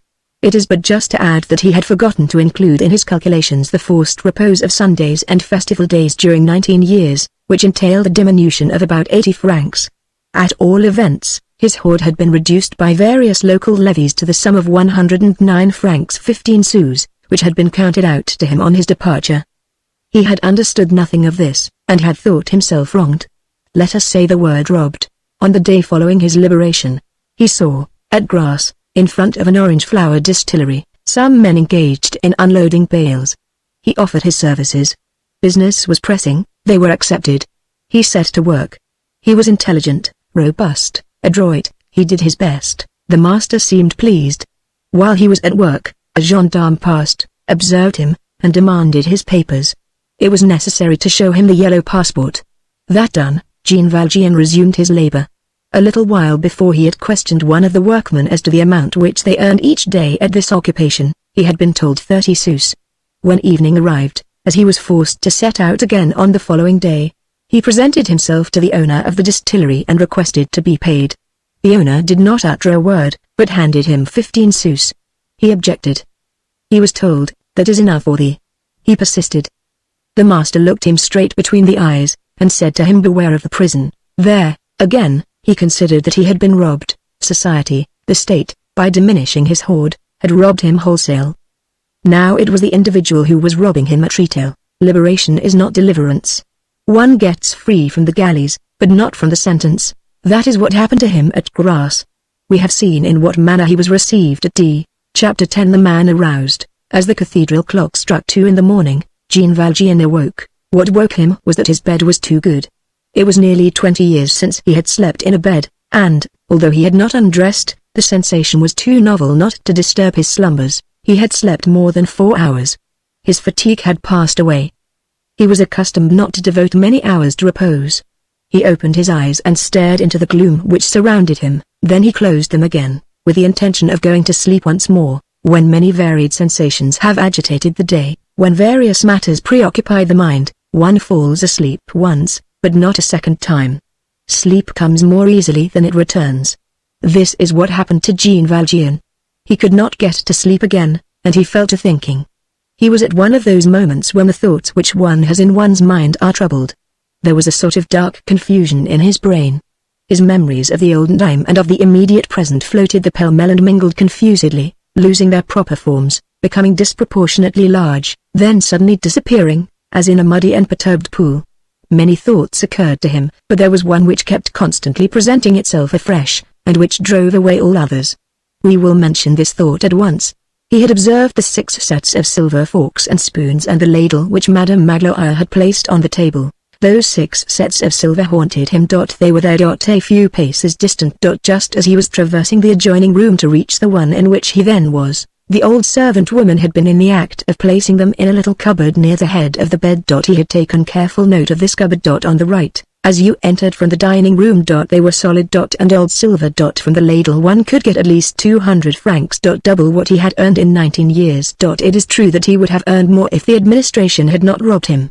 His mind wavered for a whole hour in fluctuations with which there was certainly mingled some struggle. 3 o'clock struck. He opened his eyes again, drew himself up abruptly into a sitting posture, stretched out his arm and felt of his knapsack, which he had thrown down on a corner of the alcove. Then he hung his legs over the edge of the bed, and placed his feet on the floor, and thus found himself, almost without knowing it, seated on his bed. He remained for a time thoughtfully in this attitude, which would have been suggestive of something sinister for anyone who had seen him thus in the dark, the only person awake in that house where all were sleeping. All of a sudden he stooped down, removed his shoes and placed them softly on the mat beside the bed. Then he resumed his thoughtful attitude, and became motionless once more. Throughout this hideous meditation, the thoughts which we have above indicated moved incessantly through his brain, entered, withdrew, re-entered, and in a manner oppressed him, and then he thought, also, without knowing why, and with the mechanical persistence of reverie, of a convict named Brevet, whom he had known in the galleys, and whose trousers had been upheld by a single suspender of knitted cotton. The checkered pattern of that suspender recurred incessantly to his mind. He remained in this situation, and would have so remained indefinitely, even until daybreak, had not the clock struck 1/2 or quarter hour. It seemed to him that that stroke said to him, "Come on." He rose to his feet, hesitated still another moment, and listened. All was quiet in the house. Then he walked straight ahead, with short steps, to the window, of which he caught a glimpse. The night was not very dark. There was a full moon, across which coursed large clouds driven by the wind. This created, outdoors, alternate shadow and gleams of light, eclipses, then bright openings of the clouds, and indoors a sort of twilight. This twilight, sufficient to enable a person to see his way, intermittent on account of the clouds, resembled the sort of livid light which falls through an air hole in a cellar, before which the passers-by come and go. On arriving at the window, Jean Valjean examined it. It had no grating, it opened in the garden and was fastened, according to the fashion of the country, only by a small pin. He opened it, but as a rush of cold and piercing air penetrated the room abruptly, he closed it again immediately. He scrutinized the garden with that attentive gaze which studies rather than looks. The garden was enclosed by a tolerably low white wall, easy to climb. Far away, at the extremity, he perceived tops of trees, spaced at regular intervals, which indicated that the wall separated the garden from an avenue or lane planted with trees.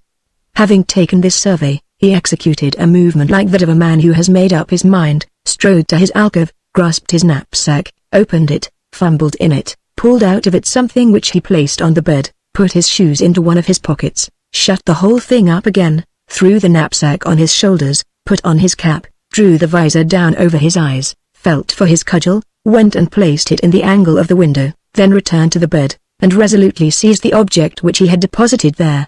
It resembled a short bar of iron, pointed like a pike at one end. It would have been difficult to distinguish in that darkness for what employment that bit of iron could have been designed. Perhaps it was a lever, possibly it was a club. In the daytime it would have been possible to recognize it as nothing more than a miner's candlestick. Convicts were, at that period, sometimes employed in quarrying stone from the lofty hills which environed Toulon, and it was not rare for them to have miners' tools at their command. These miners' candlesticks are of massive iron, terminated at the lower extremity by a point, by means of which they are stuck into the rock. He took the candlestick in his right hand, holding his breath and trying to deaden the sound of his tread. He directed his steps to the door of the adjoining room, occupied by the bishop. As we already know, on arriving at this door, he found it ajar.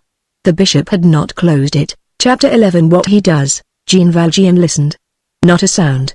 He gave the door a push. He pushed it gently with the tip of his finger, lightly, with the furtive and uneasy gentleness of a cat which is desirous of entering. The door yielded to this pressure, and made an imperceptible and silent movement, which enlarged the opening a little. He waited a moment, then gave the door a second and a bolder push. It continued to yield in silence. The opening was now large enough to allow him to pass. But near the door there stood a little table, which formed an embarrassing angle with it, and barred the entrance. Jean Valjean recognized the difficulty.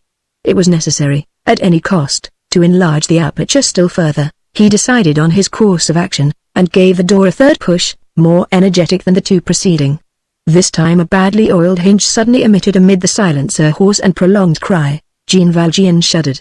The noise of the hinge rang in his ears with something of the piercing and formidable sound of the trump of the Day of Judgment. In the fantastic exaggerations of the first moment he almost imagined that hinge had just become animated, and had suddenly assumed a terrible life, and that it was barking like a dog to arouse everyone, and warn and to wake those who were asleep. He halted, shuddering, bewildered, and fell back from the tips of his toes upon his heels. He heard the arteries in his temples beating like two forged hammers, and it seemed to him that his breath issued from his breast with the roar of the wind issuing from a cavern.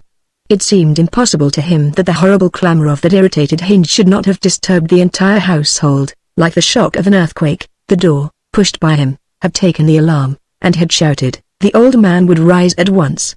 The two old women would shriek out. People would come to their assistance. In less than a quarter of an hour the town would be in an uproar, and the gendarmerie on hand. For a moment he thought himself lost. He remained where he was, petrified like the statue of salt, not daring to make a movement. Several minutes elapsed. The door had fallen wide open. He ventured to peep into the next room. Nothing had stirred there. He leant an ear. Nothing was moving in the house. The noise made by the rusty hinge had not awakened anyone. This first danger was past, but there still reigned a frightful tumult within him. Nevertheless, he did not retreat. Even when he had thought himself lost, he had not drawn back. His only thought now was to finish as soon as possible. He took a step and entered the room. This room was in a state of perfect calm.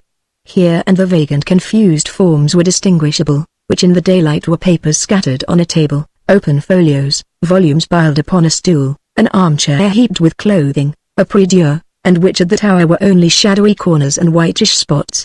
Jean Valjean advanced with precaution, taking care not to knock against the furniture. He could hear, at the extremity of the room, the even and tranquil breathing of the sleeping bishop. He suddenly came to a halt. He was near the bed. He had arrived the sooner than he had thought for. Nature sometimes mingles her effects and her spectacles with our actions with somber and intelligent appropriateness, as though she desired to make us reflect. For the last half hour a large cloud had covered the heavens.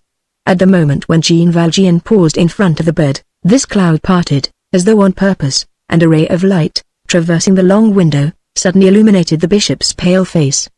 He was sleeping peacefully.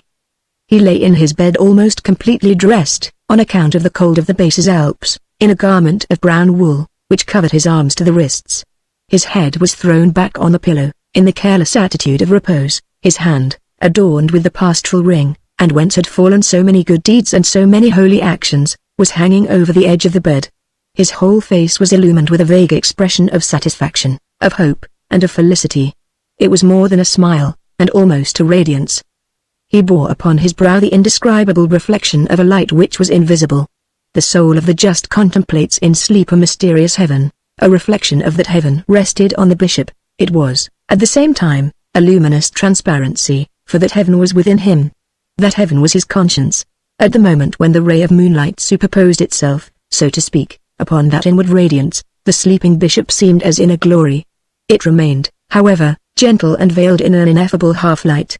That moon in the sky, that slumbering nature, that garden without a quiver, that house which was so calm, the hour, the moment, the silence, added some solemn and unspeakable quality to the venerable repose of this man, and enveloped in a sort of serene and majestic aureole that white hair, those closed eyes, that face in which all was hope and all was confidence, that head of an old man, and that slumber of an infant. There was something almost divine in this man, who was thus august, without being himself aware of it.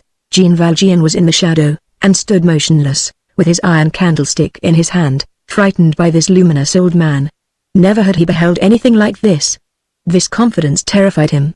The moral world has no grander spectacle than this, a troubled and uneasy conscience, which has arrived on the brink of an evil action, contemplating the slumber of the just, that slumber in that isolation, and with a neighbor like himself, had about it something sublime, of which he was vaguely but imperiously conscious. No one could have told what was passing within him, not even himself. In order to attempt to form an idea of it, it is necessary to think of the most violent of things in the presence of the most gentle. Even on his visage it would have been impossible to distinguish anything with certainty. It was a sort of haggard astonishment. He gazed at it, and that was all. But what was his thought? It would have been impossible to divine it. What was evident was, that he was touched and astounded. But what was the nature of this emotion? His eye never quitted the old man. The only thing which was clearly to be inferred from his attitude and his physiognomy was a strange indecision.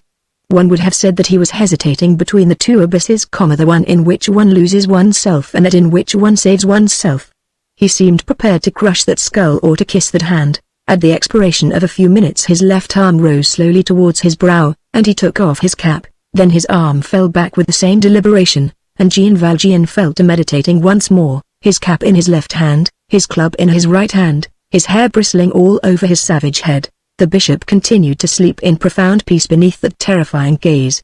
The gleam of the moon rendered confusedly visible the crucifix over the chimney-piece, which seemed to be extending its arms to both of them, with a benediction for one and pardon for the other. Suddenly Jean Valjean replaced his cap on his brow, then stepped rapidly past the bed, without glancing at the bishop, straight to the cupboard, which he saw near the head. He raised his iron candlestick as though to force the lock. The key was there. He opened it. The first thing which presented itself to him was the basket of silverware. He seized it, traversed the chamber with long strides, without taking any precautions and without troubling himself about the noise, gained the door, re-entered the oratory, opened the window, seized his cudgel, bestrode the windowsill of the ground floor, put the silver into his knapsack, threw away the basket, crossed the garden, leapt over the wall like a tiger, and fled. Chapter 12. The Bishop Works. The next morning at sunrise Monseigneur Benvenu was strolling in his garden. Madame Magloire ran up to him in utter consternation. "Monseigneur, Monseigneur," she exclaimed, "does your grace know where the basket of silver is?" "Yes," replied the bishop, "Jesus the Lord be blessed." She resumed, "I did not know what had become of it." The bishop had just picked up the basket in a flower bed. He presented it to Madame Magloire. "Here it is." "Well," said she, "nothing in it." "And the silver?" "Ah," returned the bishop, "so it is the silver which troubles you?" "I don't know where it is." "Great, good God! It is stolen. That man who was here last night has stolen it." In a twinkling, with all the vivacity of an alert old woman, Madame Magloire had rushed to the oratory, entered the alcove, and returned to the bishop. The bishop had just bent down, and was sighing as he examined a plant of Cochlearia desgillans, which the basket had broken as it fell across the bed. He rose up at Madame Magloire's cry, "Monseigneur, the man is gone. The silver has been stolen." As she uttered this exclamation, her eyes fell upon a corner of the garden, where traces of the wall having been scaled were visible. The coping of the wall had been torn away. "Stay. Yonder is the way he went." He jumped over into Coquefilet Lane. "Ah! The abomination! He has stolen our silver." The bishop remained silent for a moment, then he raised his grave eyes, and said gently to Madame Magloire: "And, in the first place, was that silver ours?" Madame Magloire was speechless. Another silence ensued, then the bishop went on: "Madame Magloire, I have for a long time detained that silver wrongfully. It belonged to the poor." "Who was that man?" A poor man, evidently, alas. Jesus, returned Madame Magloire. It is not for my sake, nor for Mademoiselle's. It makes no difference to us. But it is for the sake of Monseigneur. What is Monseigneur to eat with now? The bishop gazed at her with an air of amazement. Ah, come. Are there no such things as pewter forks and spoons? Madame Magloire shrugged her shoulders. Pewter has an odor, iron forks and spoons. Then, Madame Magloire made an expressive grimace. Iron has a taste. Very well, said the bishop. Wooden ones then. A few moments later he was breakfasting at the very table at which Jean Valjean had sat on the previous evening. As he ate his breakfast, Monseigneur Welcome remarked gaily to his sister, who said nothing, and to Madame Magloire, who was grumbling under her breath, that one really does not need either fork or spoon, even of wood, in order to dip a bit of bread in a cup of milk. A pretty idea, truly, said Madame Magloire to herself, as she went and came, to take in a man like that, and to lodge him close to oneself. And how fortunate that he did nothing but steal. Ah, mon Dieu. It makes one shudder to think of it. As the brother and sister were about to rise from the table, there came a knock at the door. Come in, said the bishop. The door opened. A singular and violent group made its appearance on the threshold. 3 men were holding a 4th man by the collar. The 3 men were gendarmes, the other was Jean Valjean, a brigadier of gendarmes, who seemed to be in command of the group, was standing near the door. He entered and advanced to the bishop, making a military salute. Monseigneur, said he. At this word, Jean Valjean, who was dejected and seemed overwhelmed, raised his head with an air of stupefaction. Monseigneur, he murmured. So he is not the cure. Silence, said the gendarme. He is Monseigneur the bishop. In the meantime, Monseigneur Benvenu had advanced as quickly as his great age permitted. Ah, here you are, he exclaimed, looking at Jean Valjean. I am glad to see you. Well, but how is this? I gave you the candlesticks too, which are of silver like the rest, and for which you can certainly get 200 francs. Why did you not carry them away with your forks and spoons? Jean Valjean opened his eyes wide, and stared at the venerable bishop with an expression which no human tongue can render any account of. Monseigneur, said the brigadier of gendarmes, so what this man said is true, then? We came across him. He was walking like a man who is running away. We stopped him to look into the matter. He had this silver.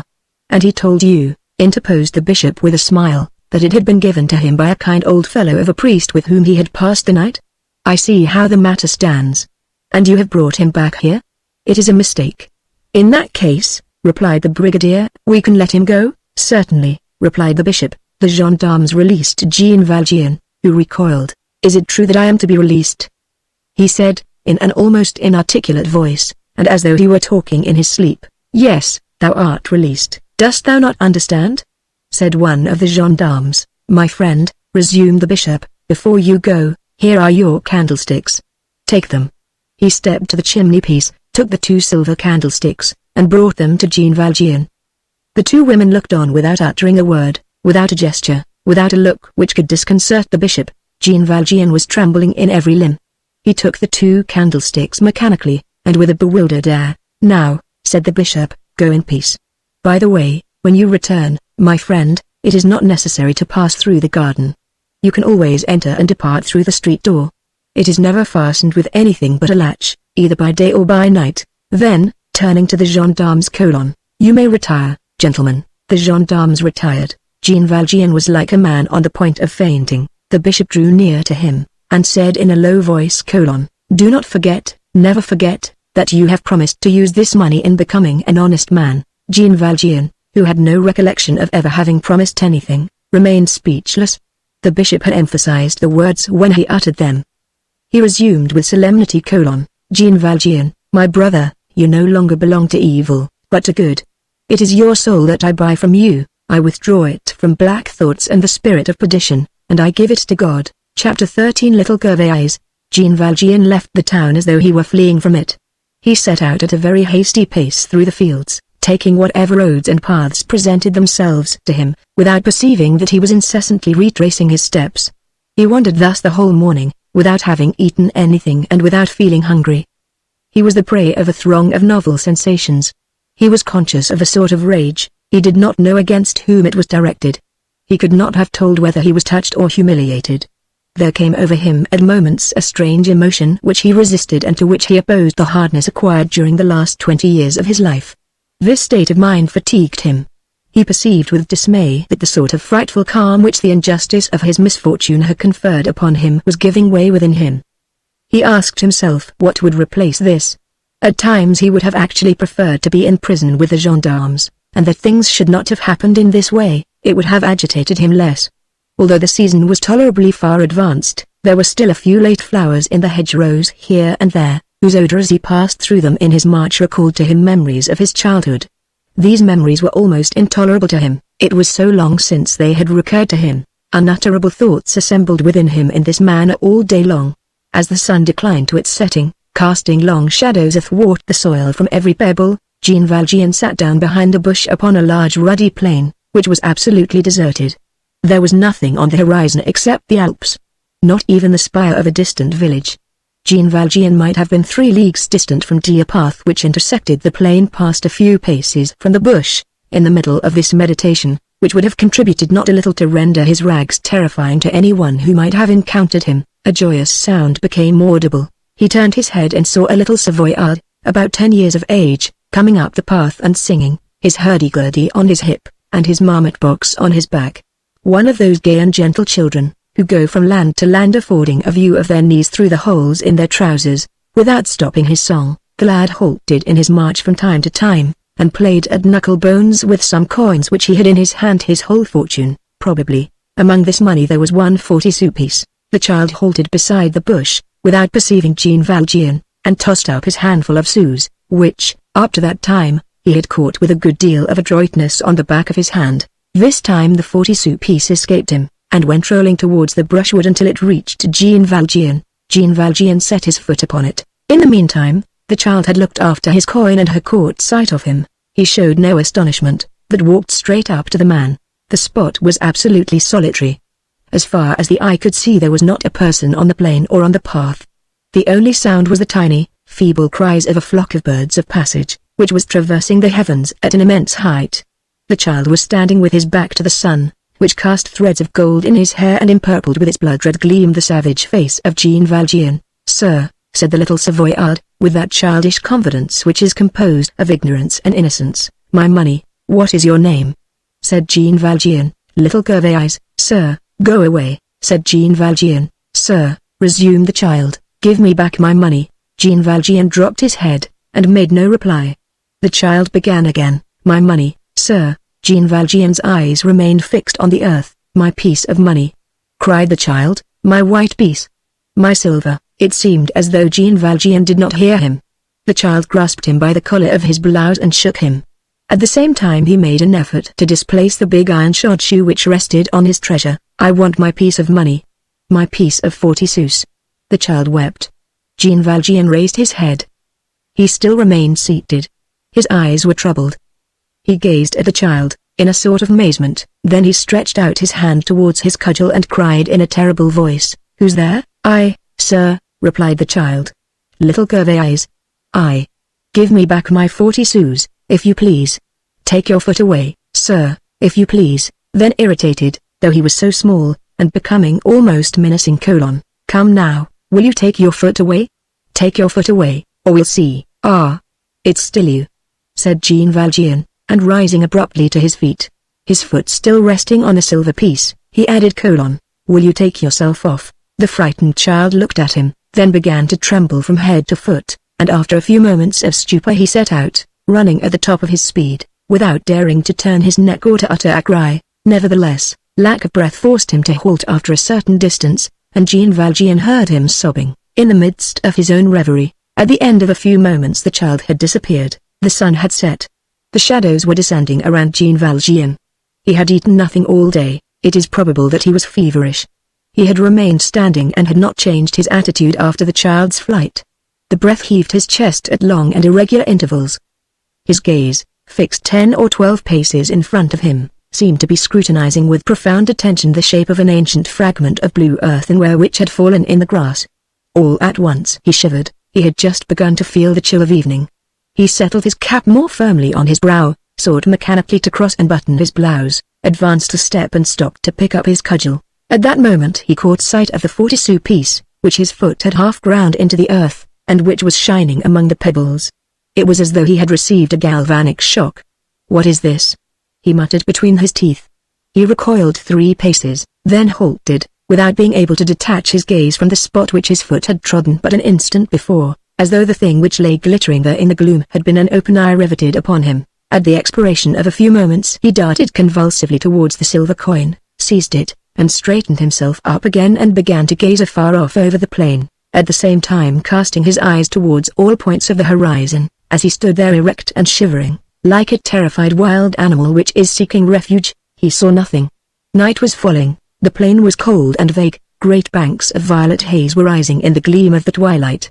He said, "Ah," and set out rapidly in the direction in which the child had disappeared. After about 30 paces he paused, looked about him and saw nothing, then he shouted with all his might, "Little Gervais!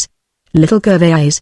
He paused and waited. There was no reply. The landscape was gloomy and deserted. He was encompassed by space.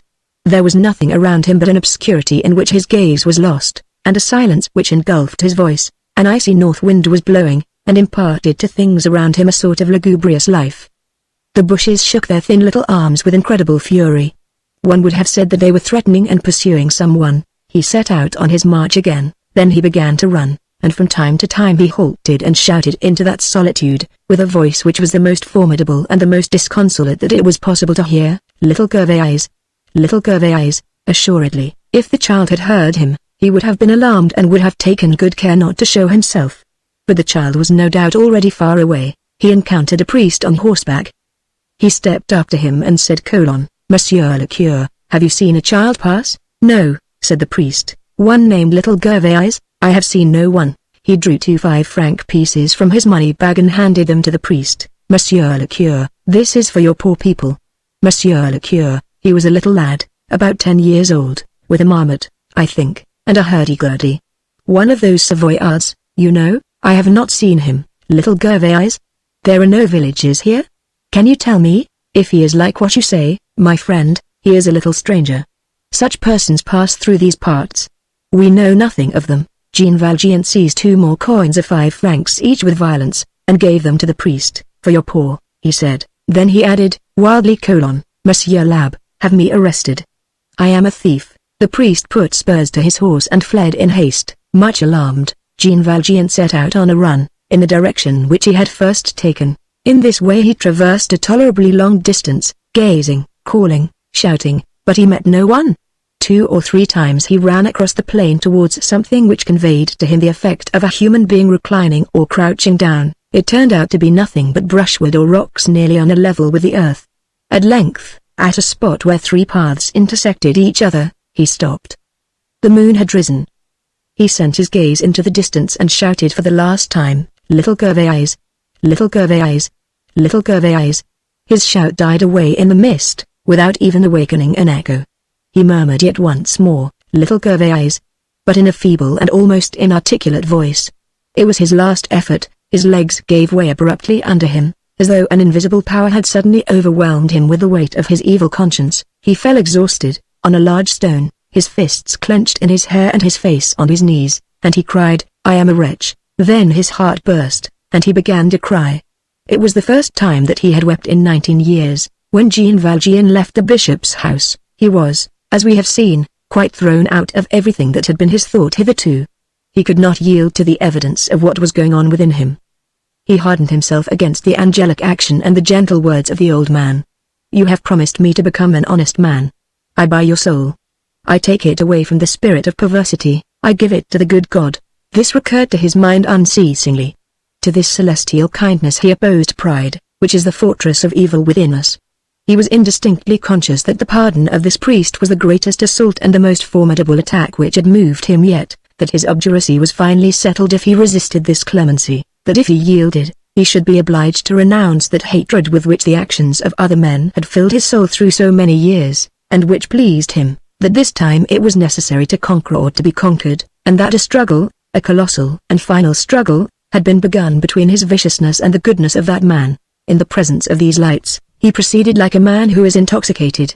As he walked thus with haggard eyes, Did he have a distinct perception of what might result to him from his adventure at D? Did he understand all those mysterious murmurs which warn or importune the spirit at certain moments of life?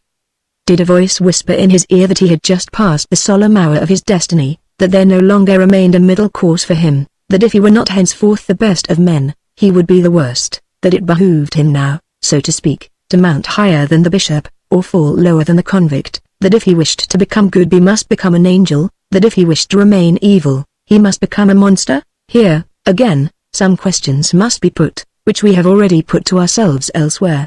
Did he catch some shadow of all this in his thought, in a confused way? Misfortune certainly, as we have said, does form the education of the intelligence. Nevertheless, it is doubtful whether Jean Valjean was in a condition to disentangle all that we have here indicated.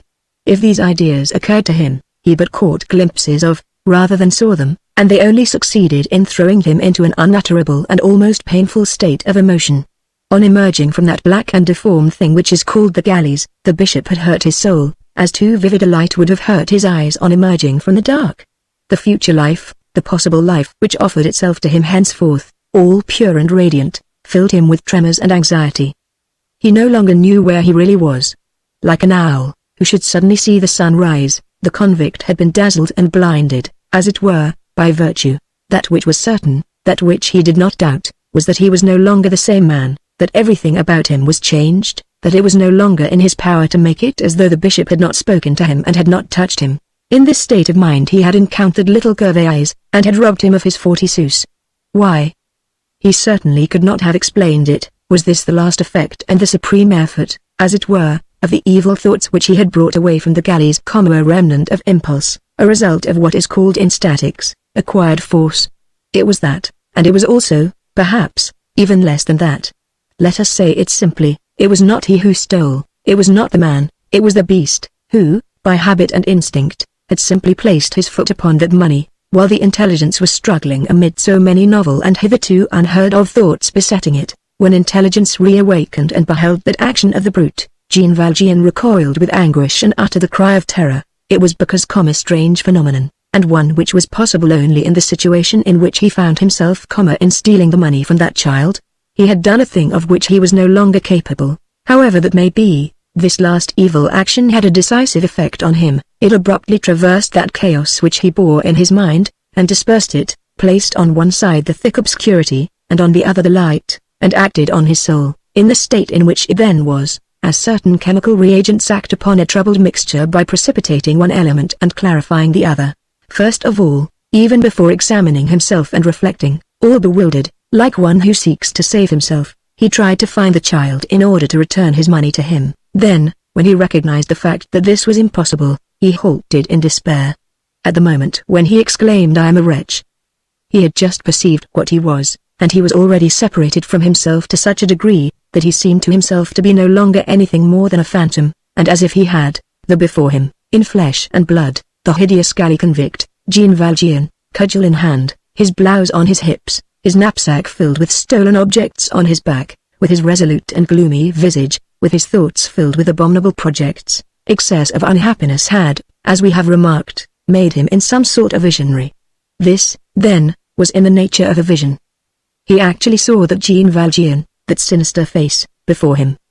He had almost reached the point of asking himself who that man was, and he was horrified by him. His brain was going through one of those violent and yet perfectly calm moments in which reverie is so profound that it absorbs reality.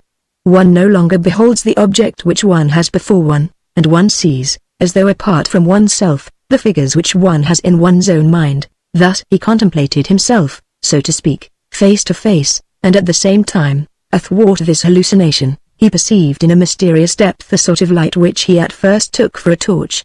On scrutinizing this light, which appeared to his conscience with more attention, he recognized the fact that it possessed a human form and that this torch was the bishop. His conscience weighed in turn these two men thus placed before it, the bishop and Jean Valjean. Nothing less than the first was required to soften the second. By one of those singular effects, which are peculiar to this sort of ecstasies, in proportion as his reverie continued, as the bishop grew great and resplendent in his eyes, so did Jean Valjean grow less and vanish. After a certain time he was no longer anything more than a shade. All at once he disappeared. The bishop alone remained, he filled the whole soul of this wretched man with a magnificent radiance. Jean Valjean wept for a long time. He wept burning tears, he sobbed with more weakness than a woman, with more fright than a child. As he wept, daylight penetrated more and more clearly into his soul, an extraordinary light, a light at once ravishing and terrible. His past life, his first fault, his long expiation, his external brutishness, his internal hardness, his dismissal to liberty, rejoicing in manifold plans of vengeance, what had happened to him at the bishop's, the last thing that he had done, that theft of 40 sous from a child, a crime all the more cowardly, and all the more monstrous since it had come after the bishop's pardon. All this recurred to his mind and appeared clearly to him, but with a clearness which he had never hitherto witnessed. He examined his life, and it seemed horrible to him, his soul, and it seemed frightful to him. In the meantime a gentle light rested over this life and this soul. It seemed to him that he beheld Satan by the light of paradise. How many hours did he weep thus? What did he do after he had wept? Whither did he go? No one ever knew. The only thing which seems to be authenticated is that same night the carrier who served Grenoble at that epoch, and who arrived at D about 3 o'clock in the morning, saw, as he traversed the street in which the bishop's residence was situated, a man in the attitude of prayer, kneeling on the pavement in the shadow, in front of the door of Monson Welcome, Part 3, in the year 1817, Chapter 1. The year 1817. 1817 is a year which Louis XVIII, with a certain royal assurance which was not wanting in pride, entitled the 22nd of his reign. It is the year in which M. Bruguier de Sorsum was celebrated. All the hairdressers' shops, hoping for powder and the return of the royal bird, were besmeared with azure and decked with fleur-de-lis. It was the candid time at which Count Lynch sat every Sunday as churchwarden in the churchwarden's pew of Saint-Germain-des-Prés, in his costume of a peer of France, with his red ribbon and his long nose and the majesty of profile peculiar to a man who has performed a brilliant action. The brilliant action performed by M. Lynch was this: being mayor of Bordeaux, on the 12th of March, 1814, he had surrendered the city a little too promptly to M. the Duke d'Angoulême. Hence his peerage. In 1817 fashion swallowed up little boys of from 4 to 6 years of age in vast caps of Morocco leather with tabs resembling Esquimaux mitres. The French army was dressed in white, after the mode of the Austrian. The regiments were called legions, instead of numbers they bore the names of departments. Napoleon was at St. Helena, and since England refused him green cloth, he was having his old coats turned. In 1817 Pellegrini sang, Mademoiselle Bigottini danced, Botia reigned, Adre did not yet exist. Madame Sequi had succeeded to Furioso. There were still Prussians in France. M. de la Lotte was a personage. Legitimacy had just asserted itself by cutting off the hand, then the head, of Plinier, of Carbon, and of Tolleran. The Prince de Talleyrand, Grand Chamberlain, and the Abbé Louis, appointed Minister of Finance, laughed as they looked at each other, with the laugh of the two augurs. Both of them had celebrated, on the 14th of July, 1790, the Mass of Federation in the Champ de Mars. Talleyrand had said it as bishop, Louis had served it in the capacity of deacon. In 1817, in the side alleys of this same Champ de Mars, 2 great cylinders of wood might have been seen lying in the rain, rotting amid the grass, painted blue, with traces of eagles and bees, from which the gilding was falling. These were the columns which 2 years before had upheld the emperor's platform in the Champ de Mai. They were blackened here and there with the scorches of the bivouac of Austrians encamped near Gros Caillou. 2 or 3 of these columns had disappeared in these bivouac fires, and had warmed the large hands of the imperial troops. The field of May had this remarkable point, that it had been held in the month of June and in the field of March, Mars. In this year, 1817, 2 things were popular, the Voltaire Touquet and the snuff-box à la Charter. The most recent Parisian sensation was the crime of Dorton, who had thrown his brother's head into the fountain of the flower market. They had begun to feel anxious at the Naval Department, on account of the lack of news from that fatal frigate, the Medusa, which was destined to cover Chaumerix with infamy and Géricault with glory. Colonel Selves was going to Egypt to become Solomon Pasha. The palace of Thermes, in the Rue de la Harpe, served as a shop for a cooper. On the platform of the octagonal tower of the Hôtel de Cluny, the little shed of boards, which had served as an observatory to Messier, the naval astronomer under Louis XVI, was still to be seen. The Duchesse de Duras read to 3 or 4 friends her unpublished Taurica, in her boudoir furnished by X. In sky-blue satin. The ends were scratched off the Louvre. The bridge of Austerlitz had abdicated, and was entitled the Bridge of the King's Garden, du Jardin du Roi, a double enigma, which disguised the Bridge of Austerlitz and the Jardin des Plantes at one stroke. Louis XVIII, much preoccupied while annotating Horace with the corner of his fingernail, heroes who have become emperors, and makers of wooden shoes who have become dolphins, have two anxieties common: Napoleon and the Matherin Brune.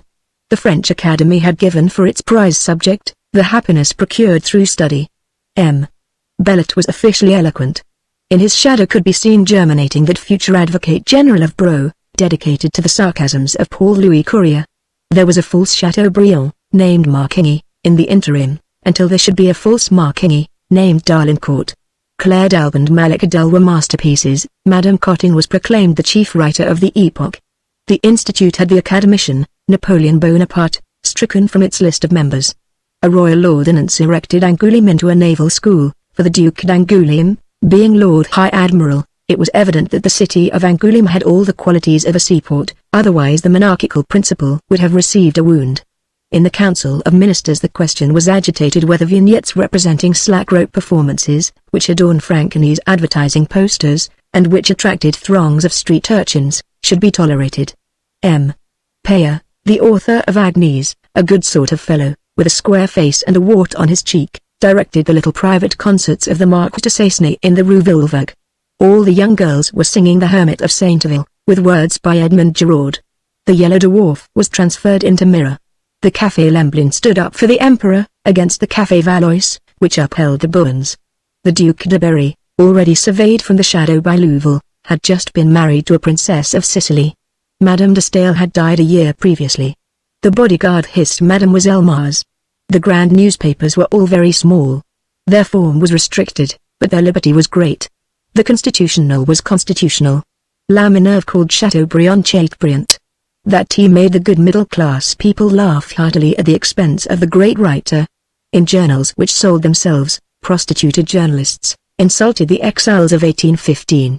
David had no longer any talent, Arnault had no longer any wit, Carnot was no longer honest, Soult had won no battles. It is true that Napoleon had no longer any genius. No one is ignorant of the fact that letters sent to an exile by post very rarely reached him, as the police made it their religious duty to intercept them. This is no new fact. Descartes complained of it in his exile. Now David, having, in a Belgian publication, shown some displeasure at not receiving letters which had been written to him, it struck the royalist journals as amusing, and they derided the prescribed man well on this occasion. What separated two men more than an abyss was to say, the regicides, or to say the voters, to say the enemies, or to say the allies, to say Napoleon, or to say Bonaparte. All sensible people were agreed that the era of revolution had been closed forever by King Louis XVIII, surnamed the immortal author of the Charter. On the platform of the Pont Neuf, the word Redivivus was carved on the pedestal that awaited the statue of Henry IV. M. Piat, in the Rue Threes, No. 4, was making the rough draft of his Privy Assembly to consolidate the monarchy. The leaders of the right said at grave conjunctures, "We must write to Becket." Canuel, O'Mahony, and de Chapdelaine were preparing the sketch, to some extent with Monsieur's approval, of what was to become later on the conspiracy of the Bordel of the waterside. L'Épingle-Noire was already plotting in his own quarter. De Laverie was conferring with Trogoff. M. Decazes, who was liberal to a degree, reigned. Chateaubriand stood every morning at his window at No. 27 Rue Saint-Dominique, clad in footed trousers, and slippers, with a Madras kerchief knotted over his grey hair, with his eyes fixed on a mirror, a complete set of dentist's instruments spread out before him, cleaning his teeth, which were charming, while he dictated the monarchy according to the charter to M. Pilorge, his secretary. Criticism, assuming an authoritative tone, preferred Lefant to Talma. M. de Felletes signed himself A. M. Hoffman signed himself Z. Charles Nodier wrote 3 Orbit. Divorce was abolished. Lyceums called themselves colleges. The collegians, decorated on the collar with a golden fleur-de-lis, fought each other apropos of the King of Rome. The counter-police of the chateau had denounced to Her Royal Highness Madame, the portrait, everywhere exhibited, of M. the Duc d'Orléans, who made a better appearance in his uniform of a Colonel-General of Hussars than M. the Duc de Berry, in his uniform of Colonel-General of Dragoons, a serious inconvenience. The city of Paris was having the dome of the Invalides regilded at its own expense. Serious men asked themselves what M. de Trinquelague would do on such or such an occasion. M. Clausel de Montals differed on divers points from M. Clausel d'Exigues, M. de Salaberry was not satisfied. The comedian Picard, who belonged to the Academy, which the comedian Molière had not been able to do, had the two Philibert played at the Odeon, upon whose pediment the removal of the letters still allowed Theatre of the Empress to be plainly read. People took part for or against Cugnet de Montaulet. Fabia was factious, Bave was revolutionary. The liberal, Pélissier, published an edition of Voltaire, with the following title, Works of Voltaire, of the French Academy. That will attract purchasers, said the ingenious editor. The general opinion was that M. Charles Loyson would be the genius of the century. Envy was beginning to gnaw at him a sign of glory, and this verse was composed on him: Even when Loyson steals, one feels that he has pause. As Cardinal Fesch refused to resign, M. de Pins, Archbishop of Amacy, administered the Diocese of Lyon. The quarrel over the Valley of Dappes was begun between Switzerland and France by a memoir from Captain, afterwards General Duffer. Saint Simon, ignored, was erecting his sublime dream. There was a celebrated Fourier at the Academy of Science, whom posterity has forgotten, and in some garret an obscure Fourier, whom the future will recall. Lord Byron was beginning to make his mark. A note to a poem by Melville introduced him to France in these terms: a certain Lord Baron. David Danglars was trying to work in marble. The Abbé Caron was speaking, in terms of praise, to a private gathering of seminarists in the blind alley of Philantines, of an unknown priest, named Felicite Robert, who, at a latter date, became Lamennais. A thing which smoked and clattered on the Seine with the noise of a swimming dog went and came beneath the windows of the Tuileries, from the Pont Royal to the Pont Louis XV. It was a piece of mechanism which was not good for much, a sort of plaything, the idle dream of a dream-ridden inventor, an utopia, a steamboat. The Parisians stared indifferently at this useless thing. M. de Vaublanc, the reformer of the Institute by a coup d'état, the distinguished author of numerous academicians, ordinances, and batches of members, after having created them, could not succeed in becoming one himself. The Faubourg Saint-Germain and the Pavilion de Marsan wished to have M. de Lave for prefect of police, on account of his piety. Dupuytren and Récamier entered into a quarrel in the amphitheatre of the School of Medicine, and threatened each other with their fists on the subject of the divinity of Jesus Christ. Cuvier, with one eye on Genesis and the other on nature, tried to please bigoted reaction by reconciling fossils with texts and by making mastodons flatter Moses. M. François de Neufchâteau, the praiseworthy cultivator of the memory of Parmentier, made 1,000 efforts to have pomme de terre, potato, pronounced Parmentier, and succeeded therein not at all. The Abbé Grégoire, ex-bishop, ex-conventionary, ex-senator, had passed, in the royalist polemics, to the state of infamous Grégoire. The locution of which we have made use passed to the state of has been condemned as a neologism by M. Roy Collard. Under the third arch of the Pont de Jena, the new stone with which, the 2 years previously, the mining aperture made by Blücher to blow up the bridge had been stopped up, was still recognizable on account of its whiteness. Justice summoned to its bar a man who, on seeing the Comte d'Artois enter Notre Dame, had said aloud, "Sapristi! I regret the time when I saw Bonaparte and Talma enter the Belle Sauvage, arm in arm." A seditious utterance. 6 months in prison. Traitors showed themselves unbuttoned. Men who had gone over to the enemy on the eve of battle made no secret of their recompense, and strutted immodestly in the light of day, in the cynicism of riches and dignities. Deserters from Ligny and Quatre-Bras, in the brazenness of their well-paid turpitude, exhibited their devotion to the monarchy in the most barefaced manner. This is what floats up confusedly, pell-mell, for the year 1817, and is now forgotten.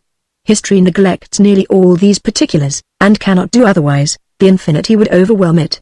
Nevertheless, these details, which are wrongly called trivial, there are no trivial facts in humanity, nor little leaves in vegetation, are useful. It is of the physiognomy of the years that the physiognomy of the centuries is composed. In this year of 1817 4 young Parisians arranged a fine farce, chapter 2 a double quartet. These Parisians came, one from Toulouse, another from Limoges, the third from Cahors, and the fourth from Montauban, but they were students, and when one says student, one says Parisian. To study in Paris is to be born in Paris. These young men were insignificant. Everyone has seen such faces, 4 specimens of humanity taken at random, neither good nor bad, neither wise nor ignorant, neither geniuses nor fools, handsome, with that charming April which is called 20 years. They were 4 Oscars, for, at that epoch, Arthurs did not yet exist. "Burn for him the perfumes of Araby!" exclaimed Romance. Oscar advances. "Oscar, I shall behold him." People had just emerged from Ossian, Elegance was Scandinavian and Caledonian, the pure English style was only to prevail later, and the first of the others, Wellington, had but just won the Battle of Waterloo. These Oscars bore the names, one of Felix Tholomyès, of Toulouse, the second, Listelier, of Cahors, the next, Famille, of Limoges, the last, Black Evil, of Montauban. Naturally, each of them had his mistress. Black Evil loved Favourite, so named because she had been in England. Listelier adored Dahlia, who had taken for her nickname the name of a flower. Famille idolized Zéphine, an abridgment of Josephine. Tholomyès had Fantine, called the Blonde, because of her beautiful, sunny hair. Favourite, Dahlia, Zéphine, and Fantine were four ravishing young women, perfumed and radiant, still a little like working women, and not yet entirely divorced from their needles, somewhat disturbed by intrigues, but still retaining on their faces something of the serenity of toil, and in their souls that flower of honesty which survives the first fall in woman. One of the four was called the young, because she was the youngest of them, and one was called the old. The old one was 23. Not to conceal anything, the three first were more experienced, more heedless, and more emancipated into the tumult of life than Fantine the blonde, who was still in her first illusions. Dahlia, Zéphine, and especially Favourite, could not have said as much.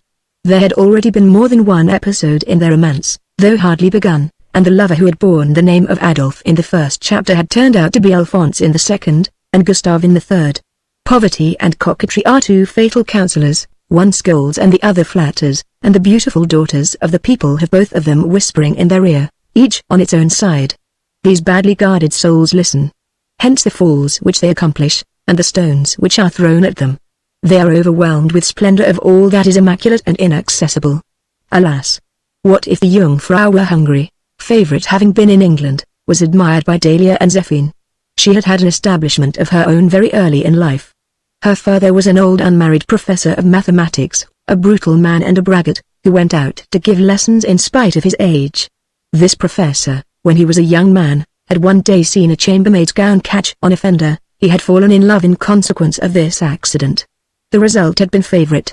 She met her father from time to time, and he bowed to her. One morning an old woman with the air of a devotee, had entered her apartments, and had said to her, "You do not know me, mademoiselle?" "No. I am your mother."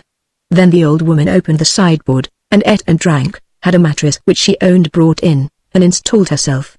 This cross and pious old mother never spoke to Favourite, remained hours without uttering a word, breakfasted, dined, and supped for four, and went down to the porter's quarters for company, where she spoke ill of her daughter. It was having rosy nails that were too pretty which had drawn Dahlia to Listelier, to others perhaps, to idleness. How could she make such nails work? She who wishes to remain virtuous must not have pity on her hands. As for Zéphine, she had conquered Famille by her roguish and caressing little way of saying yes, sir. The young men were comrades, the young girls were friends. Such loves are always accompanied by such friendships. Goodness and philosophy are two distinct things. The proof of this is that, after making all due allowances for these little irregular households, Favourite, Zéphine, and Dahlia were philosophical young women, while Fantine was a good girl. Good. Someone will exclaim, and Tholomyès? Solomon would reply that love forms a part of wisdom. We will confine ourselves to saying that the love of Fantine was a first love, a soul love, a faithful love. She alone, of all the four, was not called thou by a single one of them. Fantine was one of those beings who blossom, so to speak, from the dregs of the people. Though she had emerged from the most unfathomable depths of social shadow, she bore on her brow the sign of the anonymous and the unknown. She was born at M. Zur M. Of what parents? Who can say? She had never known father or mother. She was called Fantine. Why Fantine? She had never borne any other name. At the epoch of her birth the directory still existed.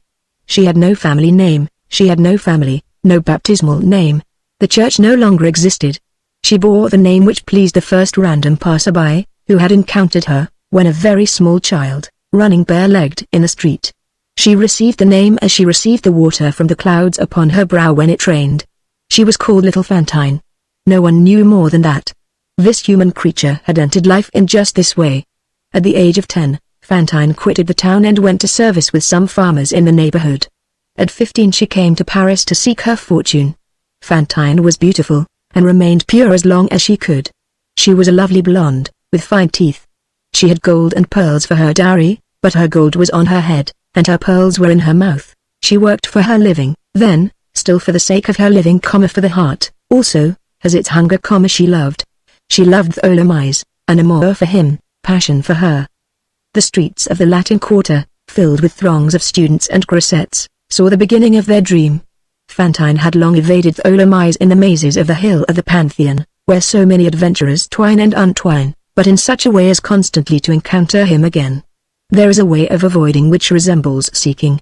In short, the eclogue took place. Black Evil, Listelia, and Famila formed a sort of group of which the Olomise was the head.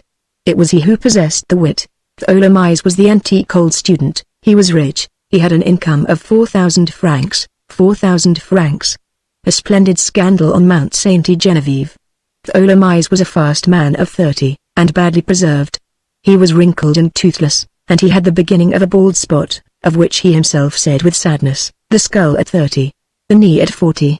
His digestion was mediocre, and he had been attacked by a watering in one eye. But in proportion as his youth disappeared, gaiety was kindled. He replaced his teeth with buffooneries, his hair with mirth, his health with irony. His weeping eye laughed incessantly. He was dilapidated but still in flower.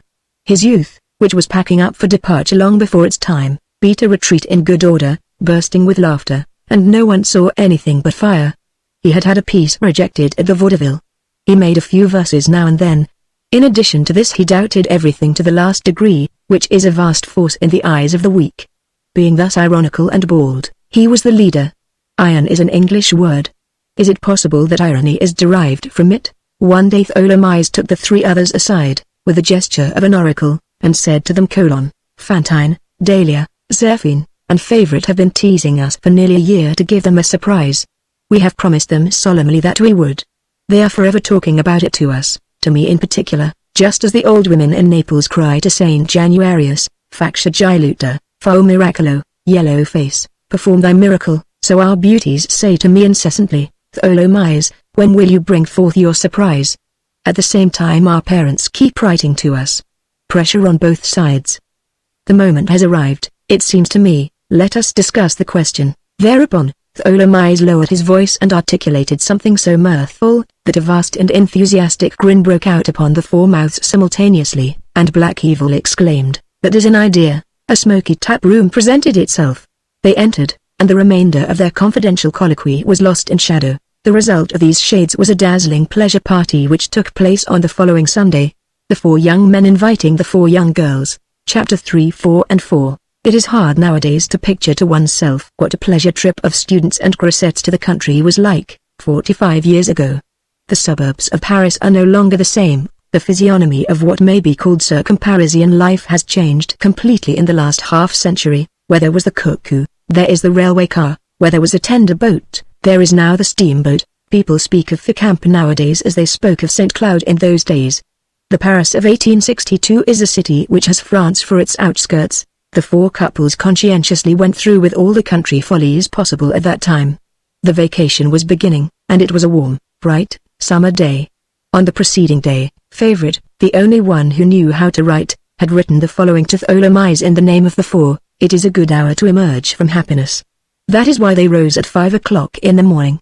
Then they went to St. Cloud by the coach, looked at the dry cascade and exclaimed, "This must be very beautiful when there is water." They breakfasted at the Tétanois, where Castaing had not yet been. They treated themselves to a game of rink-throwing under the quincunx of trees of the Grand Fountain. They ascended Diogenes' lantern. They gambled for macaroons at the roulette establishment of the Pont de Sèvres, picked bouquets at Putx, bought reed pipes at Nilly, ate apple tarts everywhere, and were perfectly happy. The young girls rustled and chatted like warblers escaped from their cage. It was a perfect delirium. From time to time they bestowed little taps on the young men. Matutinal intoxication of life. Adorable years.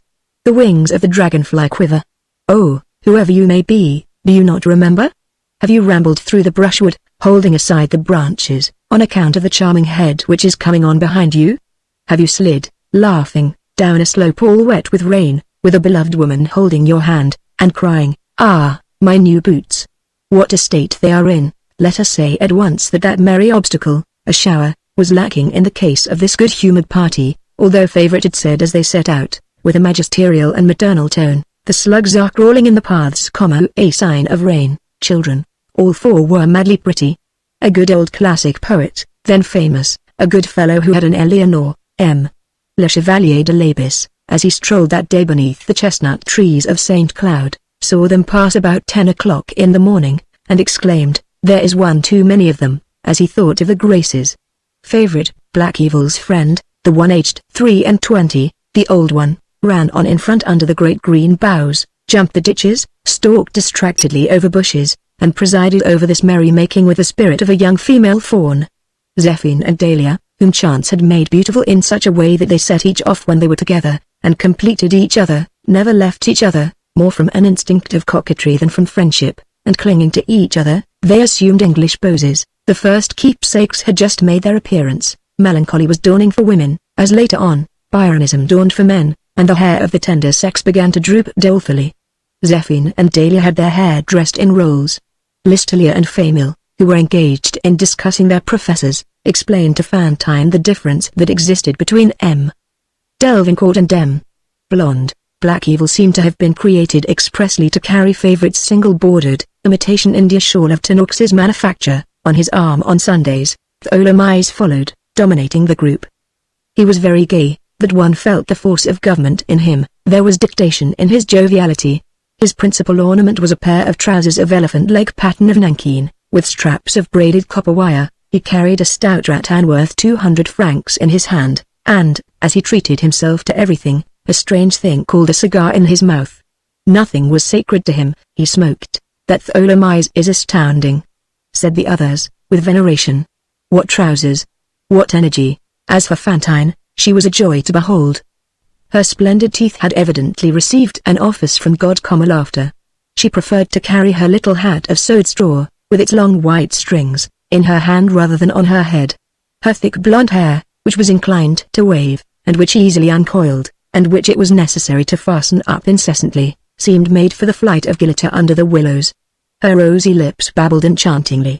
The corners of her mouth, voluptuously turned up, as in the antique masks of Aragon, had an air of encouraging the audacious, but her long, shadowy lashes drooped discreetly over the jollity of the lower part of the face as though to call a halt.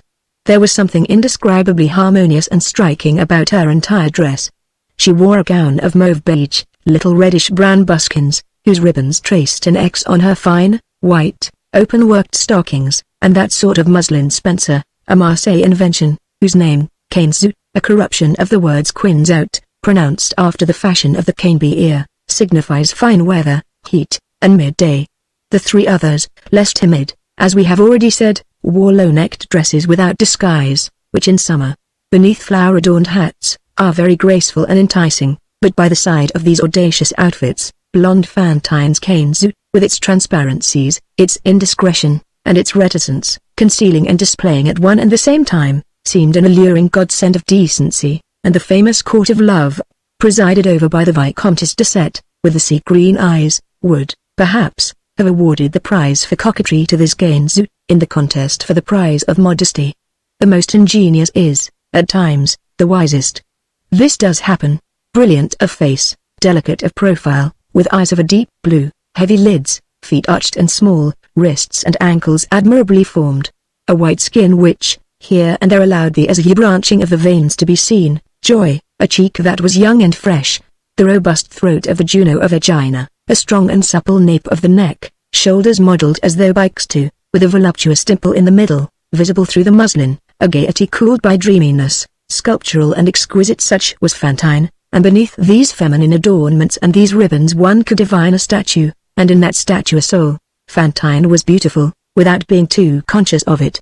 Those red dreamers, mysterious priests of the beautiful who silently confront everything with perfection, would have caught a glimpse in this little working woman, through the transparency of her Parisian grace, of the ancient sacred euphony. This daughter of the shadows was thoroughbred. She was beautiful in the two ways style and rhythm. Style is the form of the ideal, rhythm is its movement. We have said that Fantine was joy, she was also modesty. To an observer who studied her attentively, that which breathed from her athwart all the intoxication of her age, the season, and her love affair, was an invincible expression of reserve and modesty. She remained a little astonished. This chaste astonishment is the shade of difference which separates Psyche from Venus. Fantine had the long, white, fine fingers of the Vestal Virgin who stirs the ashes of the sacred fire with a golden pin. Although she would have refused nothing to Tholomyès, as we shall have more than ample opportunity to see, her face in repose was supremely virginal. A sort of serious and almost austere dignity suddenly overwhelmed her at certain times, and there was nothing more singular and disturbing than to see gaiety become so suddenly extinct there, and meditation succeed to cheerfulness without any transition state. This sudden and sometimes severely accentuated gravity resembled the disdain of a goddess. Her brow, her nose, her chin, presented that equilibrium of outline which is quite distinct from equilibrium of proportion, and from which harmony of countenance results. In the very characteristic interval which separates the base of the nose from the upper lip, she had that imperceptible and charming fold, a mysterious sign of chastity, which makes Barberousse fall in love with a Diana found in the treasures of Iconia. Love is a fault, so be it. Fantine was innocence floating high over fault. Chapter 4. Tholomyès is so merry that he sings a Spanish ditty. The day was composed of dawn, from one end to the other. All nature seemed to be having a holiday, and to be laughing. The flower-beds of St. Cloud perfumed the air, the breath of the Seine rustled the leaves vaguely, the branches gesticulated in the wind, bees pillaged the jasmines, a whole bohemia of butterflies swooped down upon the yarrow, the clover, and the sterile oats. In the august park of the King of France there was a pack of vagabonds, the birds, the four merry couples, mingled with the sun, the fields, the flowers, the trees, were resplendent. And in this community of paradise, talking, singing, running, dancing, chasing butterflies, plucking convolvulus, wetting their pink, open-work stockings in the tall grass, fresh, wild, without malice, all received, to some extent, the kisses of all, with the exception of Fantine, who was hedged about with that vague resistance of hers composed of dreaminess and wildness, and who was in love. "You always have a queer look about you," said Favorite to her. "Such things are joys." These passages of happy couples are a profound appeal to life and nature, and make a caress and light spring forth from everything. There was once a fairy who created the fields and forests expressly for those in love, in that eternal hedge school of lovers, which is forever beginning anew, and which will last as long as there are hedges and scholars. Hence the popularity of spring among thinkers. The patrician and the knife grinder, the duke and the peer, the limb of the law, the courtiers and townspeople, as they used to say in olden times, all are subjects of this fairy. They laugh and hunt, and there is in the air the brilliance of an apotheosis. What a transfiguration effected by love! Notaries' clerks are gods. And the little cries, the pursuits through the grass, the wastes embraced on the fly, those jargons which are melodies, those adorations which burst forth in the manner of pronouncing a syllable, those cherries torn from one mouth by another, all this blazes forth and takes its place among the celestial glories. Beautiful women waste themselves sweetly. They think that this will never come to an end. Philosophers, poets, painters, observe these ecstasies and know not what to make of it, so greatly are they dazzled by it. "The departure for Cythera!"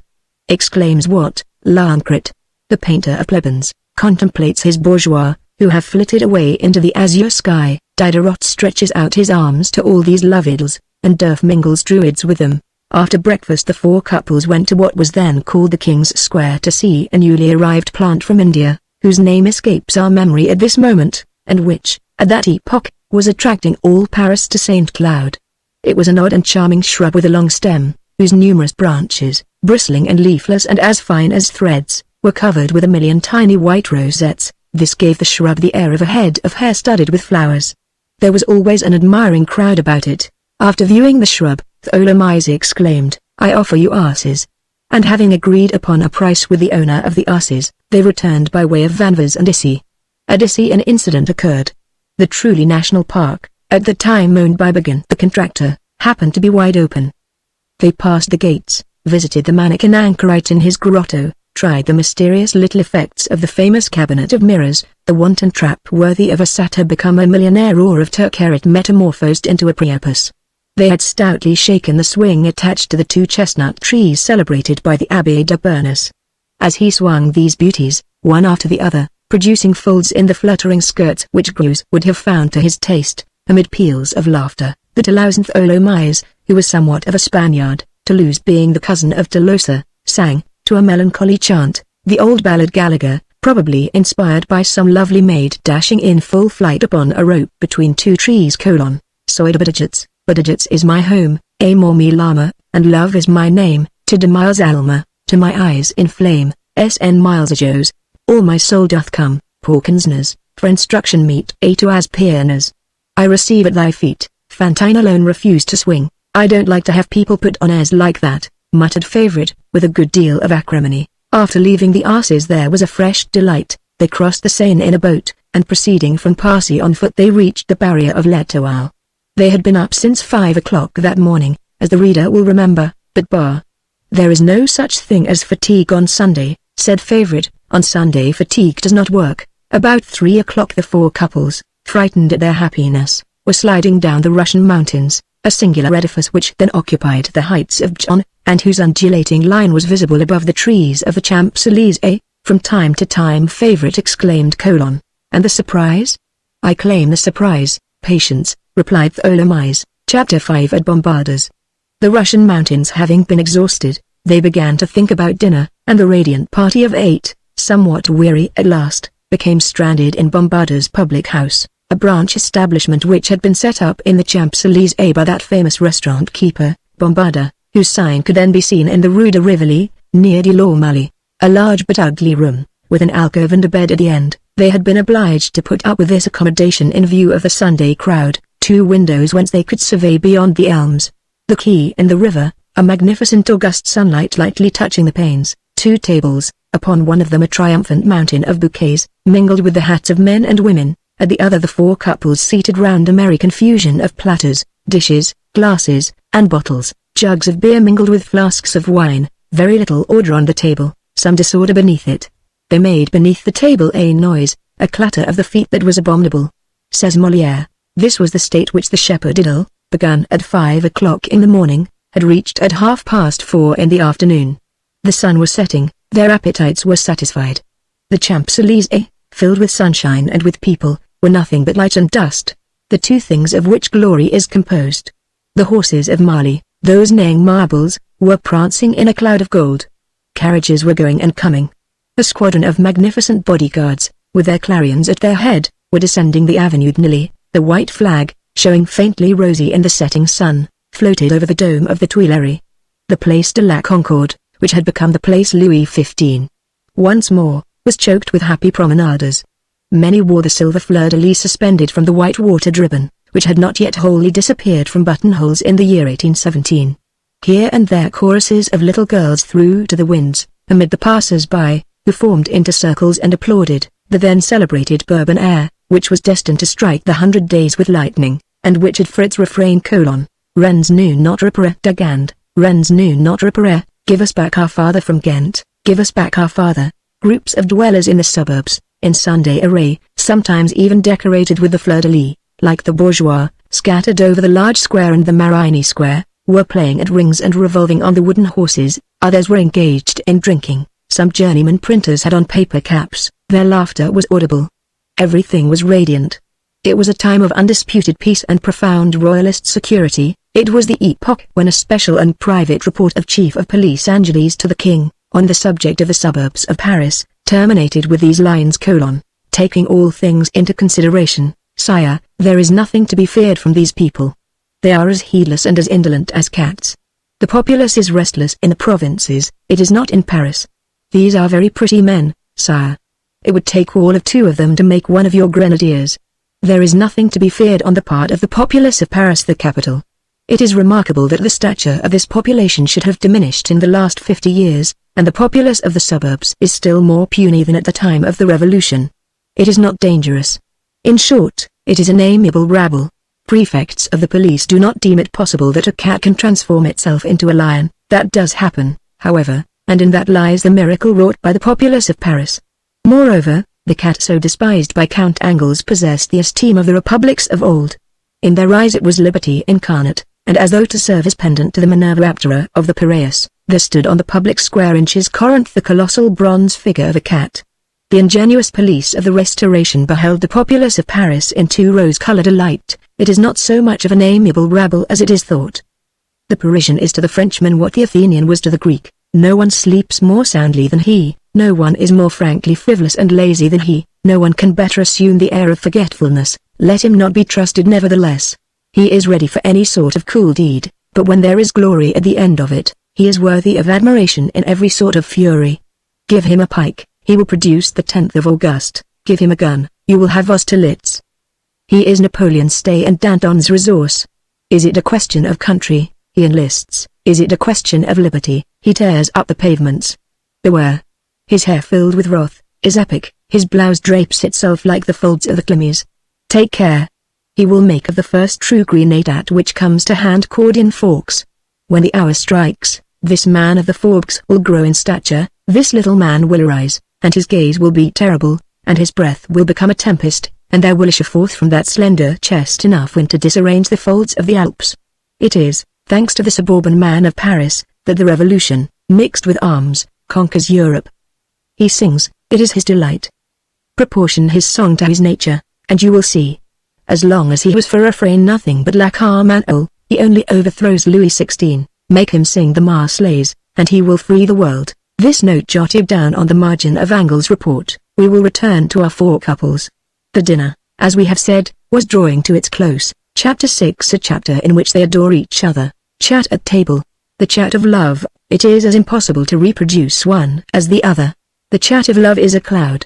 The chat at table is smoke. Famel and Dahlia were humming. Tholomyès was drinking. Zéphine was laughing, Fantine smiling, Listelia blowing a wooden trumpet which he had purchased at St. Cloud. Favorite gazed tenderly at Black Evil and said: Black Evil, I adore you. This called forth a question from Black Evil: What would you do, Favorite, if I were to cease to love you? I. Cried Favorite. Ah. Do not say that even in jest.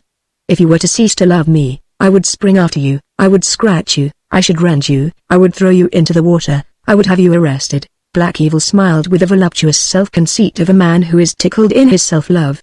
Favorite resumed: Yes, I would scream to the police. Ah. I should not restrain myself, not at all. Rebel. Black Evil threw himself back in his chair, in an ecstasy, and closed both eyes proudly. Dahlia, as she ate, said in a low voice to Favorite, amid the uproar: So you really idolize him deeply, that Black Evil of yours? I detest him, replied Favorite in the same tone, seizing her fork again. He is avaricious. I love the little fellow opposite me in my house. He is very nice, that young man. Do you know him? One can see that he is an actor by profession. I love actors. As soon as he comes in, his mother says to him: Ah, mon Dieu. My peace of mind is gone. There he goes with his shouting. But, my dear, you are splitting my head. So he goes up to rat-ridden garrets, to black holes, as high as he can mount. And there he sets to singing, declaiming, how do I know what? So that he can be heard downstairs. He earns 20 sous a day at an attorney's by penning quibbles. He is the son of a former precentor of Saint Jacques du Haut-Pas. Ah. He is very nice. He idolizes me so, that one day when he saw me making batter for some pancakes, he said to me, Mademoiselle, make your gloves into fritters, and I will eat them. It is only artists who can say such things as that. Ah. He is very nice. I'm in a fair way to go out of my head over that little fellow. Never mind, I tell Black Evil that I adore him. How I lie. Hey. How I do lie. Favorite paused, and then went on: I am sad, you see, Dahlia. It has done nothing but rain all summer. The wind irritates me. The wind does not abate. Black Evil is very stingy, there are hardly any green peas in the market, one does not know what to eat. I have the spleen, as the English say, butter is so dear. And then you see it is horrible, here we are dining in a room with a bed in it, and that disgusts me with life. Chapter 7, The Wisdom of Tholomyès. In the meantime, while some sang, the rest talked together tumultuously all at once. It was no longer anything but noise. Tholomyès intervened. Let us not talk at random nor too fast, he exclaimed. Let us reflect, if we wish to be brilliant. Too much improvisation empties the mind in a stupid way. Running beer gathers no froth. No haste, gentlemen. Let us mingle majesty with the feast. Let us eat with meditation, let us make haste slowly. Let us not hurry. Consider the springtime, if it makes haste, it is done for, that is to say, it gets frozen. Excess of zeal ruins peach trees and apricot trees. Excess of zeal kills the grace and the mirth of good dinners. No zeal, gentlemen. Grimaud de la Reynière agrees with Talleyrand. A hollow sound of rebellion rumbled through the group. Leave us in peace, Tholomyès, said Black Evil. Down with the tyrant. Said Famil, Bombarda, Bombance, and Bambochel. Cried Listelia, Sunday exists, resumed Famil. We are sober, added Listelia. Tholomyes, remarked Black Evil, contemplate my calmness, man calm. You are the Marquis of that, retorted Tholomyes. This mediocre play upon words produced the effect of a stone in a pool. The Marquis de Montcalm was at that time a celebrated royalist. All the frogs held their peace. Friends, cried Tholomyes, with the accent of a man who had recovered his empire, come to yourselves. This pun which has fallen from the skies must not be received with too much stupor. Everything which falls in that way is not necessarily worthy of enthusiasm and respect. The pun is the dung of the mind which soars. The jest falls, no matter where, and the mind after producing a piece of stupidity plunges into the azure depths. A whitish speck flattened against the rock does not prevent the condor from soaring aloft. Far be it from me to insult the pun. I honor it in proportion to its merits, nothing more. All the most august, the most sublime, the most charming of humanity, and perhaps outside of humanity, have made puns. Jesus Christ made a pun on Saint Peter, Moses on Isaac, Aeschylus on Polynices, Cleopatra on Octavius. And observe that Cleopatra's pun preceded the Battle of Actium, and that had it not been for it, no one would have remembered the city of Taurine, a Greek name which signifies a ladle. That once conceded, I return to my exhortation. I repeat, brothers, I repeat, no zeal, no hubbub, no excess, even in witticisms, gaiety, jollities, or plays on words. Listen to me. I have the prudence of Amphiaraus and the baldness of Caesar.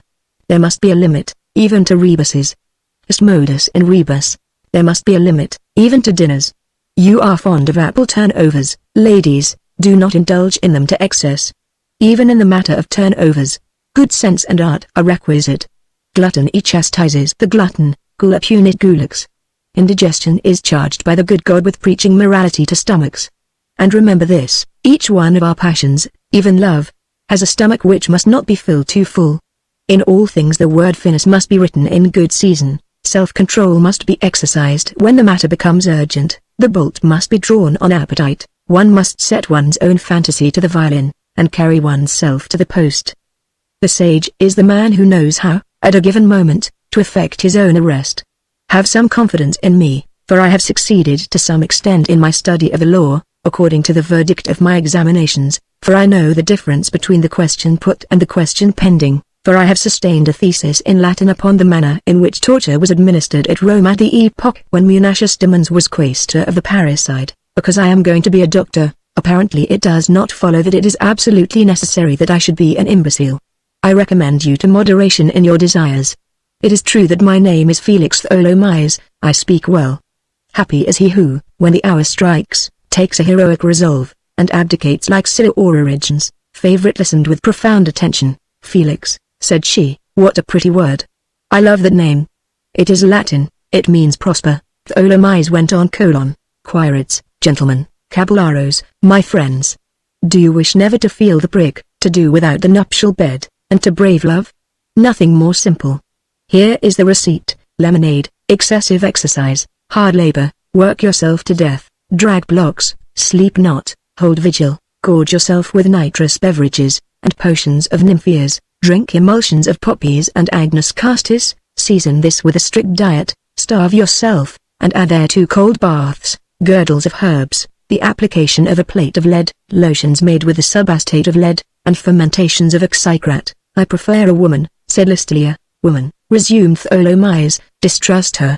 Woe to him who yields himself to the unstable heart of woman. Woman is perfidious and disingenuous. She detests the serpent from professional jealousy. The serpent is the shop over the way, Tholomyes. Cried Black Evil, you are drunk, pardy, said Tholomyes. Then be gay, resumed Black Evil. I agree to that, responded Tholomyes, and, refilling his glass, he rose. Glory to wine. Nunc, back, canam. Pardon me ladies, that is Spanish. And the proof of it, señoras, is this: like people, like cask. The Arrobe of Castile contains 16 litres, the Cantaro of Alicante, 12, the Armad of the Canaries, 25, the Cartin of the Balearic Isles, 26, the Boot of Tsar Peter, 30. Long live that Tsar who was great, and long live his boot, which was still greater. Ladies, take the advice of a friend, make a mistake in your neighbor if you see fit. The property of love is to err. A love affair is not made to crouch down and brutalize itself like an English serving maid who has calluses on her knees from scrubbing. It is not made for that. It errs gaily, our gentle love. It has been said, error is human. I say, error is love.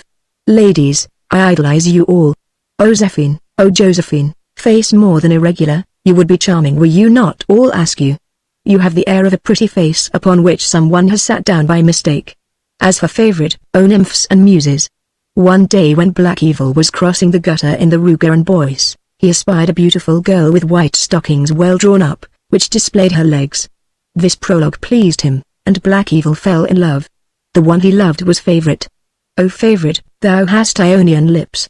There was a Greek painter named Euphorion, who was surnamed the painter of the lips. That Greek alone would have been worthy to paint thy mouth. Listen. Before thee, there was never a creature worthy of the name. Thou wert made to receive the apple like Venus, or to eat it like Eve. Beauty begins with thee. I have just referred to Eve, it is thou who hast created her. Thou deservest the letters patent of the beautiful woman. O Favorite, I cease to address you as thou, because I pass from poetry to prose. You were speaking of my name a little while ago. That touched me, but let us, whoever we may be, distrust names. They may delude us. I am called Felix, and I am not happy. Words are liars. Let us not blindly accept the indications which they afford us. It would be a mistake to write to Liege to, for corks, and to Pau for gloves. Miss Dahlia, were I in your place, I would call myself Rosa. A flower should smell sweet, and woman should have wit. I say nothing of Fantine, she is a dreamer, a musing, thoughtful, pensive person. She is a phantom possessed of the form of a nymph and the modesty of a nun, who has strayed into the life of a grisette, but who takes refuge in illusions, and who sings and prays and gazes into the azure without very well knowing what she sees or what she is doing, and who, with her eyes fixed on heaven, wanders in a garden where there are more birds than are in existence. O Fantine, know this, Tholomyès, I am all illusion, but she does not even hear me, that blonde maid of chimeras. As for the rest, everything about her is freshness, suavity, youth, sweet morning light. O Fantine, maid worthy of being called Marguerite or Pearl, you're a woman from the beauteous Orient. Ladies, a second piece of advice, do not marry. Marriage is a graft, it takes well or ill, avoid that risk. But bah! What am I saying? I am wasting my words. Girls are incurable on the subject of marriage, and all that we wise men can say will not prevent the waistcoat makers and the shoe stitchers from dreaming of husbands studded with diamonds. Well, so be it, but, my beauties, remember this. You eat too much sugar. You have but one fault, O woman, and that is nibbling sugar. O nibbling sex, your pretty little white teeth adore sugar. Now, heed me well, sugar is a salt. All salts are withering. Sugar is the most desiccating of all salts. It sucks the liquids of the blood through the veins, hence the coagulation, and then the solidification of the blood, hence tubercles in the lungs, hence death. That is why diabetes borders on consumption. Then, do not crunch sugar, and you will live. I turn to the men, gentlemen, make conquest, rob each other of your well-beloved without remorse. Chases across. In love there are no friends. Everywhere where there is a pretty woman hostility is open. No quarter, war to the death. A pretty woman is a casus belli, a pretty woman is flagrant misdemeanor. All the invasions of history have been determined by petticoats. Woman is man's right. Romulus carried off the Sabines, William carried off the Saxon women, Caesar carried off the Roman women. The man who is not loved soars like a vulture over the mistresses of other men, and for my own part, to all those unfortunate men who are widowers, I throw the sublime proclamation of Bonaparte to the army of Italy: soldiers, you are in need of everything. The enemy has it. Tholomyès paused. Take breath, Tholomyès, said Black Evil. At the same moment Black Evil, supported by Listelia and Famil, struck up to a plaintive air, one of those studio songs composed of the first words which come to hand, rhymed richly and not at all, as destitute of sense as the gesture of the tree and the sound of the wind, which have their birth in the vapor of pipes, and are dissipated and take their flight with them. This is the couplet by which the group replied to Tholomyès' harangue: The father turkey cocks so grave some money to an agent gave, that Master good Clermont might be made Pope on St. John's Day fair. But this good Clermont could not be made Pope, because no priest was he, and then their agent, whose wrath burned, with all their money back returned. This was not calculated to calm Tholomyès' improvisation. He emptied his glass, filled, refilled it, and began again: Down with wisdom. Forget all that I have said. Let us be neither prudes nor prudent men nor broodhoms. I propose a toast to mirth. Be merry. Let us complete our course of law by folly and eating. Indigestion and the digest. Let Justinian be the male, and feasting, the female. Joy in the depths. Live, O creation. The world is a great diamond. I am happy. The birds are astonishing. What a festival everywhere. The nightingale is a gratuitous alivio. Summer, I salute thee. O Luxembourg. O George X of the Rue Madame, and of the Allée de l'Observatoire.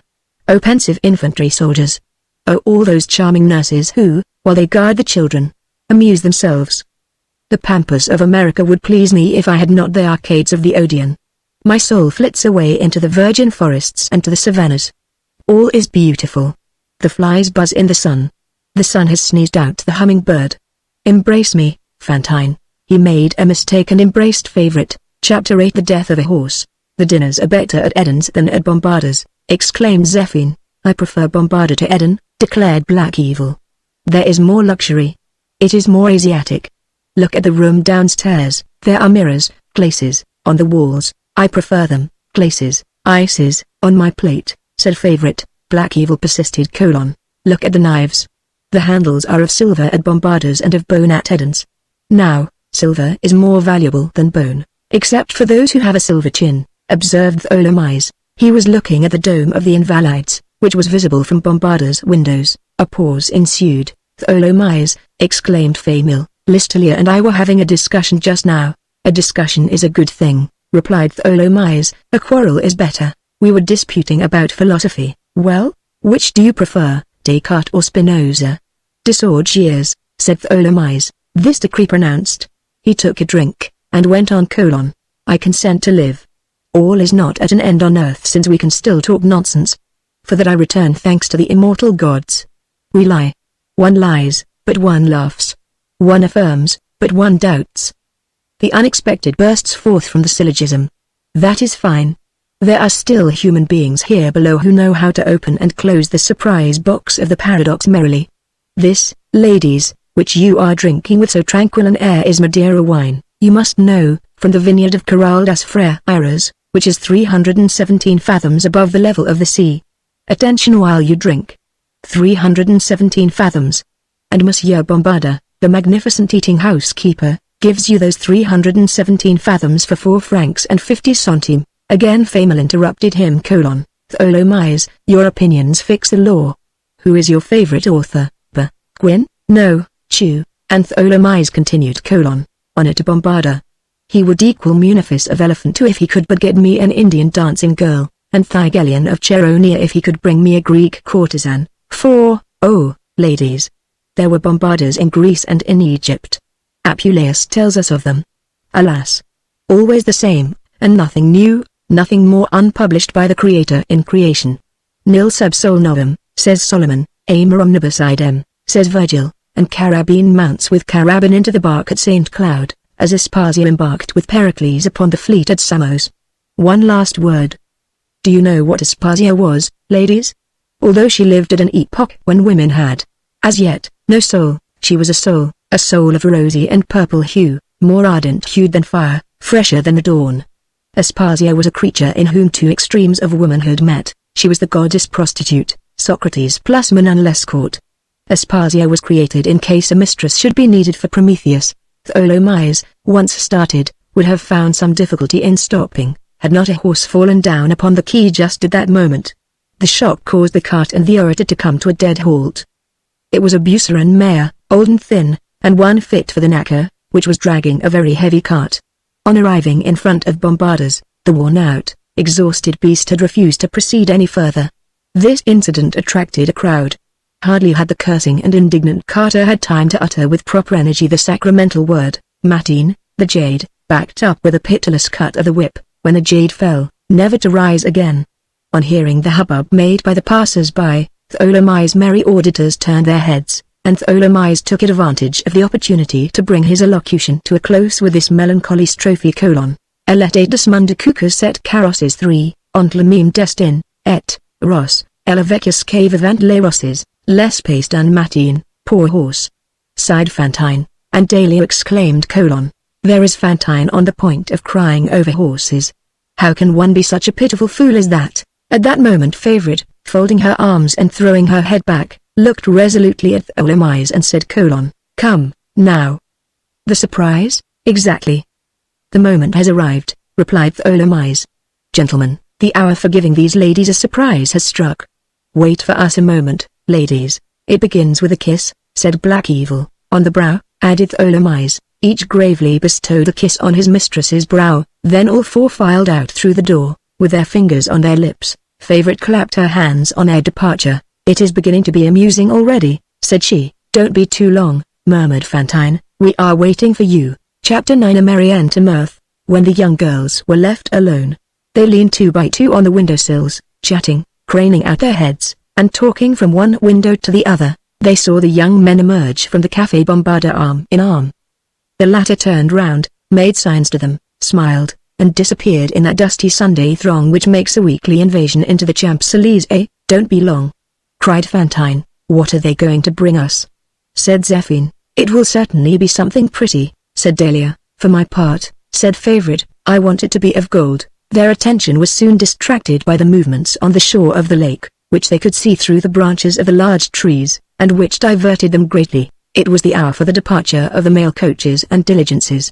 Nearly all the stage coaches for the south and west passed through the Champs-Élysées. The majority followed the quay and went through the Passy barrier. From moment to moment, some huge vehicle, painted yellow and black, heavily loaded, noisily harnessed, rendered shapeless by trunks, tarpaulins, and valises, full of heads which immediately disappeared, rushed through the crowd with all the sparks of a forge, with dust for smoke, and an air of fury, grinding the pavements, changing all the paving stones into steels. This uproar delighted the young girls. Favorite exclaimed: What a row! One would say that it was a pile of chains flying away. It chanced that one of these vehicles, which they could only see with difficulty through the thick elms, halted for a moment, then set out again at a gallop. This surprised Fantine. That's odd, said she. I thought the diligence never stopped. Favorite shrugged her shoulders. This Fantine is surprising. I am coming to take a look at her out of curiosity. She is dazzled by the simplest things. Suppose a case. I am a traveler, I say to the diligence, I will go on in advance, you shall pick me up on the quay as you pass. The diligence passes, sees me, halts, and takes me. That is done every day. You do not know life, my dear. In this manner a certain time elapsed. All at once Favorite made a movement, like a person who is just waking up. Well, said she, and the surprise? Yes, by the way, joined in Dahlia. The famous surprise? They are a very long time about it, said Fantine. As Fantine concluded this sigh, the waiter who had served them at dinner entered. He held in his hand something which resembled a letter. What is that? Demanded Favorite. The waiter replied: It is a paper that those gentlemen left for these ladies. Why did you not bring it at once? Because, said the waiter, the gentleman ordered me not to deliver it to the ladies for an hour. Favorite snatched the paper from the waiter's hand. It was, in fact, a letter. Stop, said she, there is no address, but this is what is written on it. This is the surprise. She tore the letter open hastily, opened it, and read. She knew how to read. Our beloved : You must know that we have parents. Parents, you do not know much about such things. They are called fathers and the mothers by the civil code, which is puerile and honest. Now, these parents groan. These old folks implore us, these good men and these good women call us prodigal sons, they desire our return, and offer to kill calves for us. Being virtuous, we obey them. At the hour when you read this, 5 fiery horses will be bearing us to our papas and mammas. We are pulling up our stakes, as Bossuet says. We are going, we are gone. We flee in the arms of Lafitte and on the wings of Caillard. The Toulouse diligence tears us from the abyss, and the abyss is you, oh our little beauties. We return to society, to duty, to respectability, at full trot, at the rate of 3 leagues an hour. It is necessary for the good of the country that we should be, like the rest of the world, prefects, fathers of families, rural police, and councillors of state. Venerate us. We are sacrificing ourselves. Mourn for us in haste, and replace us with speed. If this letter lacerates you, do the same by it. Adieu. For the space of nearly 2 years we have made you happy. We bear you no grudge for that. Signed, Black Evil. Famule. Listelia. Felix Tholomyes, postscriptum. The dinner is paid for. The four young women looked at each other. Favorite was the first to break the silence. Well, she exclaimed, it's a very pretty farce. All the same, it is very droll, said Zephine. That must have been Black Evil's idea, resumed Favorite. It makes me in love with him. No sooner is he gone than he is loved. This is an adventure, indeed. No, said Dahlia, it was one of Tholomyes' ideas. That is evident. In that case, retorted Favorite, death to Black Evil, and long live Tholomyes, long live Tholomyes, exclaimed Dahlia and Zephine, and they burst out laughing. Fantine laughed with the rest. An hour later, when she had returned to her room, she wept. It was her first love affair. As we have said, she had given herself to this Tholomyes as to a husband, and the poor girl had a child. Part 4. To confide is sometimes to deliver into a person's power. Chapter 1. One mother meets another mother. There was, at Montfermeil, near Paris, during the first quarter of this century, a sort of cookshop which no longer exists. This cookshop was kept by some people named Nadia, husband and wife. It was situated in Boulogne Lane. Over the door there was a board nailed flat against the wall. Upon this board was painted something which resembled a man carrying another man on his back, the latter wearing the big gilt epaulettes of a general, with large silver stars. Red spots represented blood. The rest of the picture consisted of smoke, and probably represented a battle. Below ran this inscription: at the sign of Sergeant of Waterloo, O Sergeant de Waterloo, nothing is more common than a cart or a truck at the door of a hostelry. Nevertheless, the vehicle, or, to speak more accurately, the fragment of a vehicle, which encumbered the street in front of the cookshop of the Sergeant of Waterloo, one evening in the spring of 1818, would certainly have attracted, by its mass, the attention of any painter who had passed that way. It was the forecarriage of one of those trucks which are used in wooded tracts of country, and which serve to transport thick planks and the trunks of trees. This forecarriage was composed of a massive iron axle tree with a pivot, into which was fitted a heavy shaft, and which was supported by two huge wheels. The whole thing was compact, overwhelming, and misshapen. It seemed like the gun carriage of an enormous cannon. The ruts of the road had bestowed on the wheels, the fellies, the hub, the axle, and the shaft, a layer of mud, a hideous yellowish daubing hue, tolerably like that with which people are fond of ornamenting cathedrals. The wood was disappearing under mud, and the iron beneath rust. Under the axle tree hung, like drapery, a huge chain, worthy of some Goliath of a convict. This chain suggested, not the beams, which it was its office to transport, but the mastodons and mammoths which it might have served to harness. It had the air of the galleys, but of cyclopean and superhuman galleys, and it seemed to have been detached from some monster.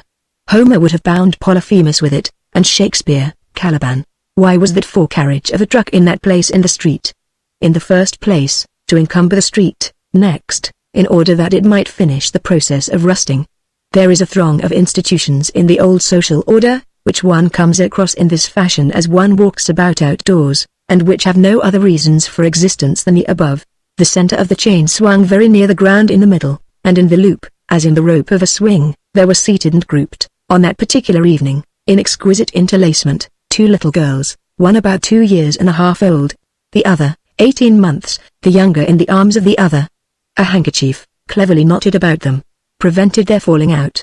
A mother had caught sight of that frightful chain, and had said, "Come, there's a plaything for my children." The two children, who were dressed prettily and with some elegance, were radiant with pleasure. One would have said that they were two roses amid old iron. Their eyes were a triumph, their fresh cheeks were full of laughter. One had chestnut hair, the other, brown. Their innocent faces were two delighted surprises. A blossoming shrub which grew near wafted to the passers-by perfumes which seemed to emanate from them. The child of 18 months displayed her pretty little bare stomach with the chaste indecency of childhood. Above and around these two delicate heads, all made of happiness and steeped in light, the gigantic forecarriage, black with rust, almost terrible, all entangled in curves and wild angles, rose in a vault, like the entrance of a cavern.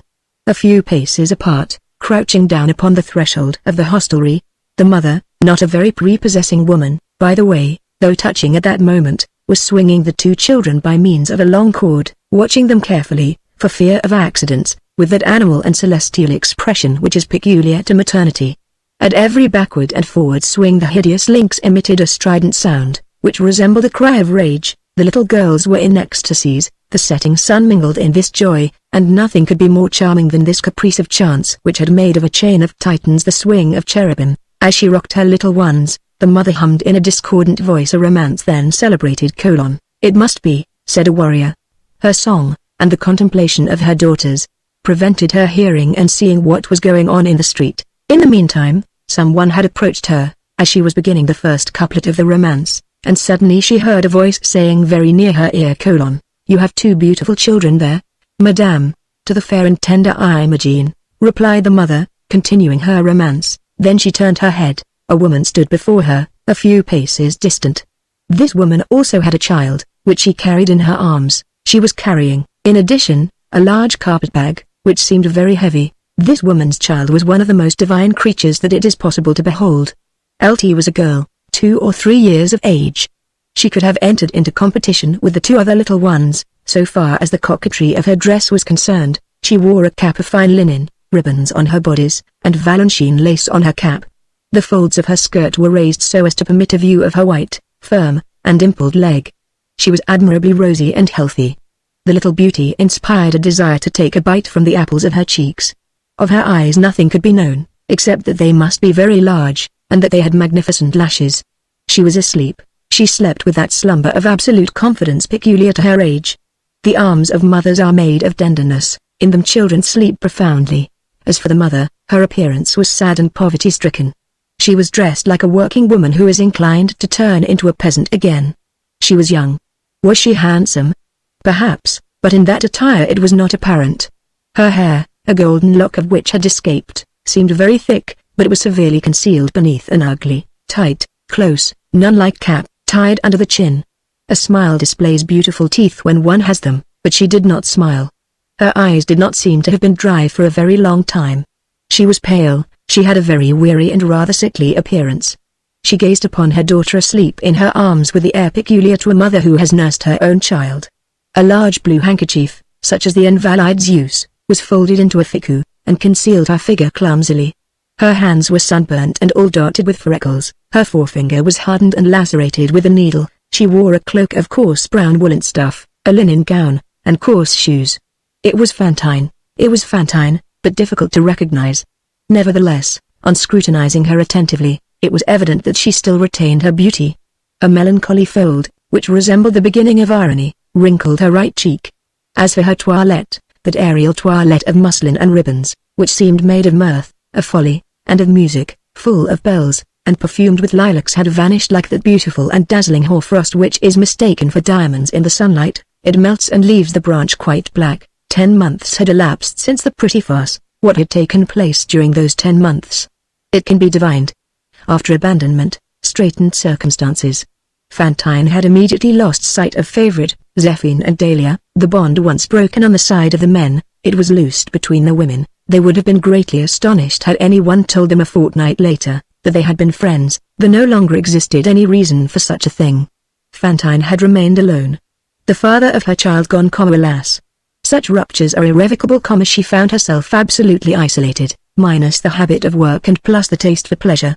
Drawn away by her liaison with Tholomyès to disdain the pretty trade which she knew, she had neglected to keep her market open. It was now closed to her. She had no resource. Fantine barely knew how to read, and did not know how to write. In her childhood she had only been taught to sign her name. She had a public letter writer indite an epistle to Tholomyès, then a second, then a third. Tholomyès replied to none of them. Fantine heard the gossips say, as they looked at her child, "Who takes those children seriously? One only shrugs one's shoulders over such children." Then she thought of Tholomyès, who had shrugged his shoulders over his child, and who did not take that innocent being seriously, and her heart grew gloomy toward that man. But what was she to do? She no longer knew to whom to apply. She had committed a fault, but the foundation of her nature, as will be remembered, was modesty and virtue. She was vaguely conscious that she was on the verge of falling into distress, and of gliding into a worse state. Courage was necessary. She possessed it, and held herself firm. The idea of returning to her native town of Zurem occurred to her. There, someone might possibly know her and give her work. Yes, but it would be necessary to conceal her fault. In a confused way she perceived the necessity of a separation which would be more painful than the first one. Her heart contracted, but she took her resolution. Fantine, as we shall see, had the fierce bravery of life. She had already valiantly renounced finery, had dressed herself in linen, and had put all her silks, all her ornaments, all her ribbons, and all her laces on her daughter, the only vanity which was left to her, and a holy one it was. She sold all that she had, which produced for her 200 francs. Her little debts paid, she had only about 80 francs left. At the age of 22, on a beautiful spring morning, she quitted Paris, bearing her child on her back. Anyone who had seen these two pass would have had pity on them. This woman had, in all the world, nothing but her child, and the child had, in all the world, no one but this woman. Fantine had nursed her child, and this had tired her chest, and she coughed a little. We shall have no further occasion to speak of M. Felix Tholomyès. Let us confine ourselves to saying, that, 20 years later, under King Louis Philippe, he was a great provincial lawyer, wealthy and influential, a wise elector, and a very severe juryman. He was still a man of pleasure. Towards the middle of the day, after having, from time to time, for the sake of resting herself, travelled, for 3 or 4 sous a league, in what was then known as the Petites Voitures des Environs de Paris, the little suburban coach service, Fantine found herself at Montfermeil, in the Allée Boulana. As she passed the Thénardier hostelry, the 2 little girls, blissful in the monster swing, had dazzled her in a manner, and she had halted in front of that vision of joy. Charms exist. These 2 little girls were a charm to this mother. She gazed at them in much emotion. The presence of angels is an announcement of paradise. She thought that, above this inn, she beheld the mysterious hair of Providence. These 2 little creatures were evidently happy. She gazed at them, she admired them, in such emotion that at the moment when their mother was recovering her breath between 2 couplets of her song, she could not refrain from addressing to her the remark which we have just read: "You have 2 pretty children, madame." The most ferocious creatures are disarmed by caresses bestowed on their young. The mother raised her head and thanked her, and bade the wayfarer sit down on the bench at the door, she herself being seated on the threshold. The 2 women began to chat. "My name is Madame Thénardier," said the mother of the 2 little girls. "We keep this inn." Then, her mind still running on her romance, she resumed humming between her teeth: "It must be so, I am a knight, and I am off to Palestine." This Madame Thénardier was a sandy-complexioned woman, thin and angular, the type of the soldier's wife in all its unpleasantness, and what was odd, with a languishing air, which she owed to her perusal of romances. She was a simpering, but masculine creature. Old romances produce that effect when rubbed against the imagination of cook-shop woman. She was still young, she was barely 30. If this crouching woman had stood upright, her lofty stature and her frame of a perambulating colossus suitable for fairs, might have frightened the traveller at the outset, troubled her confidence, and disturbed what caused what we have to relate to vanish. A person who is seated instead of standing erect, destinies hang upon such a thing as that. The traveller told her story, with slight modifications, that she was a working woman, that her husband was dead, that her work in Paris had failed her, and that she was on her way to seek it elsewhere, in her own native parts, that she had left Paris that morning on foot, that, as she was carrying her child, and felt fatigued, she had got into the Villemomble coach when she met it, that from Villemomble she had come to Montfermeil on foot, that the little one had walked a little, but not much, because she was so young, and that she had been obliged to take her up, and the jewel had fallen asleep. At this word she bestowed on her daughter a passionate kiss, which woke her. The child opened her eyes, great blue eyes like her mother's, and looked at what? Nothing, with that serious and sometimes severe air of little children, which is a mystery of their luminous innocence in the presence of our twilight of virtue. One would say that they feel themselves to be angels, and that they know us to be men. Then the child began to laugh, and although the mother held fast to her, she slipped to the ground with the unconquerable energy of a little being which wished to run. All at once she caught sight of the 2 others in the swing, stopped short, and put out her tongue, in sign of admiration. Mother Thénardier released her daughters, made them descend from the swing, and said: "Now amuse yourselves, all 3 of you." Children become acquainted quickly at that age, and at the expiration of a minute the little Thénardiers were playing with the newcomer at making holes in the ground, which was an immense pleasure. The newcomer was very gay. The goodness of the mother is written in the gaiety of the child. She had seized a scrap of wood which served her for a shovel, and energetically dug a cavity big enough for a fly. The grave digger's business becomes a subject for laughter when performed by a child. The 2 women pursued their chat. "What is your little one's name, Cosette?" "For Cosette, read Euphrasie." The child's name was Euphrasie. but out of Euphrasie the mother had made Cosette by that sweet and graceful instinct of mothers and of the populace which changes Josepha into Pepita, and Françoise into Celeste. It is a sort of derivative which disarranges and disconcerts the whole science of etymologists. We have known a grandmother who succeeded in turning Theodore into Nan. How old is she? She is going on 3, that is the age of my eldest. In the meantime, the 3 little girls were grouped in an attitude of profound anxiety and blissfulness. An event had happened, a big worm had emerged from the ground, and they were afraid, and they were in ecstasies over it. Their radiant brows touched each other. One would have said that there were 3 heads in one aureole. How easily children get acquainted at once! Exclaimed Mother Nadia. One would swear that they were 3 sisters. This remark was probably the spark which the other mother had been waiting for.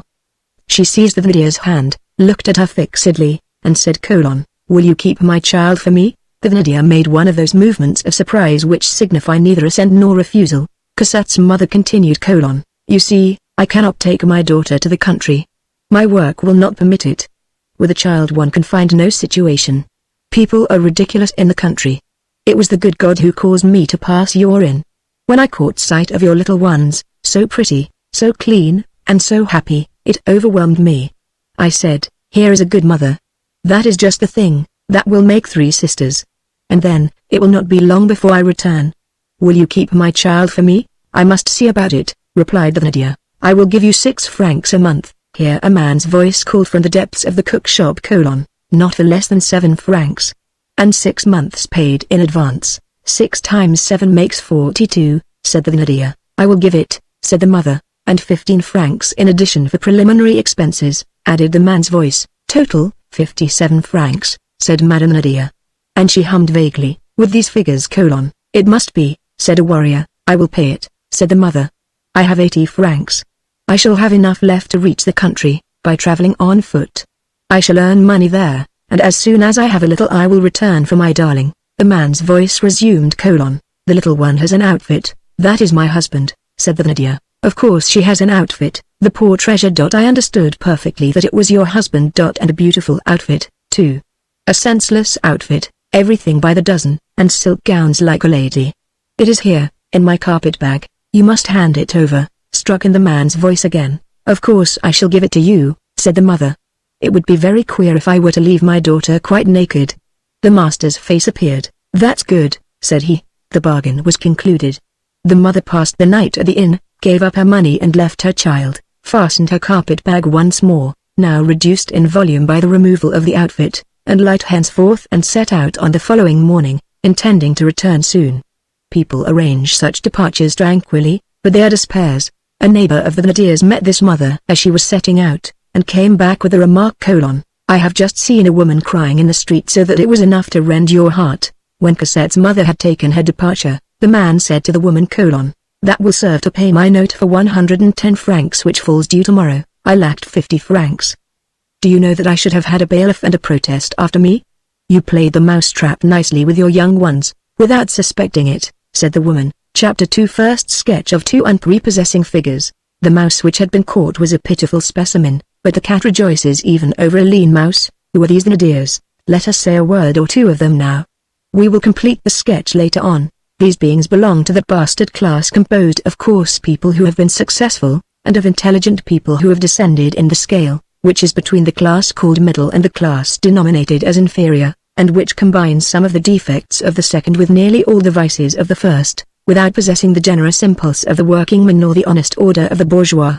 They were of those dwarfed natures which, if a dull fire chances to warm them up, easily become monstrous. There was in the woman a substratum of the brute, and in the man the material for a blackguard. Both were susceptible, in the highest degree, of the sort of hideous progress which is accomplished in the direction of evil.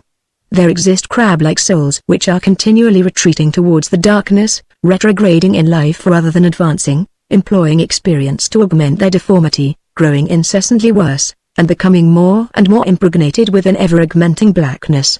This man and woman possessed such souls. The Nadia, in particular, was troublesome for a physiognomist. One can only look at some men to distrust them, for one feels that they are dark in both directions. They are uneasy in the rear and threatening in front. There is something of the unknown about them. One can no more answer for what they have done than for what they will do. The shadow which they bear in their glance denounces them. From merely hearing them utter a word or seeing them make a gesture, one obtains a glimpse of somber secrets in their past and of somber mysteries in their future. This Nadia, if he himself was to be believed, has been a soldier, a sergeant, he said. He had probably been through the campaign of 1815, and had even conducted himself with tolerable valor, it would seem. We shall see later on how much truth there was in this. The sign of his hostelry was in allusion to one of his feats of arms. He had painted it himself, for he knew how to do a little of everything, and badly. It was at the epoch when the ancient classical romance which, after having been clearly, was no longer anything but Lodoiska, still noble, but ever more and more vulgar, having fallen from Mademoiselle de Scudéry to Madame Bournamelin, and from Madame de Lafayette to Madame Barthélemy Hadot, was setting the loving hearts of the portresses of Paris aflame, and even ravaging the suburbs to some extent. Madame Nadia was just intelligent enough to read this sort of books. She lived on them. In them she drowned what brains she possessed. This had given her, when very young, and even a little later, a sort of pensive attitude towards her husband, a scamp of a certain depth, a ruffian lettered to the extent of the grammar, coarse and fine at one and the same time, but, so far as sentimentalism was concerned, given to the perusal of Pigault Lebrun, and in what concerns the sex, as he said in his jargon, a downright, unmitigated lout. His wife was 12 or 15 years younger than he was. Later on, when her hair, arranged in a romantically drooping fashion, began to grow grey, when the Magra began to be developed from the Pamela, the female Nadia was nothing but a coarse, vicious woman, who had dabbled in stupid romances. Now, one cannot read nonsense with impunity. The result was that her eldest daughter was named Eponine. As for the younger, the poor little thing came near being called Gulnare, I know not to what diversion, affected by a romance of Ducray Dumenil. She owed the fact that she merely bore the name of Azelma. However, we will remark by the way, everything was not ridiculous and superficial in that curious epoch to which we are alluding, and which may be designated as the anarchy of baptismal names. By the side of this romantic element which we have just indicated there is the social symptom. It is not rare for the Neatherd's boy nowadays to bear the name of Arthur, Alfred, or Alphonse, and for the Vicomte if there are still any Vicomtes to be called Thomas, Pierre, or Jacques. This displacement, which places the elegant name on the plebeian and the rustic name on the aristocrat, is nothing else than an eddy of equality. The irresistible penetration of the new inspiration is there as everywhere else. Beneath this apparent discord there is a great and a profound thing, the French Revolution. Chapter 3 The Lark. It is not all in all sufficient to be wicked in order to prosper. The cook shop was in a bad way. Thanks to the traveller's 57 francs, Nadia had been able to avoid a protest and to honor his signature. On the following month they were again in need of money. The woman took Cosette's outfit to Paris, and pawned it at the pawnbroker's for 60 francs. As soon as that sum was spent, the Thénardiers grew accustomed to look on the little girl merely as a child whom they were caring for out of charity, and they treated her accordingly. As she had no longer any clothes, they dressed her in the cast-off petticoats and chemises of the Thénardier brats, that is to say, in rags. They fed her on what all the rest had left, a little better than the dog, a little worse than the cat. Moreover, the cat and the dog were her habitual table companions. Cosette ate with them under the table, from a wooden bowl similar to theirs. The mother, who had established herself, as we shall see later on, at M. Zur M, wrote, or, more correctly, caused to be written, a letter every month, that she might have news of her child. The Thénardiers replied invariably, Cosette is doing wonderfully well. At the expiration of the first 6 months the mother sent 7 francs for the 7th month, and continued her remittances with tolerable regularity from month to month. The year was not completed when Nadia said, a fine favor she is doing us, in sooth. What does she expect us to do with her 7 francs? And he wrote to demand 12 francs. The mother, whom they had persuaded into the belief that her child was happy, and was coming on well, submitted, and forwarded the 12 francs. Certain natures cannot love on the one hand without hating on the other. Mother Nadia loved her 2 daughters passionately, which caused her to hate the stranger. It is sad to think that the love of a mother can possess villainous aspects. Little as was the space occupied by Cosette, it seemed to her as though it were taken from her own, and that little child diminished the air which her daughters breathed. This woman, like many women of her sort, had a load of caresses and a burden of blows and injuries to dispense each day. If she had not had Cosette, it is certain that her daughters, idolized as they were, would have received the whole of it. But the stranger did them the service to divert the blows to herself. Her daughters received nothing but caresses. Cosette could not make a motion which did not draw down upon her head a heavy shower of violent blows and unmerited chastisement. The sweet, feeble being, who should not have understood anything of this world or of God, incessantly punished, scolded, ill-used, beaten, and seeing beside her two little creatures like herself, who lived in a ray of dawn, Madame Nadia was vicious with Cosette. Eponine and Azelma were vicious. Children at that age are only copies of their mother. The size is smaller, that is all. A year passed, then another. People in the village said, "Those Nadirs are good people. They are not rich, and yet they are bringing up a poor child who was abandoned on their hands." They thought that Cosette's mother had forgotten her. In the meanwhile, the Nadia, having learned, it is impossible to say by what obscure means, that the child was probably a bastard, and that the mother could not acknowledge it, exacted 15 francs a month, saying that the creature was growing and eating, and threatening to send her away. "Let her not bother me," he exclaimed, "or I'll fire her brat right into the middle of her secrets. I must have an increase." The mother paid the 15 francs. From year to year the child grew, and so did her wretchedness. As long as Cosette was little, she was the scapegoat of the two other children. As soon as she began to develop a little, that is to say, before she was even 5 years old, she became the servant of the household. 5 years old. The reader will say, that is not probable. Alas! It is true. Social suffering begins at all ages. Have we not recently seen the trial of a man named Dumollard, an orphan turned bandit, who, from the age of 5, as the official documents state, being alone in the world, worked for his living and stole. Cosette was made to run on errands, to sweep the rooms, the courtyard, the street, to wash the dishes, to even carry burdens. The Nadirs considered themselves all the more authorized to behave in this manner, since the mother, who is still at M. sur M, has become irregular in her payments.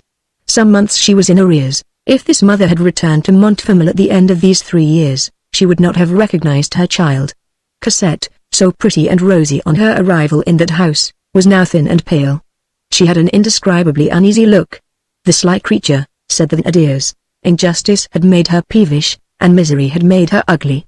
Nothing remained to her except her beautiful eyes, which inspired pain, because, large as they were, it seemed as though one beheld in them a still larger amount of sadness. It was a heartbreaking thing to see this poor child, not yet 6 years old, shivering in the winter in her old rags of linen, full of holes, sweeping the street before daylight, with an enormous broom in her tiny red hands, and a tear in her great eyes. She was called the lark in the neighborhood. The populace, who are fond of these figures of speech, had taken a fancy to bestow this name on this trembling, frightened, and shivering little creature, no bigger than a bird, who was awake every morning before anyone else in the house or the village, and was always in the street or the fields before daybreak. Only the little lark never sang. Part 5. The Descent, Chapter 1. The history of a progress in black glass trinkets, and in the meantime, what had become of that mother who, according to the people at Montfermeil, seemed to have abandoned her child. Where was she? What was she doing? After leaving her little Cosette with the Nadirs, she had continued her journey, and had reached M.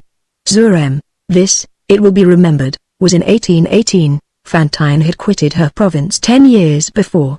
M. sur M. had changed its aspect. While Fantine had been slowly descending from wretchedness to wretchedness, her native town had prospered. About 2 years previously one of those industrial facts which are the grand events of small districts had taken place. This detail is important, and we regard it as useful to develop it at length. We should almost say, to underline it. From time immemorial, M. sur M. had had for its special industry the imitation of English jet in the black glass trinkets of Germany. This industry had always vegetated, on account of the high price of the raw material, which reacted on the manufacture. At the moment when Fantine returned to M. sur M, an unheard-of transformation had taken place in the production of black goods.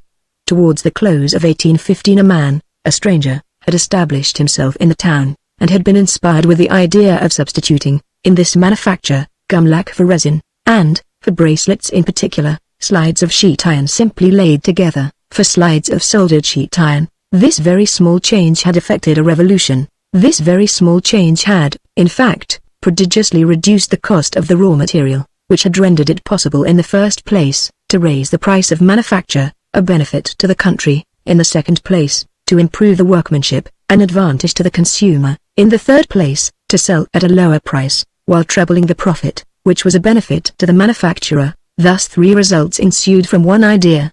In less than 3 years the inventor of this process has become rich, which is good, and had made everyone about him rich, which is better. He was a stranger in the department. Of his origin, nothing was known. Of the beginning of his career, very little. It was rumored that he had come to town with very little money, a few hundred francs at the most. It was from this slender capital, enlisted in the service of an ingenious idea, developed by method and thought, that he had drawn his own fortune, and the fortune of the whole countryside, on his arrival at M. Zurem.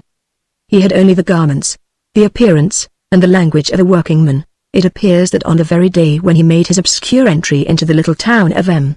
Zurem, just at nightfall, on a December evening, knapsack on back and thorn club in hand, a large fire had broken out in the town hall. This man had rushed into the flames and saved, at the risk of his own life, 2 children who belonged to the captain of the gendarmerie. This is why they had forgotten to ask him for his passport. Afterwards they had learned his name. He was called Father Madeleine. Chapter 2. Madeleine. He was a man about 50 years of age, who had a preoccupied air, and who was good. That was all that could be said about him. Thanks to the rapid progress of the industry which he had so admirably reconstructed, M. Zurem had become a rather important center of trade. Spain, which consumes a good deal of black jet, made enormous purchases there each year. M. Zurem almost rivaled London and Berlin in this branch of commerce. Father Madeleine's profits were such, that at the end of the second year he was able to erect a large factory, in which there were 2 vast workrooms, one for the men, and the other for women. Anyone who was hungry could present himself there, and was sure of finding employment and bread. Father Madeleine required of the men goodwill, of the women pure morals, and of all, probity. He had separated the workrooms in order to separate the sexes, and so that the women and girls might remain discreet. On this point he was inflexible. It was the only thing in which he was in a manner intolerant. He was all the more firmly set on this severity, since M.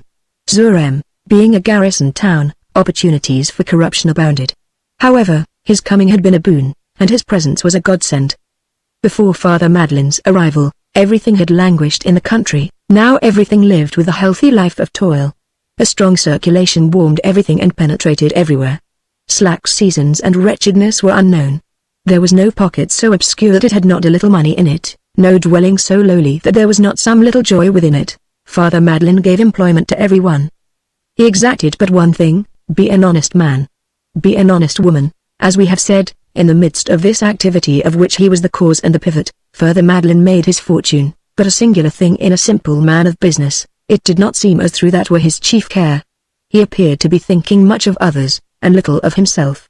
In 1820 he was known to have a sum of 630,000 francs lodged in his name with Laffitte, but before reserving these 630,000 francs, he had spent more than 1,000,000 for the town and its poor. The hospital was badly endowed. He founded 6 beds there. M. Zurem is divided into the upper and the lower town. The lower town, in which he lived, had but one school, a miserable hovel, which was falling to ruin. He constructed 2, one for girls, the other for boys. He allotted a salary from his own funds to the 2 instructors, a salary twice as large as their meager official salary, and one day he said to someone who expressed surprise, "The 2 prime functionaries of the state are the nurse and the schoolmaster."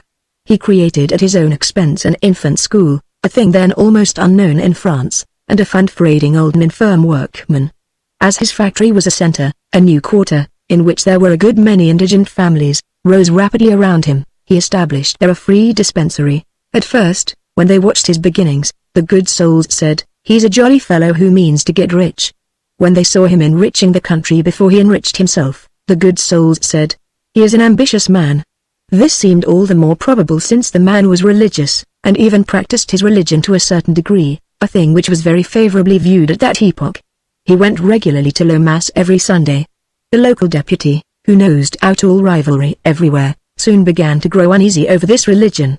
This deputy had been a member of the legislative body of the empire, and shared the religious ideas of a father of the Oratoire, known under the name of Fouche, Duc d'Otrante, whose creature and friend he had been. He indulged in gentle raillery at God with closed doors. But when he beheld the wealthy manufacturer Madeleine going to low mass at 7 o'clock, he perceived in him a possible candidate, and resolved to outdo him. He took a Jesuit confessor, and went to high mass and to vespers. Ambition was at that time, in the direct acceptation of the word, a race to the steeple. The poor profited by this terror as well as the good God, for the honorable deputy also founded 2 beds in the hospital, which made 12. Nevertheless, In 1819 a rumor one morning circulated through the town to the effect that, on the representations of the prefect and in consideration of the services rendered by him to the country, Father Madeleine was to be appointed by the king, mayor of M. Zurem. Those who had pronounced this newcomer to be an ambitious fellow, seized with delight on this opportunity which all men desire, to exclaim, "There! What did we say?" All M. Zurem was in an uproar. The rumor was well founded. Several days later the appointment appeared in the Moniteur. On the following day Father Madeleine refused. In this same year of 1819 the products of the new process invented by Madeleine figured in the industrial exhibition. When the jury made their report, the king appointed the inventor a Chevalier of the Legion of Honor. A fresh excitement in the little town. Well, so it was the cross that he wanted. Father Madeleine refused the cross. Decidedly this man was an enigma. The good souls got out of their predicament by saying, "After all, he is some sort of an adventurer. We have seen that the country owed much to him. The poor owed him everything. He was so useful and he was so gentle that people had been obliged to honor and respect him. His workmen, in particular, adored him, and he endured this adoration with a sort of melancholy gravity. When he was known to be rich, people in society bowed to him, and he received invitations in the town. He was called, in town, Monsieur Madeleine. His workmen and the children continued to call him Father Madeleine, and that was what was most adapted to make him smile. In proportion as he mounted, throve, invitations rained down upon him. Society claimed him for its own. The prim little drawing rooms on M. Zurem, which, of course, had at first been closed to the artisan, opened both leaves of their folding doors to the millionaire. They made 1,000 advances to him. He refused. This time the good gossips had no trouble. He is an ignorant man, of no education. No one knows where he came from. He would not know how to behave in society. It has not been absolutely proved that he knows how to read. When they saw him making money, they said, "He is a man of business." When they saw him scattering his money about, they said, "He is an ambitious man." When he was seen to decline honors, they said, "He is an adventurer." When they saw him repulse society, they said, "He is a brute." In 1820, 5 years after his arrival in M. Zurem, the services which he had rendered to the district were so dazzling, the opinion of the whole country round about was so unanimous, that the king again appointed him mayor of the town. He again declined, but the prefect resisted his refusal. All the notabilities of the place came to implore him, the people in the street besought him, the urging was so vigorous that he ended by accepting. It was noticed that the thing which seemed chiefly to bring him to a decision was the almost irritated apostrophe addressed to him by an old woman of the people, who called to him from her threshold, in an angry way, "A good mayor is a useful thing. Is he drawing back before the good which he can do?" This was the third phase of his ascent. Father Madeleine had become Monsieur Madeleine. Monsieur Madeleine became Monsieur le Maire. Chapter 3 Sums deposited with Lafitte. On the other hand, he remained as simple as on the first day. He had grey hair, a serious eye, the sunburned complexion of a laborer, the thoughtful visage of a philosopher. He habitually wore a hat with a wide brim, and a long coat of coarse cloth, buttoned to the chin. He fulfilled his duties as mayor, but, with that exception, he lived in solitude. He spoke to but few people. He avoided polite attentions, he escaped quickly, he smiled to relieve himself of the necessity of talking, he gave, in order to get rid of the necessity for smiling. The women said of him, "What a good-natured bear." His pleasure consisted in strolling in the fields. He always took his meals alone, with an open book before him, which he read. He had a well-selected little library. He loved books. Books are cold but safe friends. In proportion as leisure came to him with fortune, he seemed to take advantage of it to cultivate his mind. It had been observed that, ever since his arrival at M. Zurem, his language had grown more polished, more choice, and more gentle with every passing year. He liked to carry a gun with him on his strolls, but he rarely made use of it. When he did happen to do so, his shooting was something so infallible as to inspire terror. He never killed an inoffensive animal. He never shot at a little bird. Although he was no longer young, it was thought that he was still prodigiously strong. He offered his assistance to anyone who was in need of it, lifted a horse, released a wheel clogged in the mud, or stopped a runaway bull by the horns. He always had his pockets full of money when he went out, but they were empty on his return. When he passed through a village, the ragged brats ran joyously after him, and surrounded him like a swarm of gnats. It was thought that he must, in the past, have lived a country life, since he knew all sorts of useful secrets, which he taught to the peasants. He taught them how to destroy scurf on wheat, by sprinkling it and the granary and inundating the cracks in the floor with a solution of common salt, and how to chase away weevils by hanging up orviot in bloom everywhere, on the walls and the ceilings, among the grass and in the houses. He had recipes for exterminating from a field, blight, tares, foxtail, and all parasitic growths which destroy the wheat. He defended a rabbit warren against rats, simply by the odor of a guinea pig which he placed in it. One day he saw some country people busily engaged in pulling up nettles. He examined the plants, which were uprooted and already dried, and said, "They are dead." Nevertheless, it would be a good thing to know how to make use of them. When the nettle is young, the leaf makes an excellent vegetable. When it is older, it has filaments and fibers like hemp and flax. Nettle cloth is as good as linen cloth. Chopped up, nettles are good for poultry. Pounded, they are good for horned cattle. The seed of the nettle, mixed with fodder, gives gloss to the hair of animals. The root, mixed with salt, produces a beautiful yellow coloring matter. Moreover, it is an excellent hay, which can be cut twice. And what is required for the nettle? A little soil, no care, no culture. Only the seed falls as it is ripe, and it is difficult to collect it. That is all. With the exercise of a little care, the nettle could be made useful. It is neglected and it becomes hurtful. It is exterminated. How many men resemble the nettle? He added, after a pause, "Remember this, my friends, there are no such things as bad plants or bad men. There are only bad cultivators." The children loved him because he knew how to make charming little trifles of straw and coconuts. When he saw the door of a church hung in black, he entered. He sought out funerals as other men seek christenings. Widowhood and the grief of others attracted him. Because of his great gentleness, he mingled with the friends clad in mourning, with families dressed in black, with the priests groaning around a coffin. He seemed to like to give to his thoughts for text these funereal psalmodies filled with the vision of the other world. With his eyes fixed on heaven, he listened with a sort of aspiration towards all the mysteries of the infinite, those sad voices which sing on the verge of the obscure abyss of death. He performed a multitude of good actions, concealing his agency in them as a man conceals himself because of evil actions. He penetrated houses privately. At night, he ascended staircases furtively. A poor wretch on returning to his attic would find that his door had been opened, sometimes even forced, during his absence. The poor man made a clamor over it. Some malefactor had been there. He entered, and the first thing he beheld was a piece of gold lying forgotten on some piece of furniture. The malefactor who had been there was Father Madeleine. He was affable and sad. The people said, "There is a rich man who has not a haughty air. There is a happy man who has not a contented air." Some people maintained that he was a mysterious person, and that no one ever entered his chamber, which was a regular anchorite's cell, furnished with winged hourglasses and enlivened by crossbones and skulls of dead men. This was much talked of, so that one of the elegant and malicious young women of Zurem came to him one day, and asked, "Monsieur le Maire, pray show us your chamber. It is said to be a grotto." He smiled, and introduced them instantly into this grotto. They were well punished for their curiosity.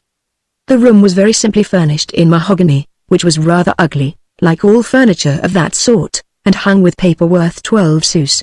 They could see nothing remarkable about it, except 2 candlesticks of antique pattern which stood on the chimney-piece and appeared to be silver, for they were hallmarked, an observation full of the type of wit of petty towns. Nevertheless, people continued to say that no one ever got into the room, and that it was a hermit's cave, a mysterious retreat, a hole, a tomb. It was also whispered about that he had immense sums deposited with Lafitte, with this peculiar feature, that they were always at his immediate disposal, so that, it was added, Madeleine could make his appearance at Lafitte's any morning, sign a receipt, and carry off his 2 or 3 millions in 10 minutes. In reality, these 2 or 3 millions were reducible, as we have said, to 630 or 40,000 francs. Chapter 4 Madeleine in mourning. At the beginning of 1820 the newspapers announced the death of Myriel, Bishop of D, surnamed Munson Benvenue, who had died in the odor of sanctity at the age of 82. The Bishop of D, to supply here a detail which the papers omitted, had been blind for many years before his death, and content to be blind, as his sister was beside him. Let us remark by the way, that to be blind and to be loved, is, in fact, one of the most strangely exquisite forms of happiness upon this earth, where nothing is complete. To have continually at one side a woman, a daughter, a sister, a charming being, who is there because you need her and because she cannot do without you, to know that we are indispensable to a person who is necessary to us, to be able to incessantly measure one's affection by the amount of her presence which she bestows on us, and to say to ourselves, since she consecrates the whole of her time to me, it is because I possess the whole of her heart, to behold her thought in lieu of her face, to be able to verify the fidelity of one being amid the eclipse of the world, to regard the rustle of a gown as the sound of wings, to hear her come and go, retire, speak, return, sing, and to think that one is the center of these steps, of this speech, to manifest at each instant one's personal attraction, to feel oneself all the more powerful because of one's infirmity, to become in one's obscurity, and through one's obscurity, the star around which this angel gravitates. Few felicities equal this. The supreme happiness of life consists in the conviction that one is loved, loved for one's own sake, let us say rather, loved in spite of oneself. This conviction the blind man possesses. To be served in distress is to be caressed. Does he lack anything? No. One does not lose the sight when one has love. And what love? A love wholly constituted of virtue. There is no blindness where there is certainty. Soul seeks soul, gropingly, and finds it. And this soul, found and tested, is a woman. A hand sustains you, it is hers. A mouth lightly touches your brow, it is her mouth. You hear a breath very near you, it is hers. To have everything of her, from her worship to her pity, never to be left, to have that sweet weakness aiding you, to lean upon that immovable reed, to touch Providence with one's hands, and to be able to take it in one's arms, as God made tangible, what bliss. The heart, that obscure, celestial flower, undergoes a mysterious blossoming. One would not exchange that shadow for all brightness. The angel soul is there, uninterruptedly there. If she departs, it is but to return again. She vanishes like a dream, and reappears like reality. One feels warmth approaching, and behold, she is there. One overflows with serenity, with gaiety, with ecstasy. One is a radiance amid the night. And there are 1,000 little cares, nothings, which are enormous in that void. The most ineffable accents of the feminine voice employed to lull you, and supplying the vanished universe to you. One is caressed with the soul.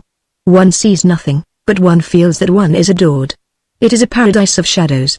It was from this paradise that Munson Welcome had passed to the other. The announcement of his death was reprinted by the local journal of M. Zur. On the following day, M. Madeleine appeared clad wholly in black, and with crape on his hat. This morning was noticed in the town, and commented on. It seemed to throw a light on M. Madeleine's origin. It was concluded that some relationship existed between him and the venerable bishop. He has gone into mourning for the Bishop of D, said the drawing rooms. This raised M. Madeleine's credit greatly, and procured for him, instantly and at one blow, a certain consideration in the noble world of M. Zur. The microscopic Faubourg Saint-Germain of the place meditated raising the quarantine against M. Madeleine, the probable relative of a bishop. M. Madeleine perceived the advancement which he had obtained, by the more numerous courtesies of the old women and the more plentiful smiles of the young ones. One evening, a ruler in that petty great world, who was curious by right of seniority, ventured to ask him, M. Le Maire is doubtless a cousin of the late Bishop of D?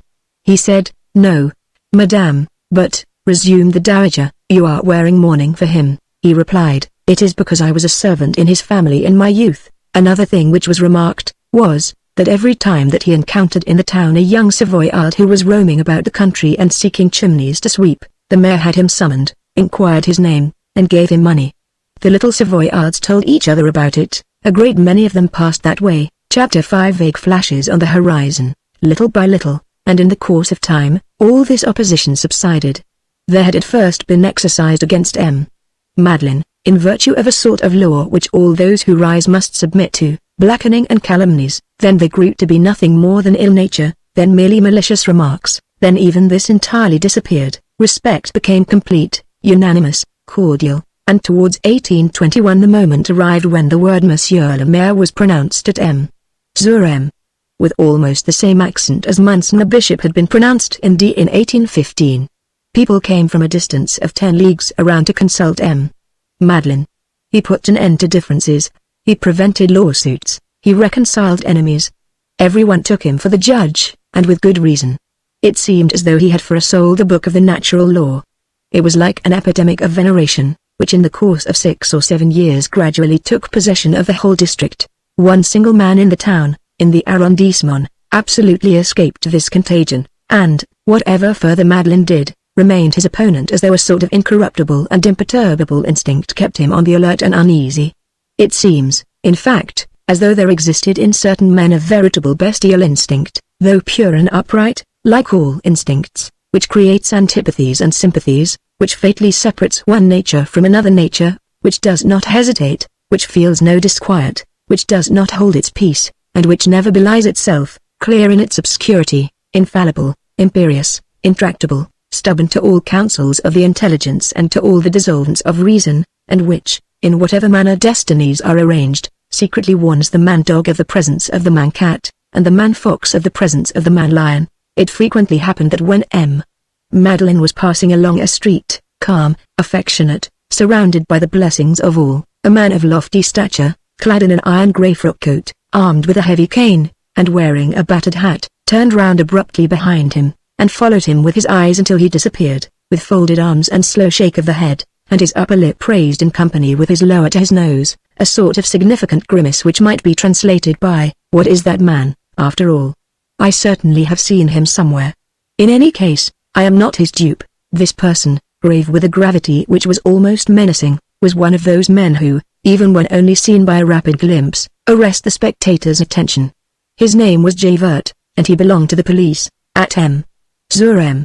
He exercised the unpleasant but useful functions of an inspector. He had not seen Madeline's beginnings. Javert owed the post which he occupied to the protection of Chabulet, the secretary of the Minister of State, Comtangeles, then prefect of police at Paris. When Javert arrived at Zurem, the fortune of the great manufacturer was already made, and Father Madeleine had become Monsieur Madeleine. Certain police officers have a peculiar physiognomy, which is complicated with an air of baseness mingled with an air of authority. Javert possessed this physiognomy minus the baseness. It is our conviction that if souls were visible to the eyes, we should be able to see distinctly that strange thing that each one individual of the human race corresponds to some one of the species of the animal creation, and we could easily recognize this truth, hardly perceived by the thinker, that from the oyster to the eagle, from the pig to the tiger, all animals exist in man, and that each one of them is in a man. Sometimes even several of them at a time. Animals are nothing else than the figures of our virtues and our vices, straying before our eyes, the visible phantoms of our souls. God shows them to us in order to induce us to reflect. Only since animals are mere shadows, God has not made them capable of education in the full sense of the word. What is the use? On the contrary, our souls being realities and having a goal which is appropriate to them, God has bestowed on them intelligence, that is to say, the possibility of education. Social education, when well done, can always draw from a soul, of whatever sort it may be, the utility which it contains. This, be it said, is of course from the restricted point of view of the terrestrial life which is apparent, and without prejudging the profound question of the anterior or ulterior personality of the beings which are not man. The visible eye in no wise authorizes the thinker to deny the latent eye. Having made this reservation, let us pass on. Now, if the reader will admit, for a moment, with us, that in every man there is one of the animal species of creation, it will be easy for us to say what there was in Police Officer Javert. The peasants of Asturias are convinced that in every litter of wolves there is one dog, which is killed by the mother because, otherwise, as he grew up, he would devour the other little ones. Give to this dog son of a wolf a human face, and the result will be Javert. Javert had been born in prison, of a fortune-teller, whose husband was in the galleys. As he grew up, he thought that he was outside the pale of society, and he despaired of ever re-entering it. He observed that society unpardoningly excludes two classes of men, those who attack it and those who guard it. He had no choice except between these two classes. At the same time, he was conscious of an indescribable foundation of rigidity, regularity, and probity, complicated with an inexpressible hatred for the race of Bohemians whence he was sprung. He entered the police. He succeeded there. At 40 years of age he was an inspector. During his youth he had been employed in the convict establishments of the South. Before proceeding further, let us come to an understanding as to the words, human face, which we have just applied to Javert. The human face of Javert consisted of a flat nose, with two deep nostrils, towards which enormous whiskers ascended on his cheeks. One felt ill at ease when he saw these two forests and these two caverns for the first time. When Javert laughed, and his laugh was rare and terrible, his thin lips parted and revealed to view not only his teeth, but his gums, and around his nose there formed a flattened and savage fold, as on the muscle of a wild beast.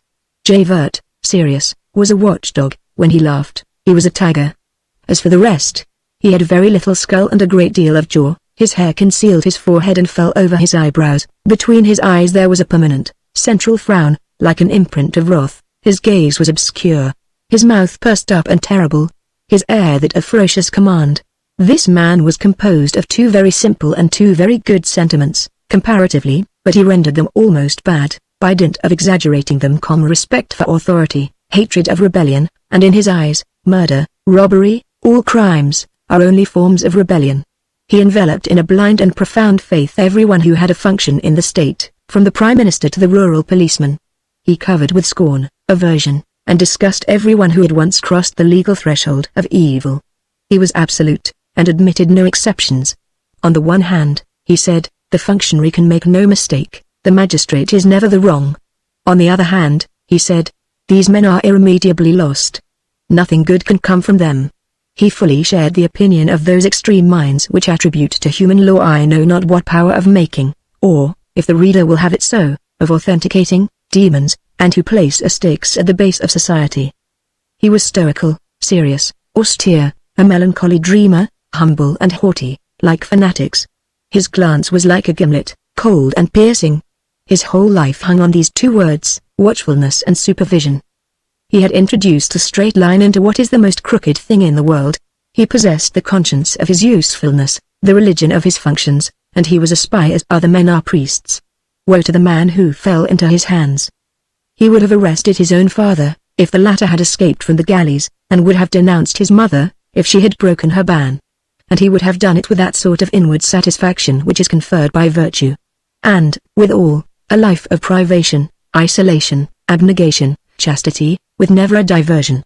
It was implacable duty. The police understood, as the Spartans understood Sparta, a pitiless lying in wait, a ferocious honesty, a marble informer, Brutus in Vidoc. Javert's whole person was expressive of the man who spies and who withdraws himself from observation. The mystical school of Joseph de Maistre, which at that epoch seasoned with a lofty cosmogony those things which were called the ultra newspapers, would not have failed to declare that Javert was a symbol.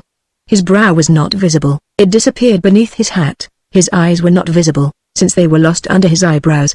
His chin was not visible, for it was plunged in his cravat. His hands were not visible, they were drawn up in his sleeves, and his cane was not visible, he carried it under his coat. But when the occasion presented itself, there was suddenly seen to emerge from all this shadow, as from an ambuscade, a narrow and angular forehead, a baleful glance, a threatening chin, enormous hands, and a monstrous cudgel. In his leisure moments, which were far from frequent, he read, although he hated books. This caused him to be not wholly illiterate.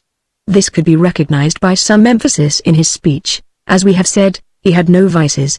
When he was pleased with himself, he permitted himself a pinch of snuff.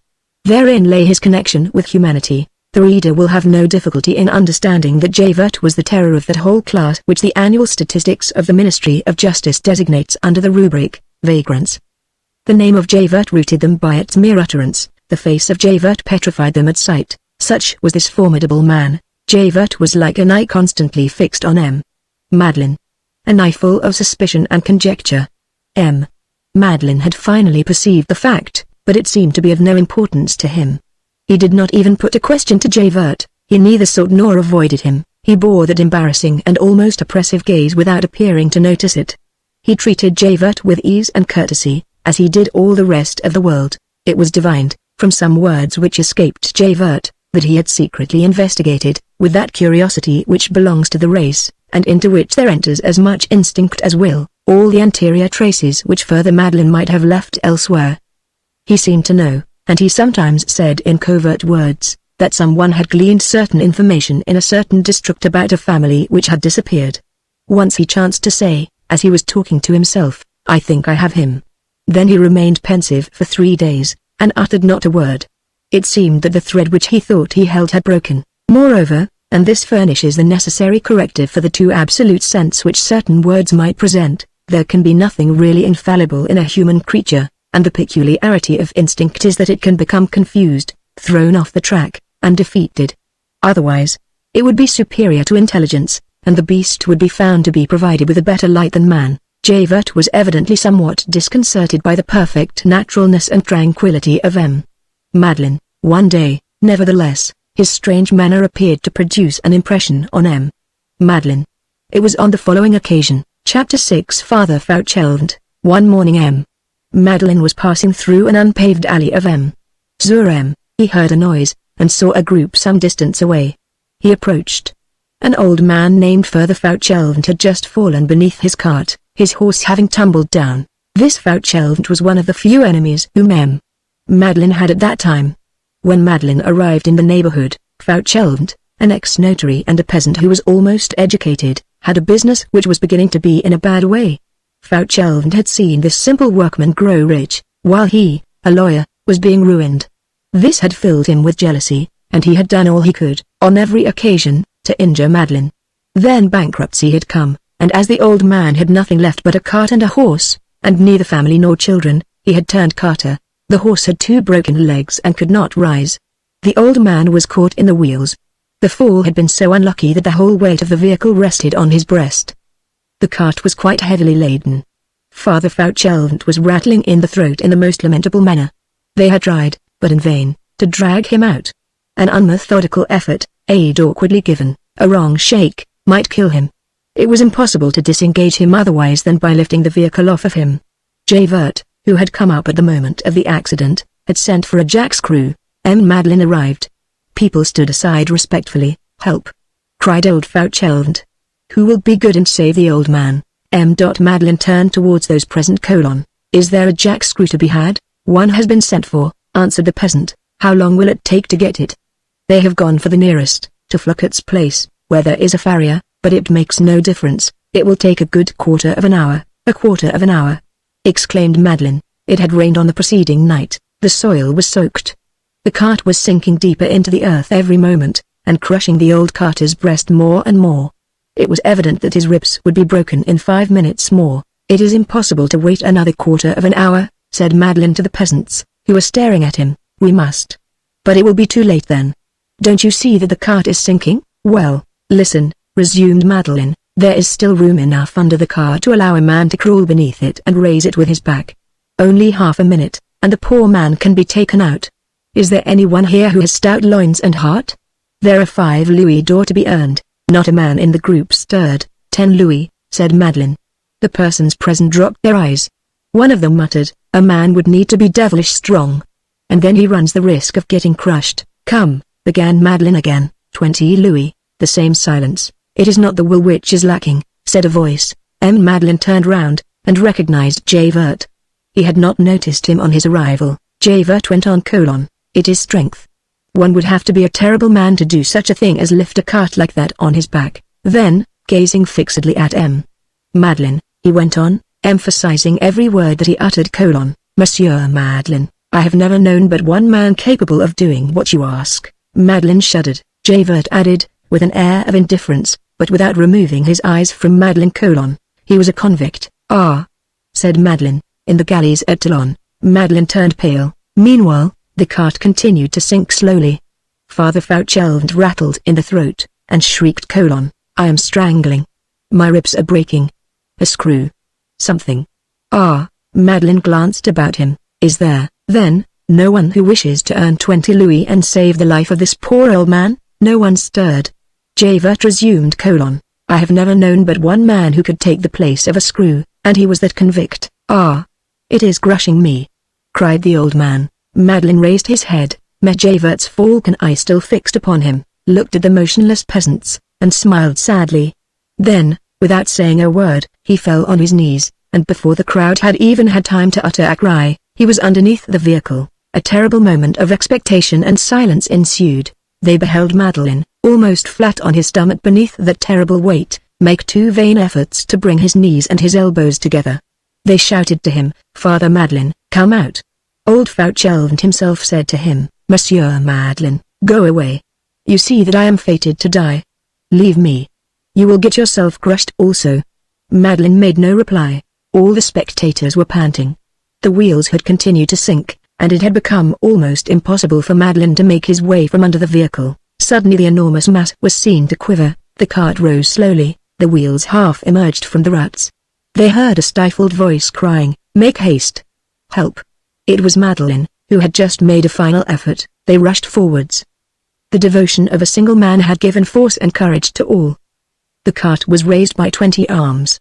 Old Fauchelevent was saved. Madeleine rose. He was pale, though dripping with perspiration.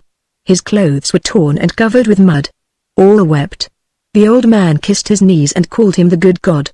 As for him, he bore upon his countenance an indescribable expression of happy and celestial suffering, and he fixed his tranquil eye on Javert, who was still staring at him. Chapter 7 Fauchelevent becomes a gardener in Paris. Fauchelevent had dislocated his knee-pan in his fall. Father Madeleine had him conveyed to an infirmary which he had established for his workmen in the factory building itself, and which was served by 2 sisters of charity. On the following morning the old man found a 1,000-franc banknote on his nightstand, with these words in Father Madeleine's writing: "I purchase your horse and cart." The cart was broken, and the horse was dead. Fauchelevent recovered, but his knee remained stiff. Madeleine, on the recommendation of the Sisters of Charity and of his priest, got the good man a place as gardener in a female convent in the Rue Saint-Antoine in Paris. Some time afterwards, Madeleine was appointed mayor. The first time that Javert beheld Madeleine clothed in the scarf which gave him authority over the town, he felt the sort of shudder which a watchdog might experience on smelling a wolf in his master's clothes. From that time forth he avoided him as much as he possibly could. When the requirements of the service imperatively demanded it, and he could not do otherwise than meet the mayor, he addressed him with profound respect. This prosperity created at Sur by Father Madeleine had, besides the visible signs which we have mentioned, another symptom which was none the less significant for not being visible. This never deceives. When the population suffers, when work is lacking, when there is no commerce, the taxpayer resists imposts through penury. He exhausts and oversteps his respite, and the state expends a great deal of money in the charges for compelling and collection. When work is abundant, when the country is rich and happy, the taxes are paid easily and cost the state nothing. It may be said that there is one infallible thermometer of the public misery and riches, the cost of collecting the taxes. In the course of 7 years the expense of collecting the taxes had diminished 3/4 in the arrondissement of Sur, and this led to this arrondissement being frequently cited from all the rest by de Villèle, then Minister of Finance. Such was the condition of the country when Fantine returned thither. No one remembered her. Fortunately, the door of Madeleine's factory was like the face of a friend. She presented herself there, and was admitted to the women's workroom. The trade was entirely new to Fantine, she could not be very skillful at it, and she therefore earned but little by her day's work, but it was sufficient. The problem was solved, she was earning her living. Chapter 8 Madame Victurnien expends 30 francs on morality. When Fantine saw that she was making her living, she felt joyful for a moment. To live honestly by her own labor, what mercy from heaven! The taste for work had really returned to her. She bought a looking-glass, took pleasure in surveying in it her youth, her beautiful hair, her fine teeth. She forgot many things, she thought only of Cosette and of the possible future, and was almost happy. She hired a little room and furnished on credit on the strength of her future work a lingering trace of her improvident ways. As she was not able to say that she was married, she took good care, as we have seen, not to mention her little girl. At first, as the reader has seen, she paid the Thénardiers promptly. As she only knew how to sign her name, she was obliged to write through a public letter writer. She wrote often, and this was noticed. It began to be said in an undertone, in the women's workroom, that Fantine wrote letters and that she had ways about her. There is no one for spying on people's actions like those who are not concerned in them. Why does that gentleman never come except at nightfall? Why does Mr. So-and-so never hang his key on its nail on Tuesday? Why does he always take the narrow streets? Why does Madame always descend from her hackney coach before reaching her house? Why does she send out to purchase 6 sheets of note paper, when she has a whole stationer's shop full of it? Etc. There exist beings who, for the sake of obtaining the key to these enigmas, which are, moreover, of no consequence whatever to them, spend more money, waste more time, take more trouble, than would be required for 10 good actions, and that gratuitously, for their own pleasure, without receiving any other payment for their curiosity than curiosity.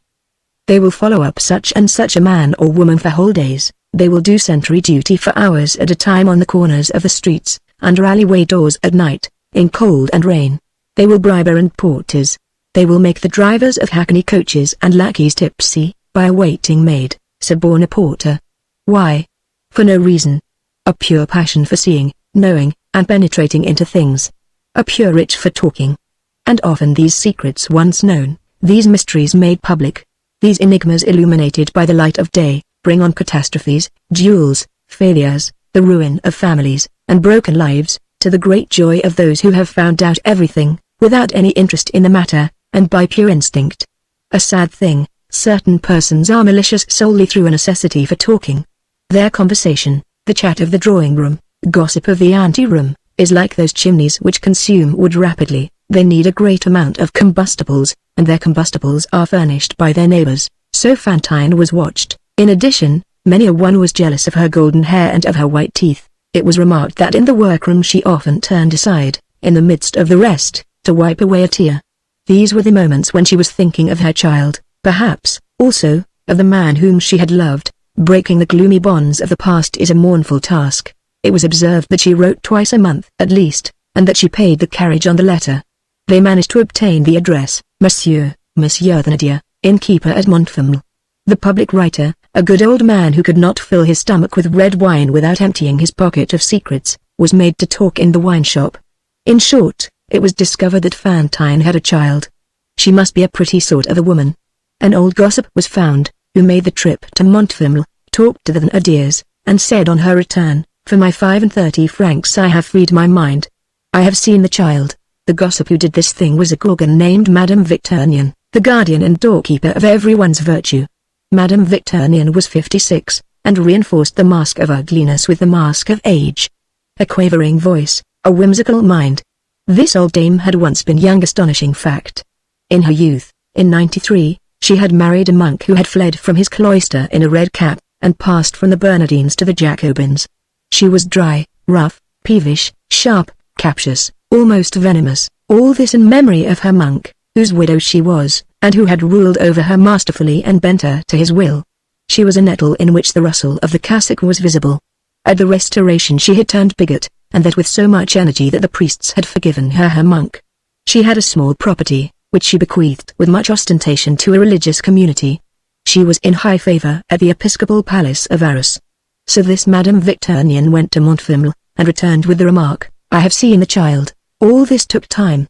Fantine had been at the factory for more than a year, when, one morning, the superintendent of the workroom handed her 50 francs from the mayor, told her that she was no longer employed in the shop, and requested her, in the mayor's name, to leave the neighborhood. This was the very month when the Thénardiers, after having demanded 12 francs instead of 6, had just exacted 15 francs instead of 12. Fantine was overwhelmed. She could not leave the neighborhood, she was in debt for her rent and furniture. 50 francs was not sufficient to cancel this debt. She stammered a few supplicating words.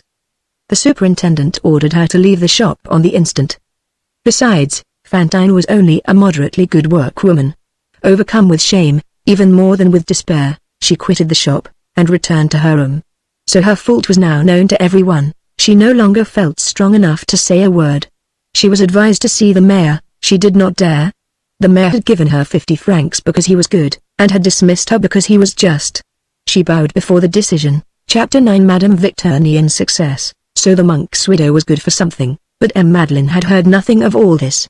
Life is full of just such combinations of events.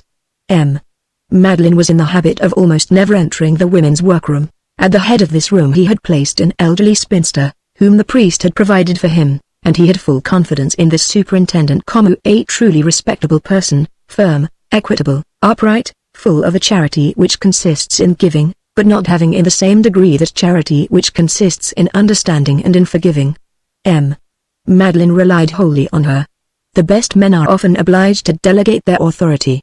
It was with this full power, and the conviction that she was doing right, that the superintendent had instituted the suit, judged, condemned, and executed Fantine. As regards the 50 francs, she had given them from a fund which Madeleine had entrusted to her for charitable purposes, and for giving assistance to the workwoman, and of which she rendered no account. Fantine tried to obtain a situation as a servant in the neighborhood. She went from house to house.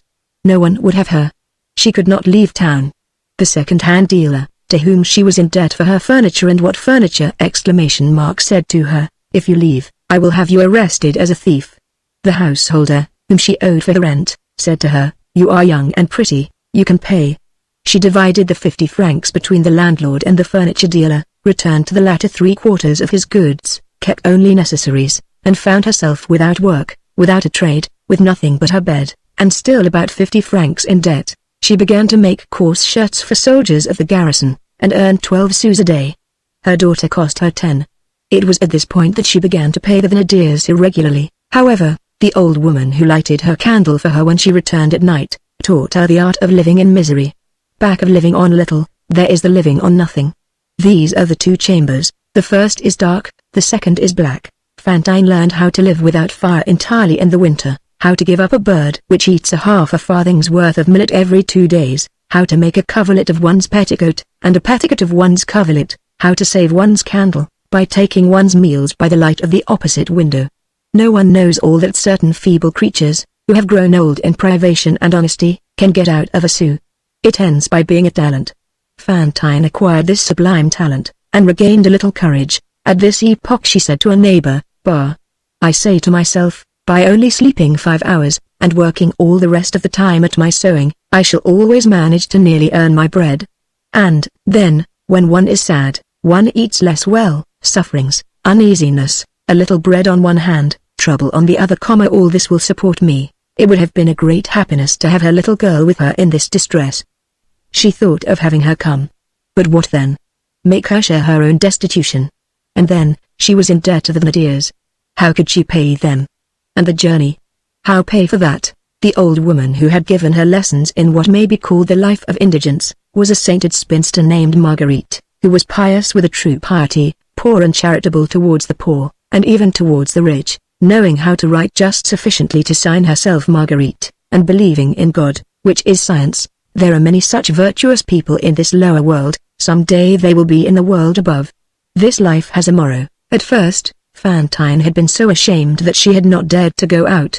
When she was in the street, she divined that people turned round behind her, and pointed at her. Everyone stared at her and no one greeted her. The cold and bitter scorn of the passers-by penetrated her very flesh and soul like a north wind. It seems as though an unfortunate woman were utterly bare beneath the sarcasm and the curiosity of all in small towns. In Paris, at least, no one knows you, and this obscurity is a garment. Oh! How she would have liked to betake herself to Paris. Impossible. She was obliged to accustom herself to disrepute, as she had accustomed herself to indigence. Gradually she decided on her course.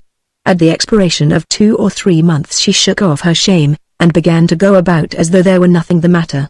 "It is all the same to me," she said.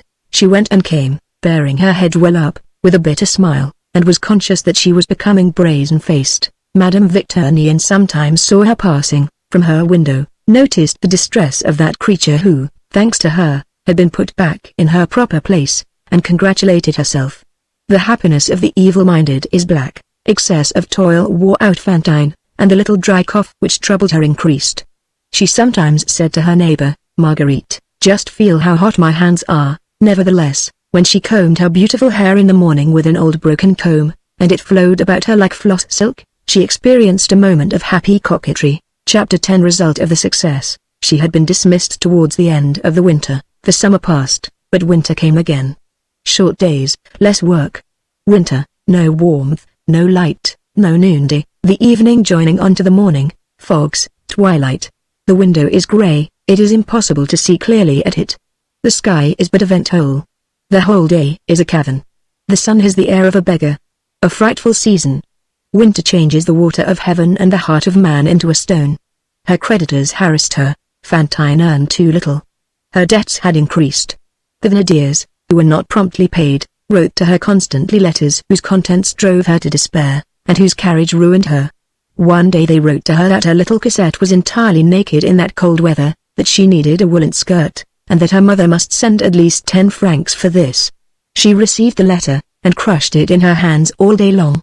That evening she went into a barber's shop at the corner of the street, and pulled out her comb. Her admirable golden hair fell to her knees. "What splendid hair!" exclaimed the barber. "How much will you give me for it?"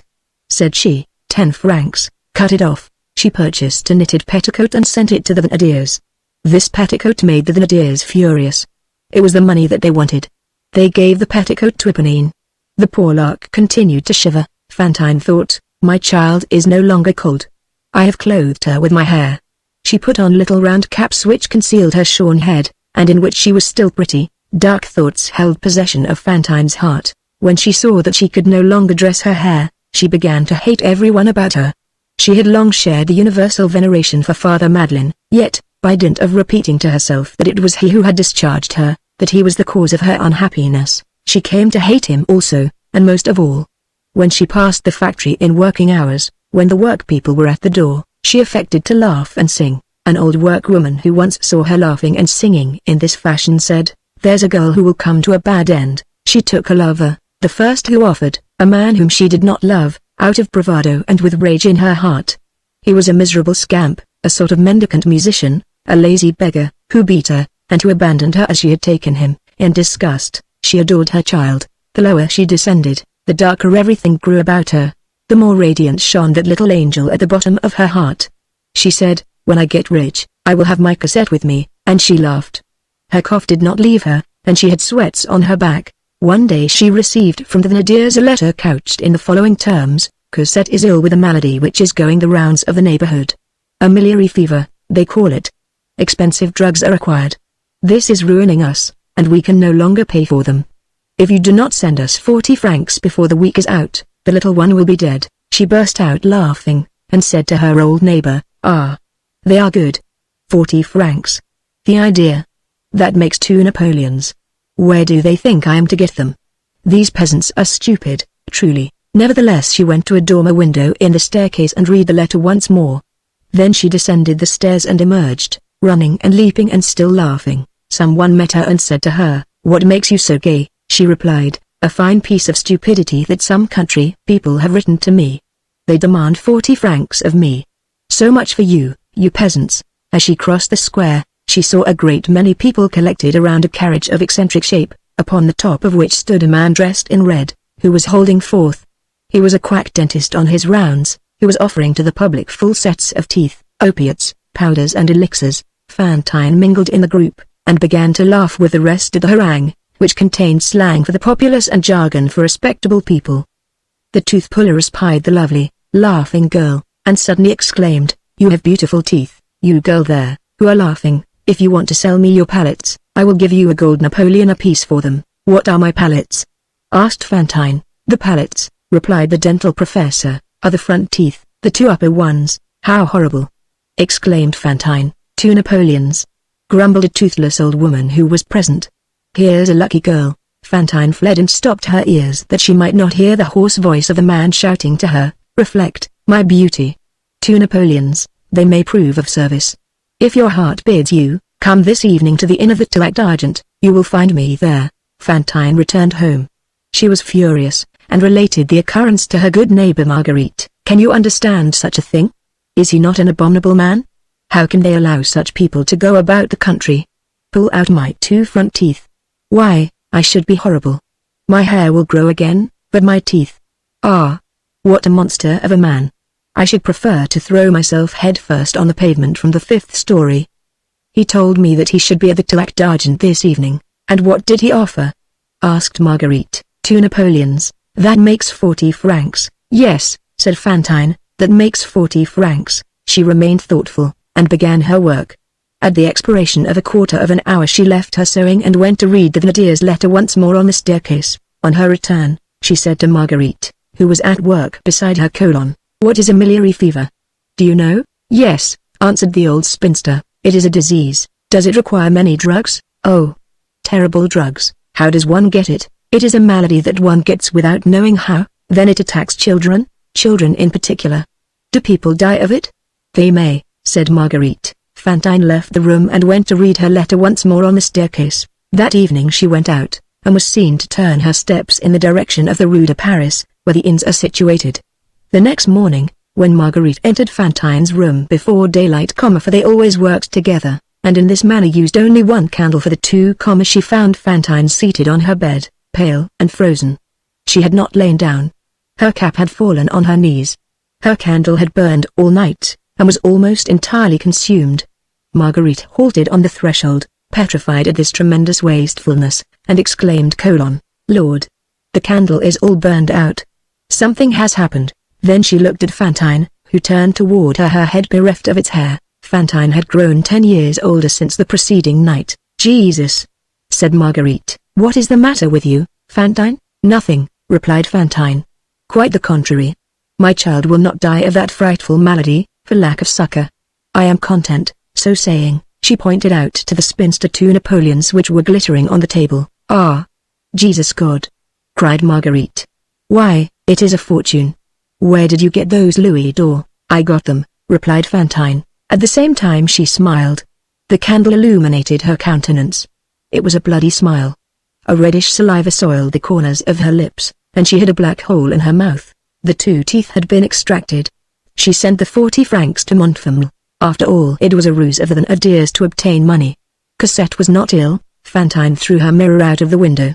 She had long since quitted her cell on the 2nd floor for an attic with only a latch to fasten it. Next the roof, one of those attics whose extremity forms an angle with the floor, and knocks you on the head every instant. The poor occupant can reach the end of his chamber as he can the end of his destiny, only by bending over more and more. She had no longer a bed, a rag which she called her coverlet, a mattress on the floor, and a seatless chair still remained.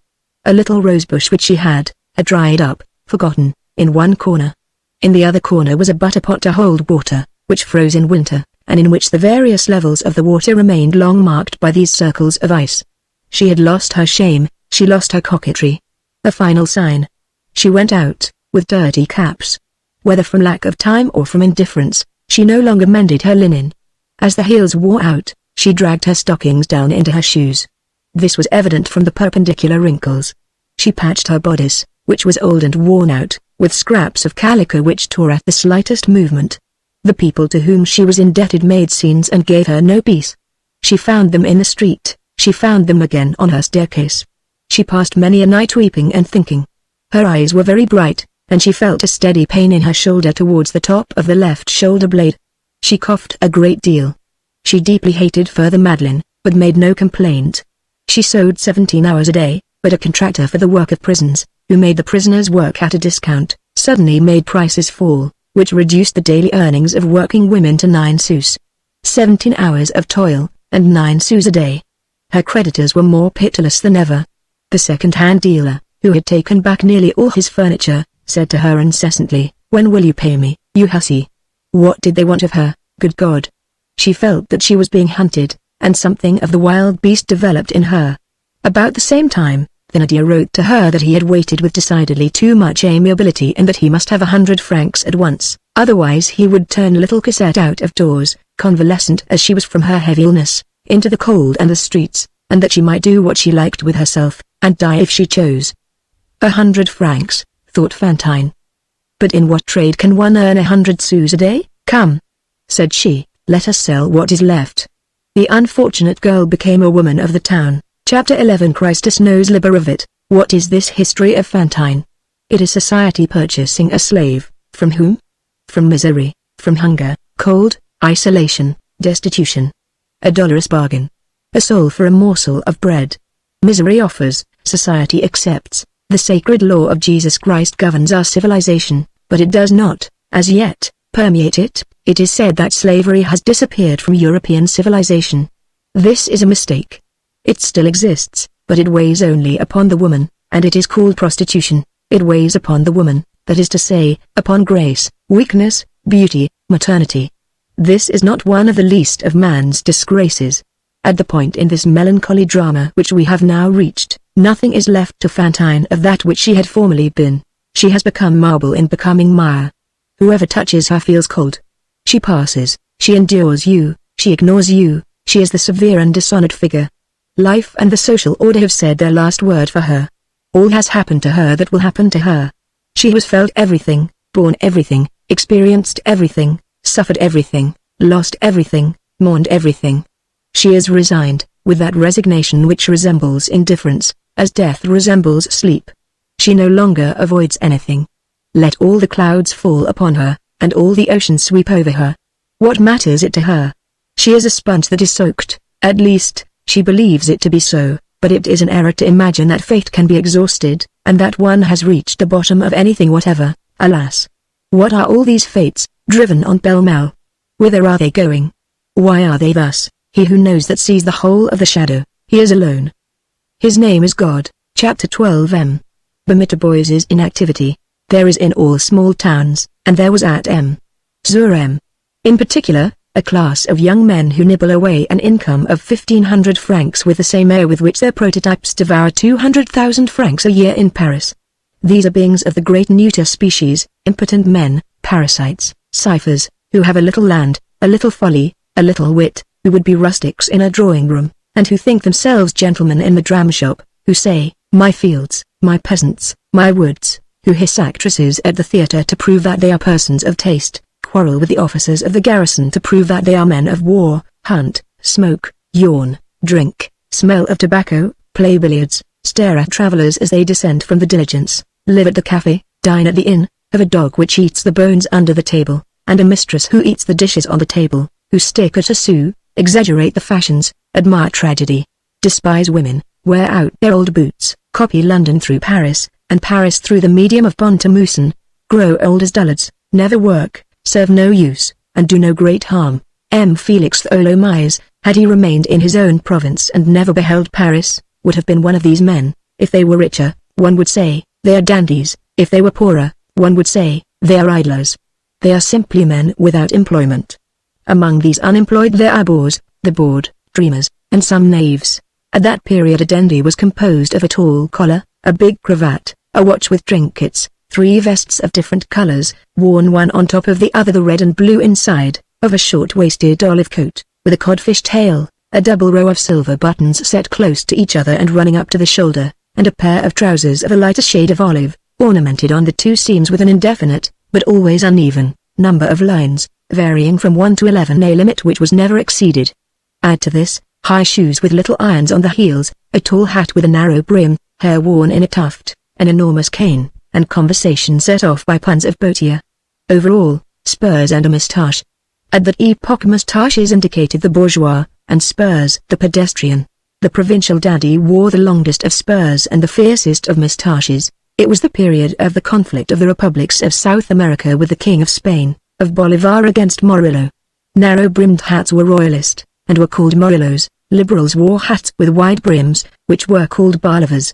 8 or 10 months, then, after that which is related in the preceding pages, towards the 1st of January, 1823, on a snowy evening, one of these dandies, one of these unemployed, a right thinker, for he wore a Morillo, and was, moreover, warmly enveloped in one of those large cloaks which completed the fashionable costume in cold weather, was amusing himself by tormenting a creature who was prowling about in a ball dress, with neck uncovered and flowers in her hair, in front of the officers' cafe. This dandy was smoking, for he was decidedly fashionable. Each time that the woman passed in front of him, he bestowed on her, together with a puff from his cigar, some apostrophe which he considered witty and mirthful, such as, "How ugly you are!" "Will you get out of my sight?" "You have no teeth," etc., etc. This gentleman was known as M. Permitted boys. The woman, a melancholy, decorated spectre which went and came through the snow, made him no reply, did not even glance at him, and nevertheless continued her promenade in silence, and with a sombre regularity, which brought her every 5 minutes within reach of this sarcasm, like the condemned soldier who returns under the rods. The small effect which he produced no doubt piqued the lounger, and taking advantage of a moment when her back was turned, he crept up behind her with the gait of a wolf, and stifling his laugh, bent down, picked up a handful of snow from the pavement, and thrust it abruptly into her back, between her bare shoulders. The woman uttered a roar, whirled round, gave a leap like a panther, and hurled herself upon the man, burying her nails in his face, with the most frightful words which could fall from the guard-room into the gutter. These insults, poured forth in a voice roughened by brandy, did, indeed, proceed in hideous wise from a mouth which lacked its 2 front teeth. It was Fantine. At the noise thus produced, the officers ran out in throngs from the cafe, passers-by collected, and a large and a merry circle, hooting and applauding, was formed around this whirlwind composed of 2 beings, whom there was some difficulty in recognizing as a man and a woman, the man struggling, his hat on the ground, the woman striking out with feet and fists, bareheaded, howling, minus hair and teeth, livid with wrath, horrible. Suddenly a man of lofty stature emerged vivaciously from the crowd, seized the woman by her satin bodice, which was covered with mud, and said to her, "Follow me." The woman raised her head, her furious voice suddenly died away. Her eyes were glassy, she turned pale instead of livid, and she trembled with a quiver of terror. She had recognized Javert, The dandy took advantage of the incident to make his escape. Chapter 13 The solution of some questions connected with the municipal police. Javert thrust aside the spectators, broke the circle, and set out with long strides towards the police station, which is situated at the extremity of the square, dragging the wretched woman after him. She yielded mechanically. Neither he nor she uttered a word. The cloud of spectators followed, jesting, in a paroxysm of delight.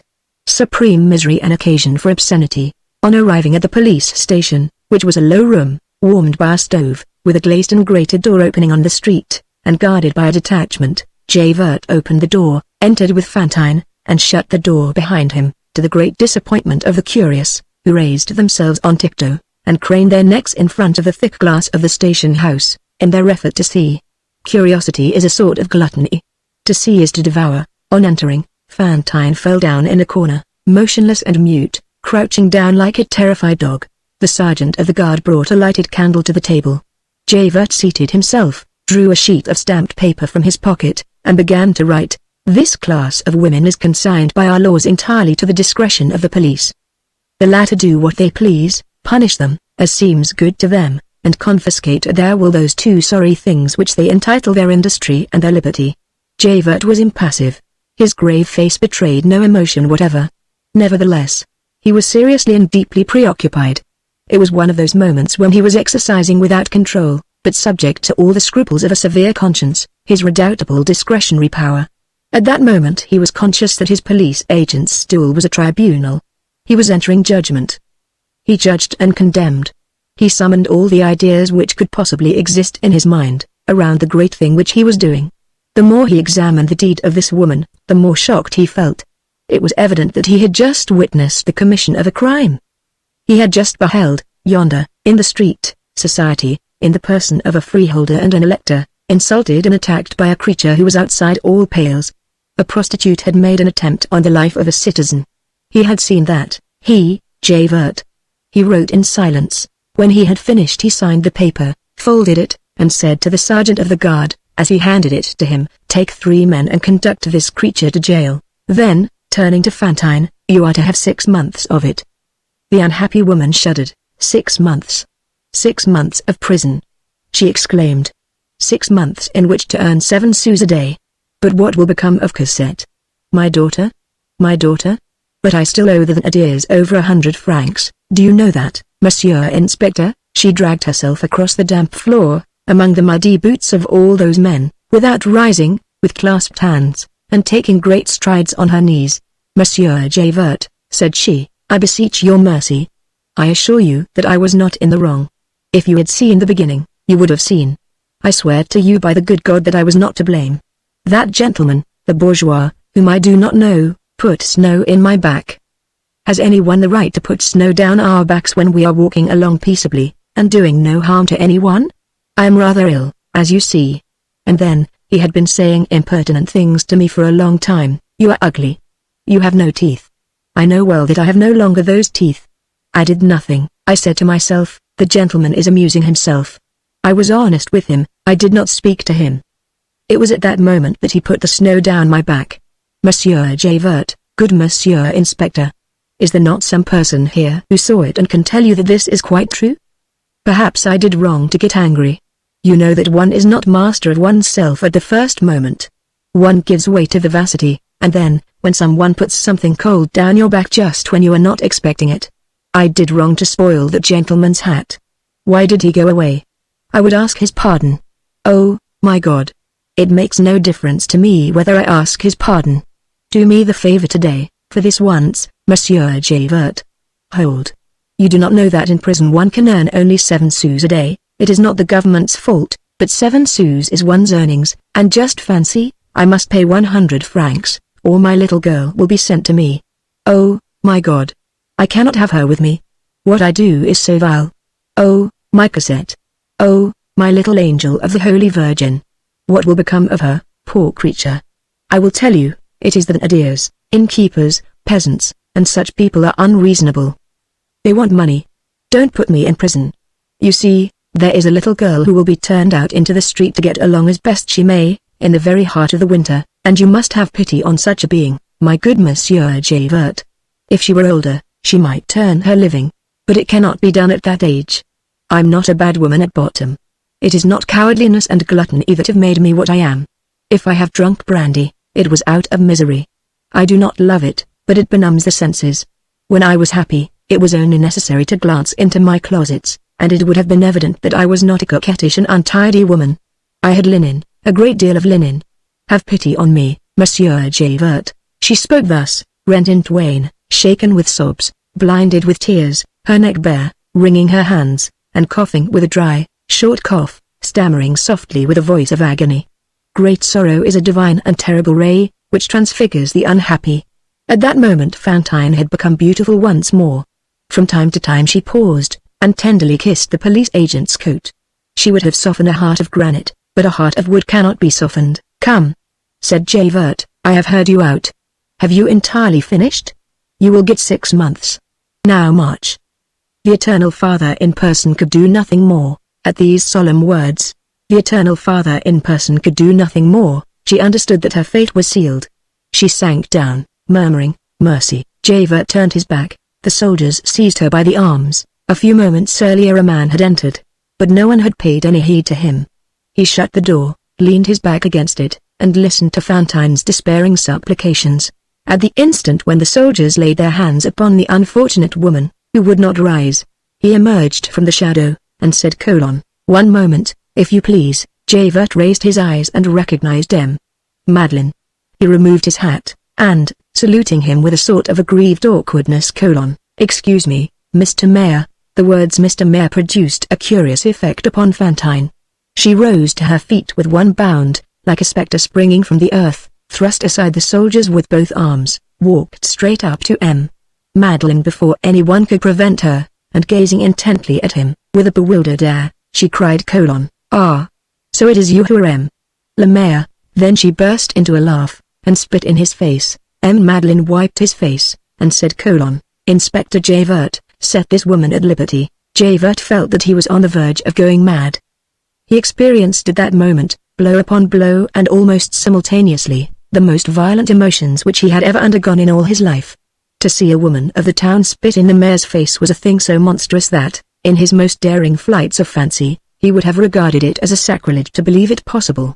On the other hand, at the very bottom of his thought, he made a hideous comparison as to what this woman was, and as to what this mayor might be, and then he, with horror, caught a glimpse of I know not what simple explanation of this prodigious attack. But when he beheld that mayor, that magistrate, calmly wipe his face and say, "Set this woman at liberty," he underwent a sort of intoxication of amazement. Thought and word failed him equally. The sum total of possible astonishment had been exceeded in his case. He remained mute. The words had produced no less strange an effect on Fantine. She raised her bare arm, and clung to the damper of a stove, like a person who is reeling. Nevertheless, she glanced about her, and began to speak in a low voice, as though talking to herself. "At liberty. I am to be allowed to go. I am not to go to prison for 6 months. Who said that? It is not possible that anyone could have said that. I did not hear aright. It cannot have been that monster of a mayor. Was it you, my good Monsieur Javert, who said that I was to be set free? Oh, see here. I will tell you about it, and you will let me go. That monster of a mayor, that old blackguard of a mayor, is the cause of all. Just imagine, Monsieur Javert, he turned me out. All because of a pack of rascally women, who gossip in the workroom. If that is not a horror, what is? To dismiss a poor girl who is doing her work honestly. Then I could no longer earn enough, and all this misery followed. In the first place, there is one improvement which these gentlemen of the police ought to make, and that is, to prevent prison contractors from wronging poor people. I will explain it to you. You see, you are earning 12 sous at shirt making. The price falls to 9 sous, and it is not enough to live on. Then one has to become whatever one can. As for me, I had my little cassette, and I was actually forced to become a bad woman. Now you understand how it is that that blackguard of a mayor caused all the mischief. After that I stamped on the gentleman's hat in front of the officer's cafe, but he had spoiled my whole dress with snow. We women have but one silk dress for evening wear. You see that I did not do wrong deliberately. Truly, Monsieur Javert, and everywhere I behold women who are far more wicked than I, and who are much happier. Oh Monsieur Javert, it was you who gave orders that I am to be set free, was it not? Make inquiries, speak to my landlord, I'm paying my rent now. They will tell you that I am perfectly honest. Ah. My God. I beg your pardon, I have unintentionally touched the damper of the stove, and it has made it smoke. Madeline listened to her with profound attention. While she was speaking, he fumbled in his waistcoat, drew out his purse and opened it. It was empty. He put it back in his pocket.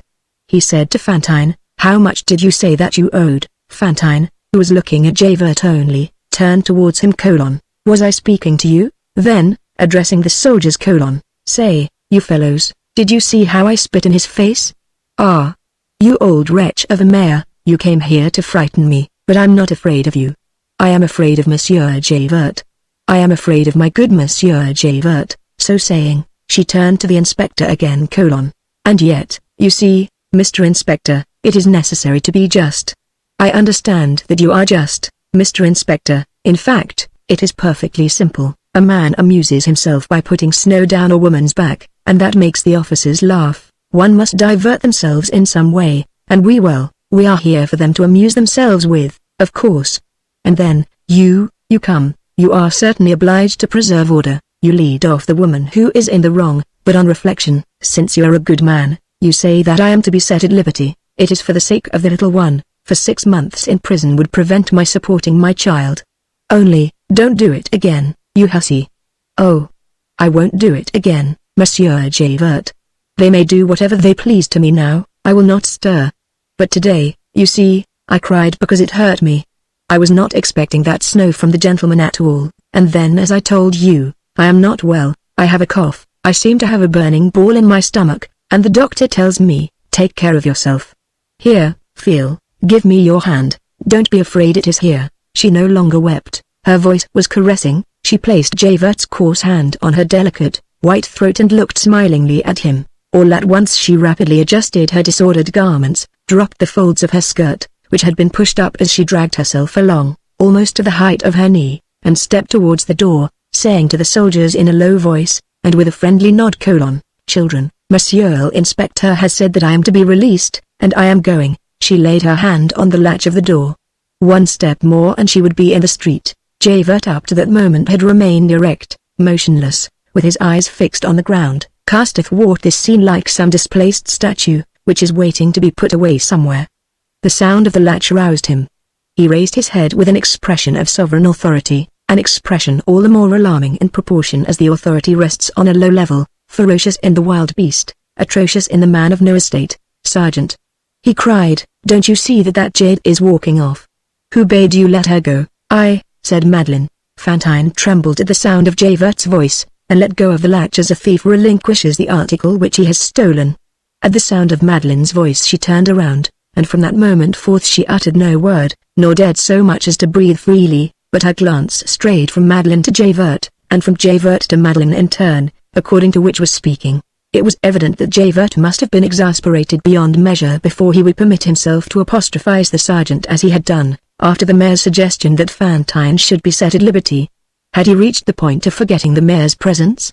Had he finally declared to himself that it was impossible that any authority should have given such an order, and that the mayor must certainly have said one thing by mistake for another, without intending it? Or, in view of the enormities of which he had been a witness for the past 2 hours, did he say to himself that it was necessary to recur to supreme resolutions, that it was indispensable that the small should be made great, that the police spy should transform himself into a magistrate, that the policeman should become a dispenser of justice, and that, in this prodigious extremity, order, law, morality, government, society in its entirety, was personified in him, Javert, however that may be. When Madeleine uttered that word, as we have just heard, Police Inspector Javert was seen to turn toward the mayor, pale, cold, with blue lips, and a look of despair, his whole body agitated by an imperceptible quiver and an unprecedented occurrence, and say to him, with downcast eyes but a firm voice: "Mr. Mayor, that cannot be." "Why not?" said Madeleine. "This miserable woman has insulted a citizen." "Inspector Javert," replied the mayor, in a calm and conciliating tone, "listen.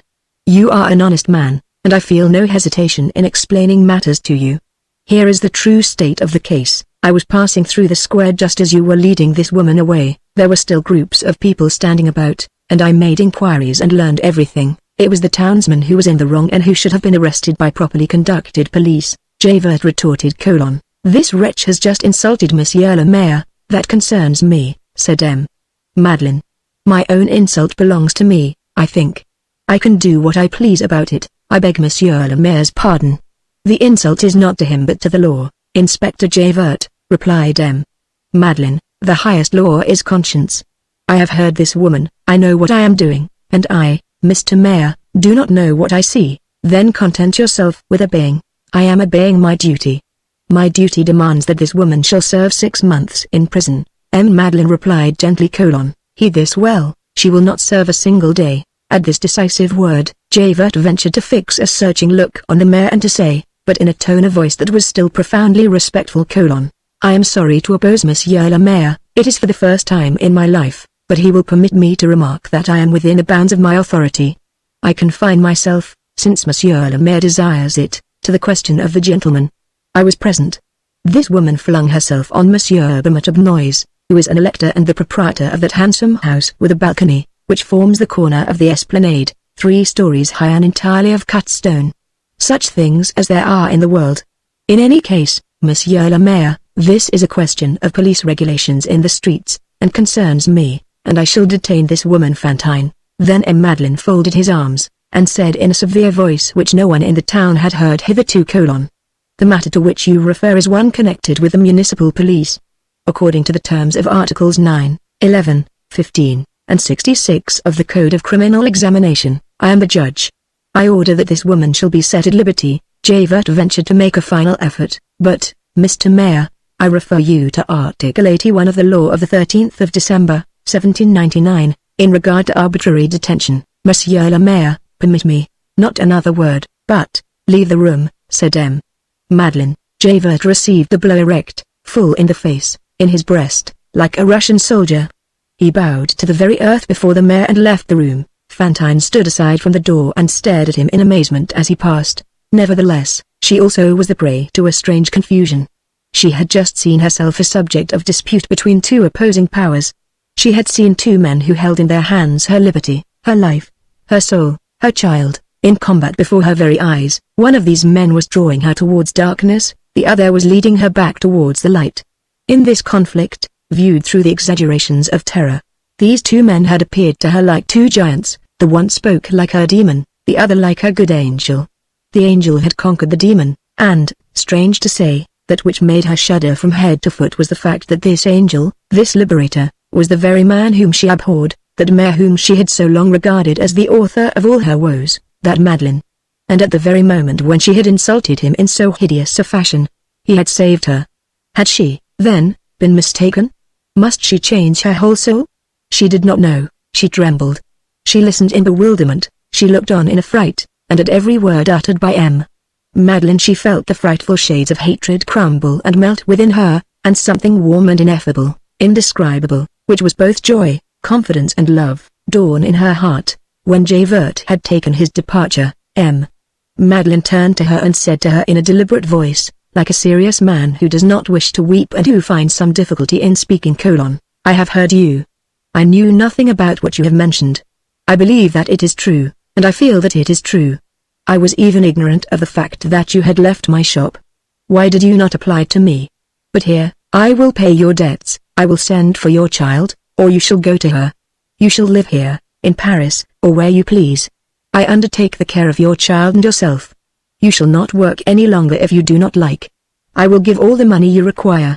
You shall be honest and happy once more. And listen. I declare to you that if all is as you say, and I do not doubt it, you have never ceased to be virtuous and holy in the sight of God. Oh, poor woman, this was more than Fantine could bear. To have Cosette. To leave this life of infamy. To live free, rich, happy, respectable with Cosette, to see all these realities of paradise blossom of a sudden in the midst of her misery. She stared stupidly at this man who was talking to her, and could only give vent to 2 or 3 sobs. Oh! Oh! Oh!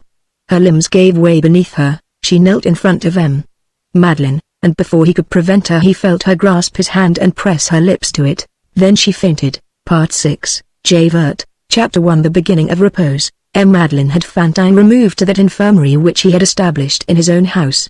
He confided her to the sisters, who put her to bed. A burning fever had come on. She passed a part of the night in delirium and raving. At length, however, she fell asleep. On the morrow, towards midday, Fantine awoke. She heard someone breathing close to her bed. She drew aside the curtain and saw Madeleine standing there and looking at something over her head. His gaze was full of pity, anguish, and supplication. She followed its direction, and saw that it was fixed on a crucifix which was nailed to the wall. Thenceforth, Madeleine was transfigured in Fantine's eyes. He seemed to her to be clothed in light. He was absorbed in a sort of prayer. She gazed at him for a long time without daring to interrupt him. At last she said timidly, "What are you doing?" Madeleine had been there for an hour. He had been waiting for Fantine to awake. He took her hand, felt of her pulse, and replied, "How do you feel?" "Well, I have slept," she replied. "I think that I am better." "It is nothing," he answered, responding to the first question which she had put to him as though he had just heard it. "I was praying to the martyr there on high," and he added in his own mind, "for the martyr here below." Madeleine had passed the night and the morning in making inquiries. He knew all that now. He knew Fantine's history in all its heartrending details. He went on, "You have suffered much, poor mother. Oh, do not complain, you now have the dowry of the elect. It is thus that men are transformed into angels. It is not their fault they do not know how to go to work otherwise. You see, this hell from which you have just emerged is the first form of heaven. It was necessary to begin there." He sighed deeply. But she smiled on him with that sublime smile in which 2 teeth were lacking. That same night, Javert wrote a letter. The next morning he posted it himself at the office of M. It was addressed to Paris, and the superscription ran, "To Monsieur Chabillet, Secretary of Monsieur le Préfet of Police." As the affair in the station house had been bruited about, the postmistress and some other persons who saw the letter before it was sent off, and who recognized Javert's handwriting on the cover, thought that he was sending in his resignation. Madeleine made haste to write to the Thénardiers. Fantine owed them 120 francs. He sent them 300 francs, telling them to pay themselves from that sum, and to fetch the child instantly to where her sick mother required her presence. This dazzled Nadia. "The devil," said the man to his wife, "don't let's allow the child to go. This lark is going to turn into a milch cow. I see through it. Some ninny has taken a fancy to the mother." He replied with a very well drawn up bill for 500 and some odd francs. In this memorandum 2 indisputable items figured up over 300 francs, one for the doctor, the other for the apothecary who had attended and physicked Eponine and Azoma through 2 long illnesses. Cosette, as we have already said, had not been ill. It was only a question of a trifling substitution of names. At the foot of the memorandum Nadia wrote, "Received on account, 300 francs. Madeleine immediately sent 300 francs more, and wrote, "Make haste to bring Cosette, Christie." Said Nadia, "Let's not give up the child." In the meantime, Fantine did not recover. She still remained in the infirmary. The sisters had at first only received and nursed that woman with repugnance. Those who have seen the bas-reliefs of Reims will recall the inflation of the lower lip of the wise virgins as they survey the foolish virgins. The ancient scorn of the Vestals for the ambubagy is one of the most profound instincts of feminine dignity. The sisters felt it with a double force contributed by religion. But in a few days Fantine disarmed them. She said all kinds of humble and gentle things, and the mother in her provoked tenderness. One day the sisters heard her say amid her fever, "I have been a sinner, but when I have my child beside me, it will be a sign that God has pardoned me. While I was leading a bad life, I should not have liked to have my Cosette with me. I could not have borne her sad, astonished eyes. It was for her sake that I did evil, and that is why God pardons me. I shall feel the benediction of the good God when Cosette is here. I shall gaze at her. It will do me good to see that innocent creature. She knows nothing at all. She is an angel, you see, my sisters. At that age the wings have not fallen off." Madeleine went to see her twice a day, and each time she asked him, "Shall I see my Cosette soon?" He answered, "Tomorrow, perhaps. She may arrive at any moment. I am expecting her." And the mother's pale face grew radiant. "Oh," she said, "how happy I am going to be. We have just said that she did not recover her health. On the contrary, her condition seemed to become more grave from week to week. That handful of snow applied to her bare skin between her shoulder blades had brought about a sudden suppression of perspiration, as a consequence of which the malady which had been smoldering within her for many years was violently developed at last. At that time people were beginning to follow the fine Lennox fine suggestions in the study and treatment of chest maladies. The doctor sounded Fantine's chest and shook his head. Madeline said to the doctor: "Well, has she not a child which she desires to see?" Said the doctor: "Yes." "Well, make haste and get it here." Madeline shuddered. Fantine inquired: "What did the doctor say?" Madeline forced himself to smile. "He said that your child was to be brought speedily. That would restore your health." "Oh," she rejoined, "he is right. But what do those ideas mean by keeping my cassette from me?" "Oh, she is coming. At last I behold happiness close beside me." In the meantime Nadia did not let go of the child, and gave 100 insufficient reasons for it. Cassette was not quite well enough to take a journey in the winter. And then, there still remained some petty but pressing debts in the neighborhood, and they were collecting the bills for them, etc., etc. "I shall send someone to fetch Cassette," said Father Madeleine. "If necessary, I will go myself." He wrote the following letter to Fantine's dictation, and made her sign it: "Monsieur the Nadia: you will deliver Cassette to this person. You will be paid for all the little things. I have the honor to salute you with respect. Fantine." In the meantime a serious incident occurred. Carve as we will the mysterious block of which our life is made, the black vein of destiny constantly reappears in it. Chapter 2: How Jean May Become Champ. One morning Madeleine was in his study, occupied in arranging in advance some pressing matters connected with the mayor's office, in case he should decide to take the trip to Montfermeil, when he was informed that Police Inspector Javert was desirous of speaking with him. Madeleine could not refrain from a disagreeable impression on hearing this name. Javert had avoided him more than ever since the affair of the police station, and Madeleine had not seen him. "Admit him," he said. Javert entered. Madeleine had retained his seat near the fire, pen in hand, his eyes fixed on the docket which he was turning over and annotating, and which contained the trials of the Commission on Highways for the infraction of police regulations. He did not disturb himself on Javert's account. He could not help thinking of poor Fantine, and it suited him to be glacial in his manner. Javert bestowed a respectful salute on the mayor, whose back was turned to him. The mayor did not look at him, but went on annotating this docket. Javert advanced 2 or 3 paces into the study, and halted, without breaking the silence. If any physiognomist who had been familiar with Javert, and who had made a lengthy study of this savage in the service of civilization, this singular composite of the Roman, the Spartan, the monk, and the corporal, this spy who was incapable of a lie, this unspotted police agent, if any physiognomist had known his secret and long-cherished aversion for Madeleine, his conflict with the mayor on the subject of Fantine, and had examined Javert at that moment, he would have said to himself, "What has taken place?" It was evident to anyone acquainted with it clear, upright, sincere, honest, austere, and ferocious conscience, that Javert had but just gone through some great interior struggle. Javert had nothing in his soul which he had not also in his countenance. Like violent people in general, he was subject to abrupt changes of opinion. His physiognomy had never been more peculiar and startling.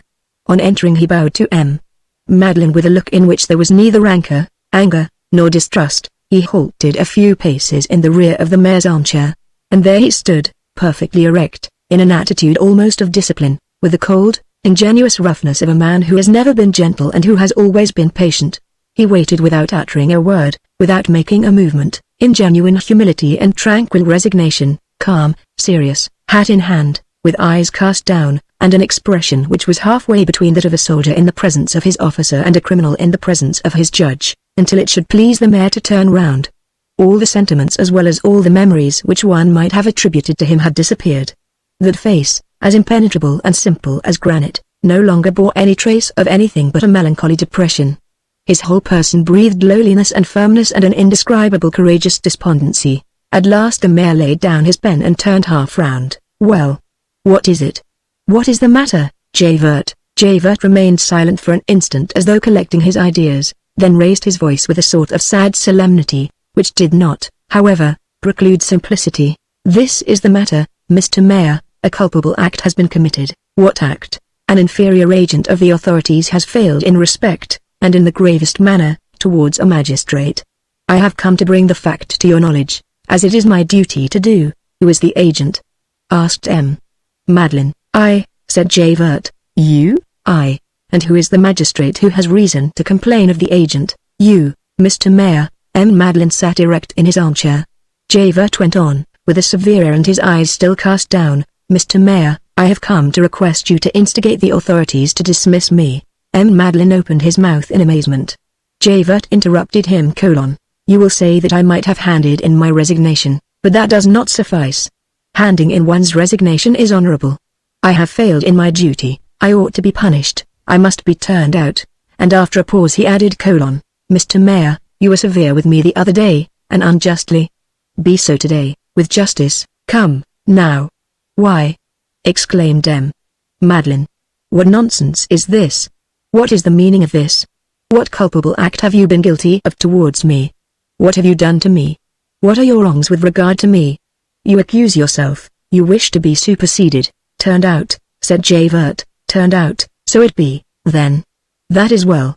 I do not understand. You shall understand, Mr. Mayor. Javert sighed from the very bottom of his chest, and resumed, still coldly and sadly: Mr. Mayor, 6 weeks ago, in consequence of the scene over that woman, I was furious, and I informed against me, at the Prefecture of Police in Paris. Madeline, who was not in the habit of laughing much oftener than Javert himself, burst out laughing now: as a mayor who had encroached on the province of the police, as an ex-convict. The mayor turned livid. Javert, who had not raised his eyes, went on: I thought it was so. I had had an idea for a long time, a resemblance, inquiries which you had caused to be made at Faverolles. The strength of your loins, the adventure with old Fauchelevent, your skill in marksmanship, your leg, which you drag a little : I hardly know what all absurdities. But, at all events, I took you for a certain Jean Valjean. A certain what did you say the name was? Jean Valjean. He was a convict whom I was in the habit of seeing 20 years ago, when I was adjutant guard of convicts at Toulon. On leaving the galleys, this Jean Valjean, as it appears, robbed a bishop, then he committed another theft, accompanied with violence, on a public highway on the person of a little Savoyard. He disappeared 8 years ago, no one knows how, and he has been sought, I fancied. In short, I did this thing. Wrath impelled me, I denounced you at the prefecture. Madeline, who had taken up the docket again several moments before this, resumed with an air of perfect indifference: And what reply did you receive? That I was mad. Well, they were right. It is lucky that you recognize the fact. I am forced to do so, since the real Jean Valjean has been found. The sheet of paper which Madeline was holding dropped from his hand. He raised his head, gazed fixedly at Javert, and said with his indescribable accent: Ah, Javert continued: This is the way it is, Mr. Mayor. It seems that there was in the neighborhood near Ailly-la-Haute-Cloquer an old fellow who was called Father Champmathe. He was a very wretched creature. No one paid any attention to him. No one knows what such people subsist on. Lately, last autumn, Father Champmathe was arrested for the theft of some cider apples from well. No matter, a theft had been committed, a wall scaled, branches of trees broken. My Champmathe was arrested. He still had the branch of apple tree in his hand. The scamp is locked up. Up to this point it was merely an affair of a misdemeanor. But here is where Providence intervened. The jail being in a bad condition, the examining magistrate finds it convenient to transfer Champmathe to Arras, where the departmental prison is situated. In this prison at Arras there is an ex-convict named Brevet, who is detained for I know not what, and who has been appointed turnkey of the house, because of good behavior. Mr. Mayor, no sooner had Champmathe arrived than Brevet exclaims: Why, I know that man. He is a fagot. Take a good look at me, my good man. You are Jean Valjean. Jean Valjean? Who's Jean Valjean? Champmathe feigns astonishment. Don't play the innocent dodge, says Brevet. You are Jean Valjean. You have been in the galleys of Toulon. It was 20 years ago, we were there together. Champmathe denies it. Parbleu. You understand. The case is investigated. The thing was well ventilated for me. This is what they discovered. This Champmathe had been, 30 years ago, a pruner of trees in various localities, notably at Faverolles. There all trace of him was lost. A long time afterwards he was seen again in Avesnes, then in Paris, where he is said to have been a wheelwright, and to have had a daughter, who was a laundress, but that has not been proved. Now, before going to the galleys for theft, what was Jean Valjean? A pruner of trees. Where? At Faverolles. Another fact. This Valjean's Christian name was Jean, and his mother's surname was Math. What more natural to suppose than that, on emerging from the galleys, he should have taken his mother's name for the purpose of concealing himself, and have called himself Jean Math. He goes to Avesnes. The local pronunciation turns Jean into Chan. He is called Chan Math. Our man offers no opposition, and behold him transformed into Champ Math. You follow me, do you not? Inquiries were made at Faverolles. The family of Jean Valjean is no longer there. It is not known where they have gone. You know that among those classes a family often disappears. Search was made, and nothing was found. When such people are not mud, they are dust.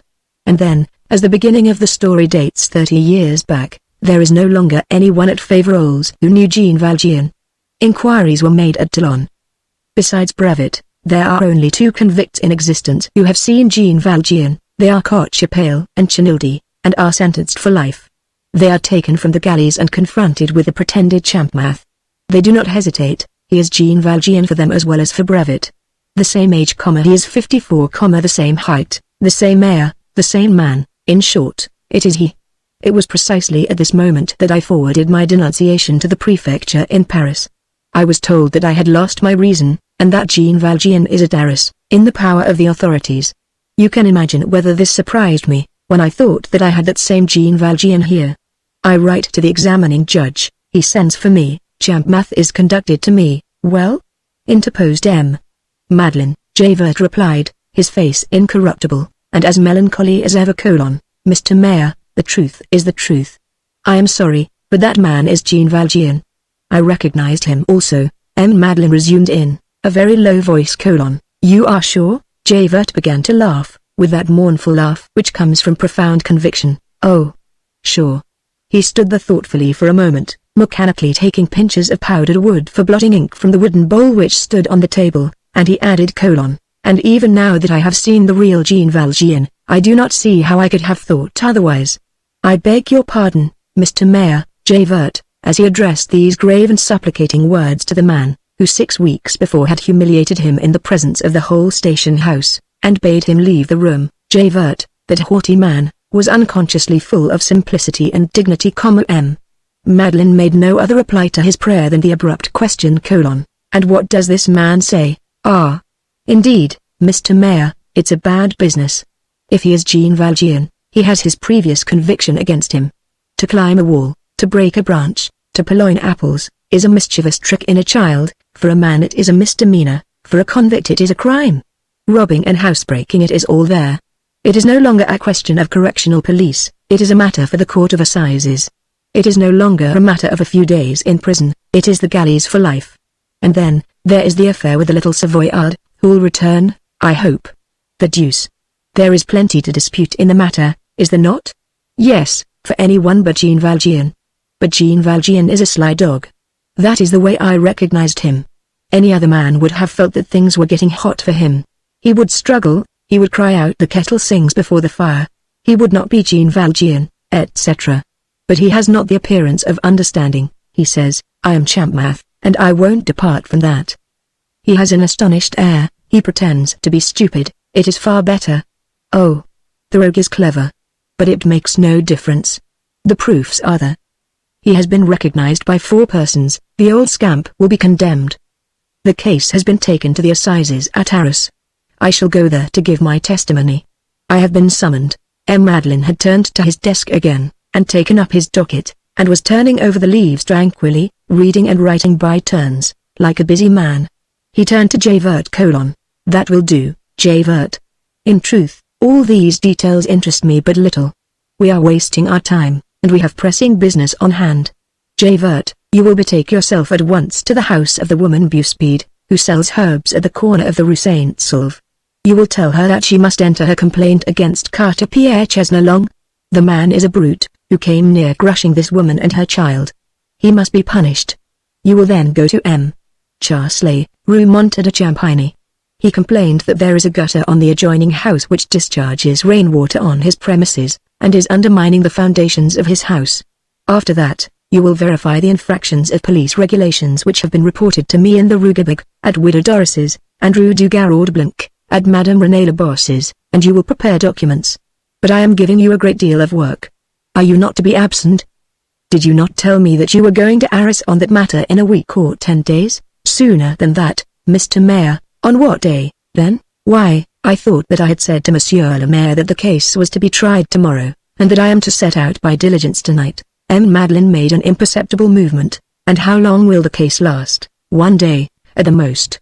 The judgment will be pronounced tomorrow evening at latest. But I shall not wait for the sentence, which is certain. I shall return here as soon as my deposition has been taken. That is well, said Madeline, and he dismissed Javert with a wave of the hand. Javert did not withdraw. Excuse me, Mr. Mayor, said he. What is it now? Demanded Madeline. Mr. Mayor, there is still something of which I must remind you. What is it? That I must be dismissed. Madeline rose. Javert, you are a man of honor, and I esteem you. You exaggerate your fault. Moreover, this is an offense which concerns me. Javert, you deserve promotion instead of degradation. I wish you to retain your post. Javert gazed at Madeline with his candid eyes, in whose depths his not very enlightened but pure and rigid conscience seemed visible, and said in a tranquil voice: Mr. Mayor, I cannot grant you that, I repeat, replied Madeline, that the matter concerns me, but Javert, heeding his own thought only, continued: So far as exaggeration is concerned, I am not exaggerating. This is the way I reason. I have suspected you unjustly. That is nothing. It is our right to cherish suspicion, although suspicion directed above ourselves is an abuse. But without proofs, in a fit of rage, with the object of wreaking my vengeance, I have denounced you as a convict. You, a respectable man, a mayor, a magistrate. That is serious, very serious. I have insulted authority in your person, I, an agent of the authorities. If one of my subordinates had done what I have done, I should have declared him unworthy of the service, and have expelled him. Well? Stop, Mr. Mayor, one word more. I have often been severe in the course of my life towards others. That is just. I have done well. Now, if I were not severe towards myself, all the justice that I have done would become injustice. Ought I to spare myself more than others? No. What? I should be good for nothing but to chastise others, and not myself. Why, I should be a blackguard. Those who say that blackguard over Javert would be in the right. Mr. Mayor, I do not desire that you should treat me kindly. Your kindness roused sufficient bad blood in me when it was directed to others. I want none of it for myself. The kindness which consists in upholding a woman of the town against a citizen, the police agent against the mayor, the man who is down against the man who is up in the world, is what I call false kindness. That is the sort of kindness which disorganizes society. Good God! It is very easy to be kind, the difficulty lies in being just. Come. If you had been what I thought you, I should not have been kind to you, not I. You would have seen. Mr. Mayor, I must treat myself as I would treat any other man. When I have subdued malefactors, when I have proceeded with vigor against rascals, I have often said to myself, if you flinch, if I ever catch you in fault, you may rest at your ease. I have flinched, I have caught myself in a fault. So much the worse. Come, discharged, cashiered, expelled. That is well. I have arms. I will till the soil, it makes no difference to me. Mr. Mayor, the good of the service demands an example. I simply require the discharge of Inspector Javert. All this was uttered in a proud, humble, despairing, yet convinced tone, which lent indescribable grandeur to this singular, honest man. We shall see, said Madeline, and he offered him his hand. Javert recoiled, and said in a wild voice: Excuse me, Mr. Mayor, but this must not be. A mayor does not offer his hand to a police spy, he added between his teeth: A police spy, yes, from the moment when I have misused the police. I am no more than a police spy. Then he bowed profoundly, and directed his steps towards the door. There he wheeled round, and with eyes still downcast: Mr. Mayor, he said, I shall continue to serve until I am superseded. He withdrew. Madeline remained thoughtfully listening to the firm, sure step, which died away on the pavement of the corridor.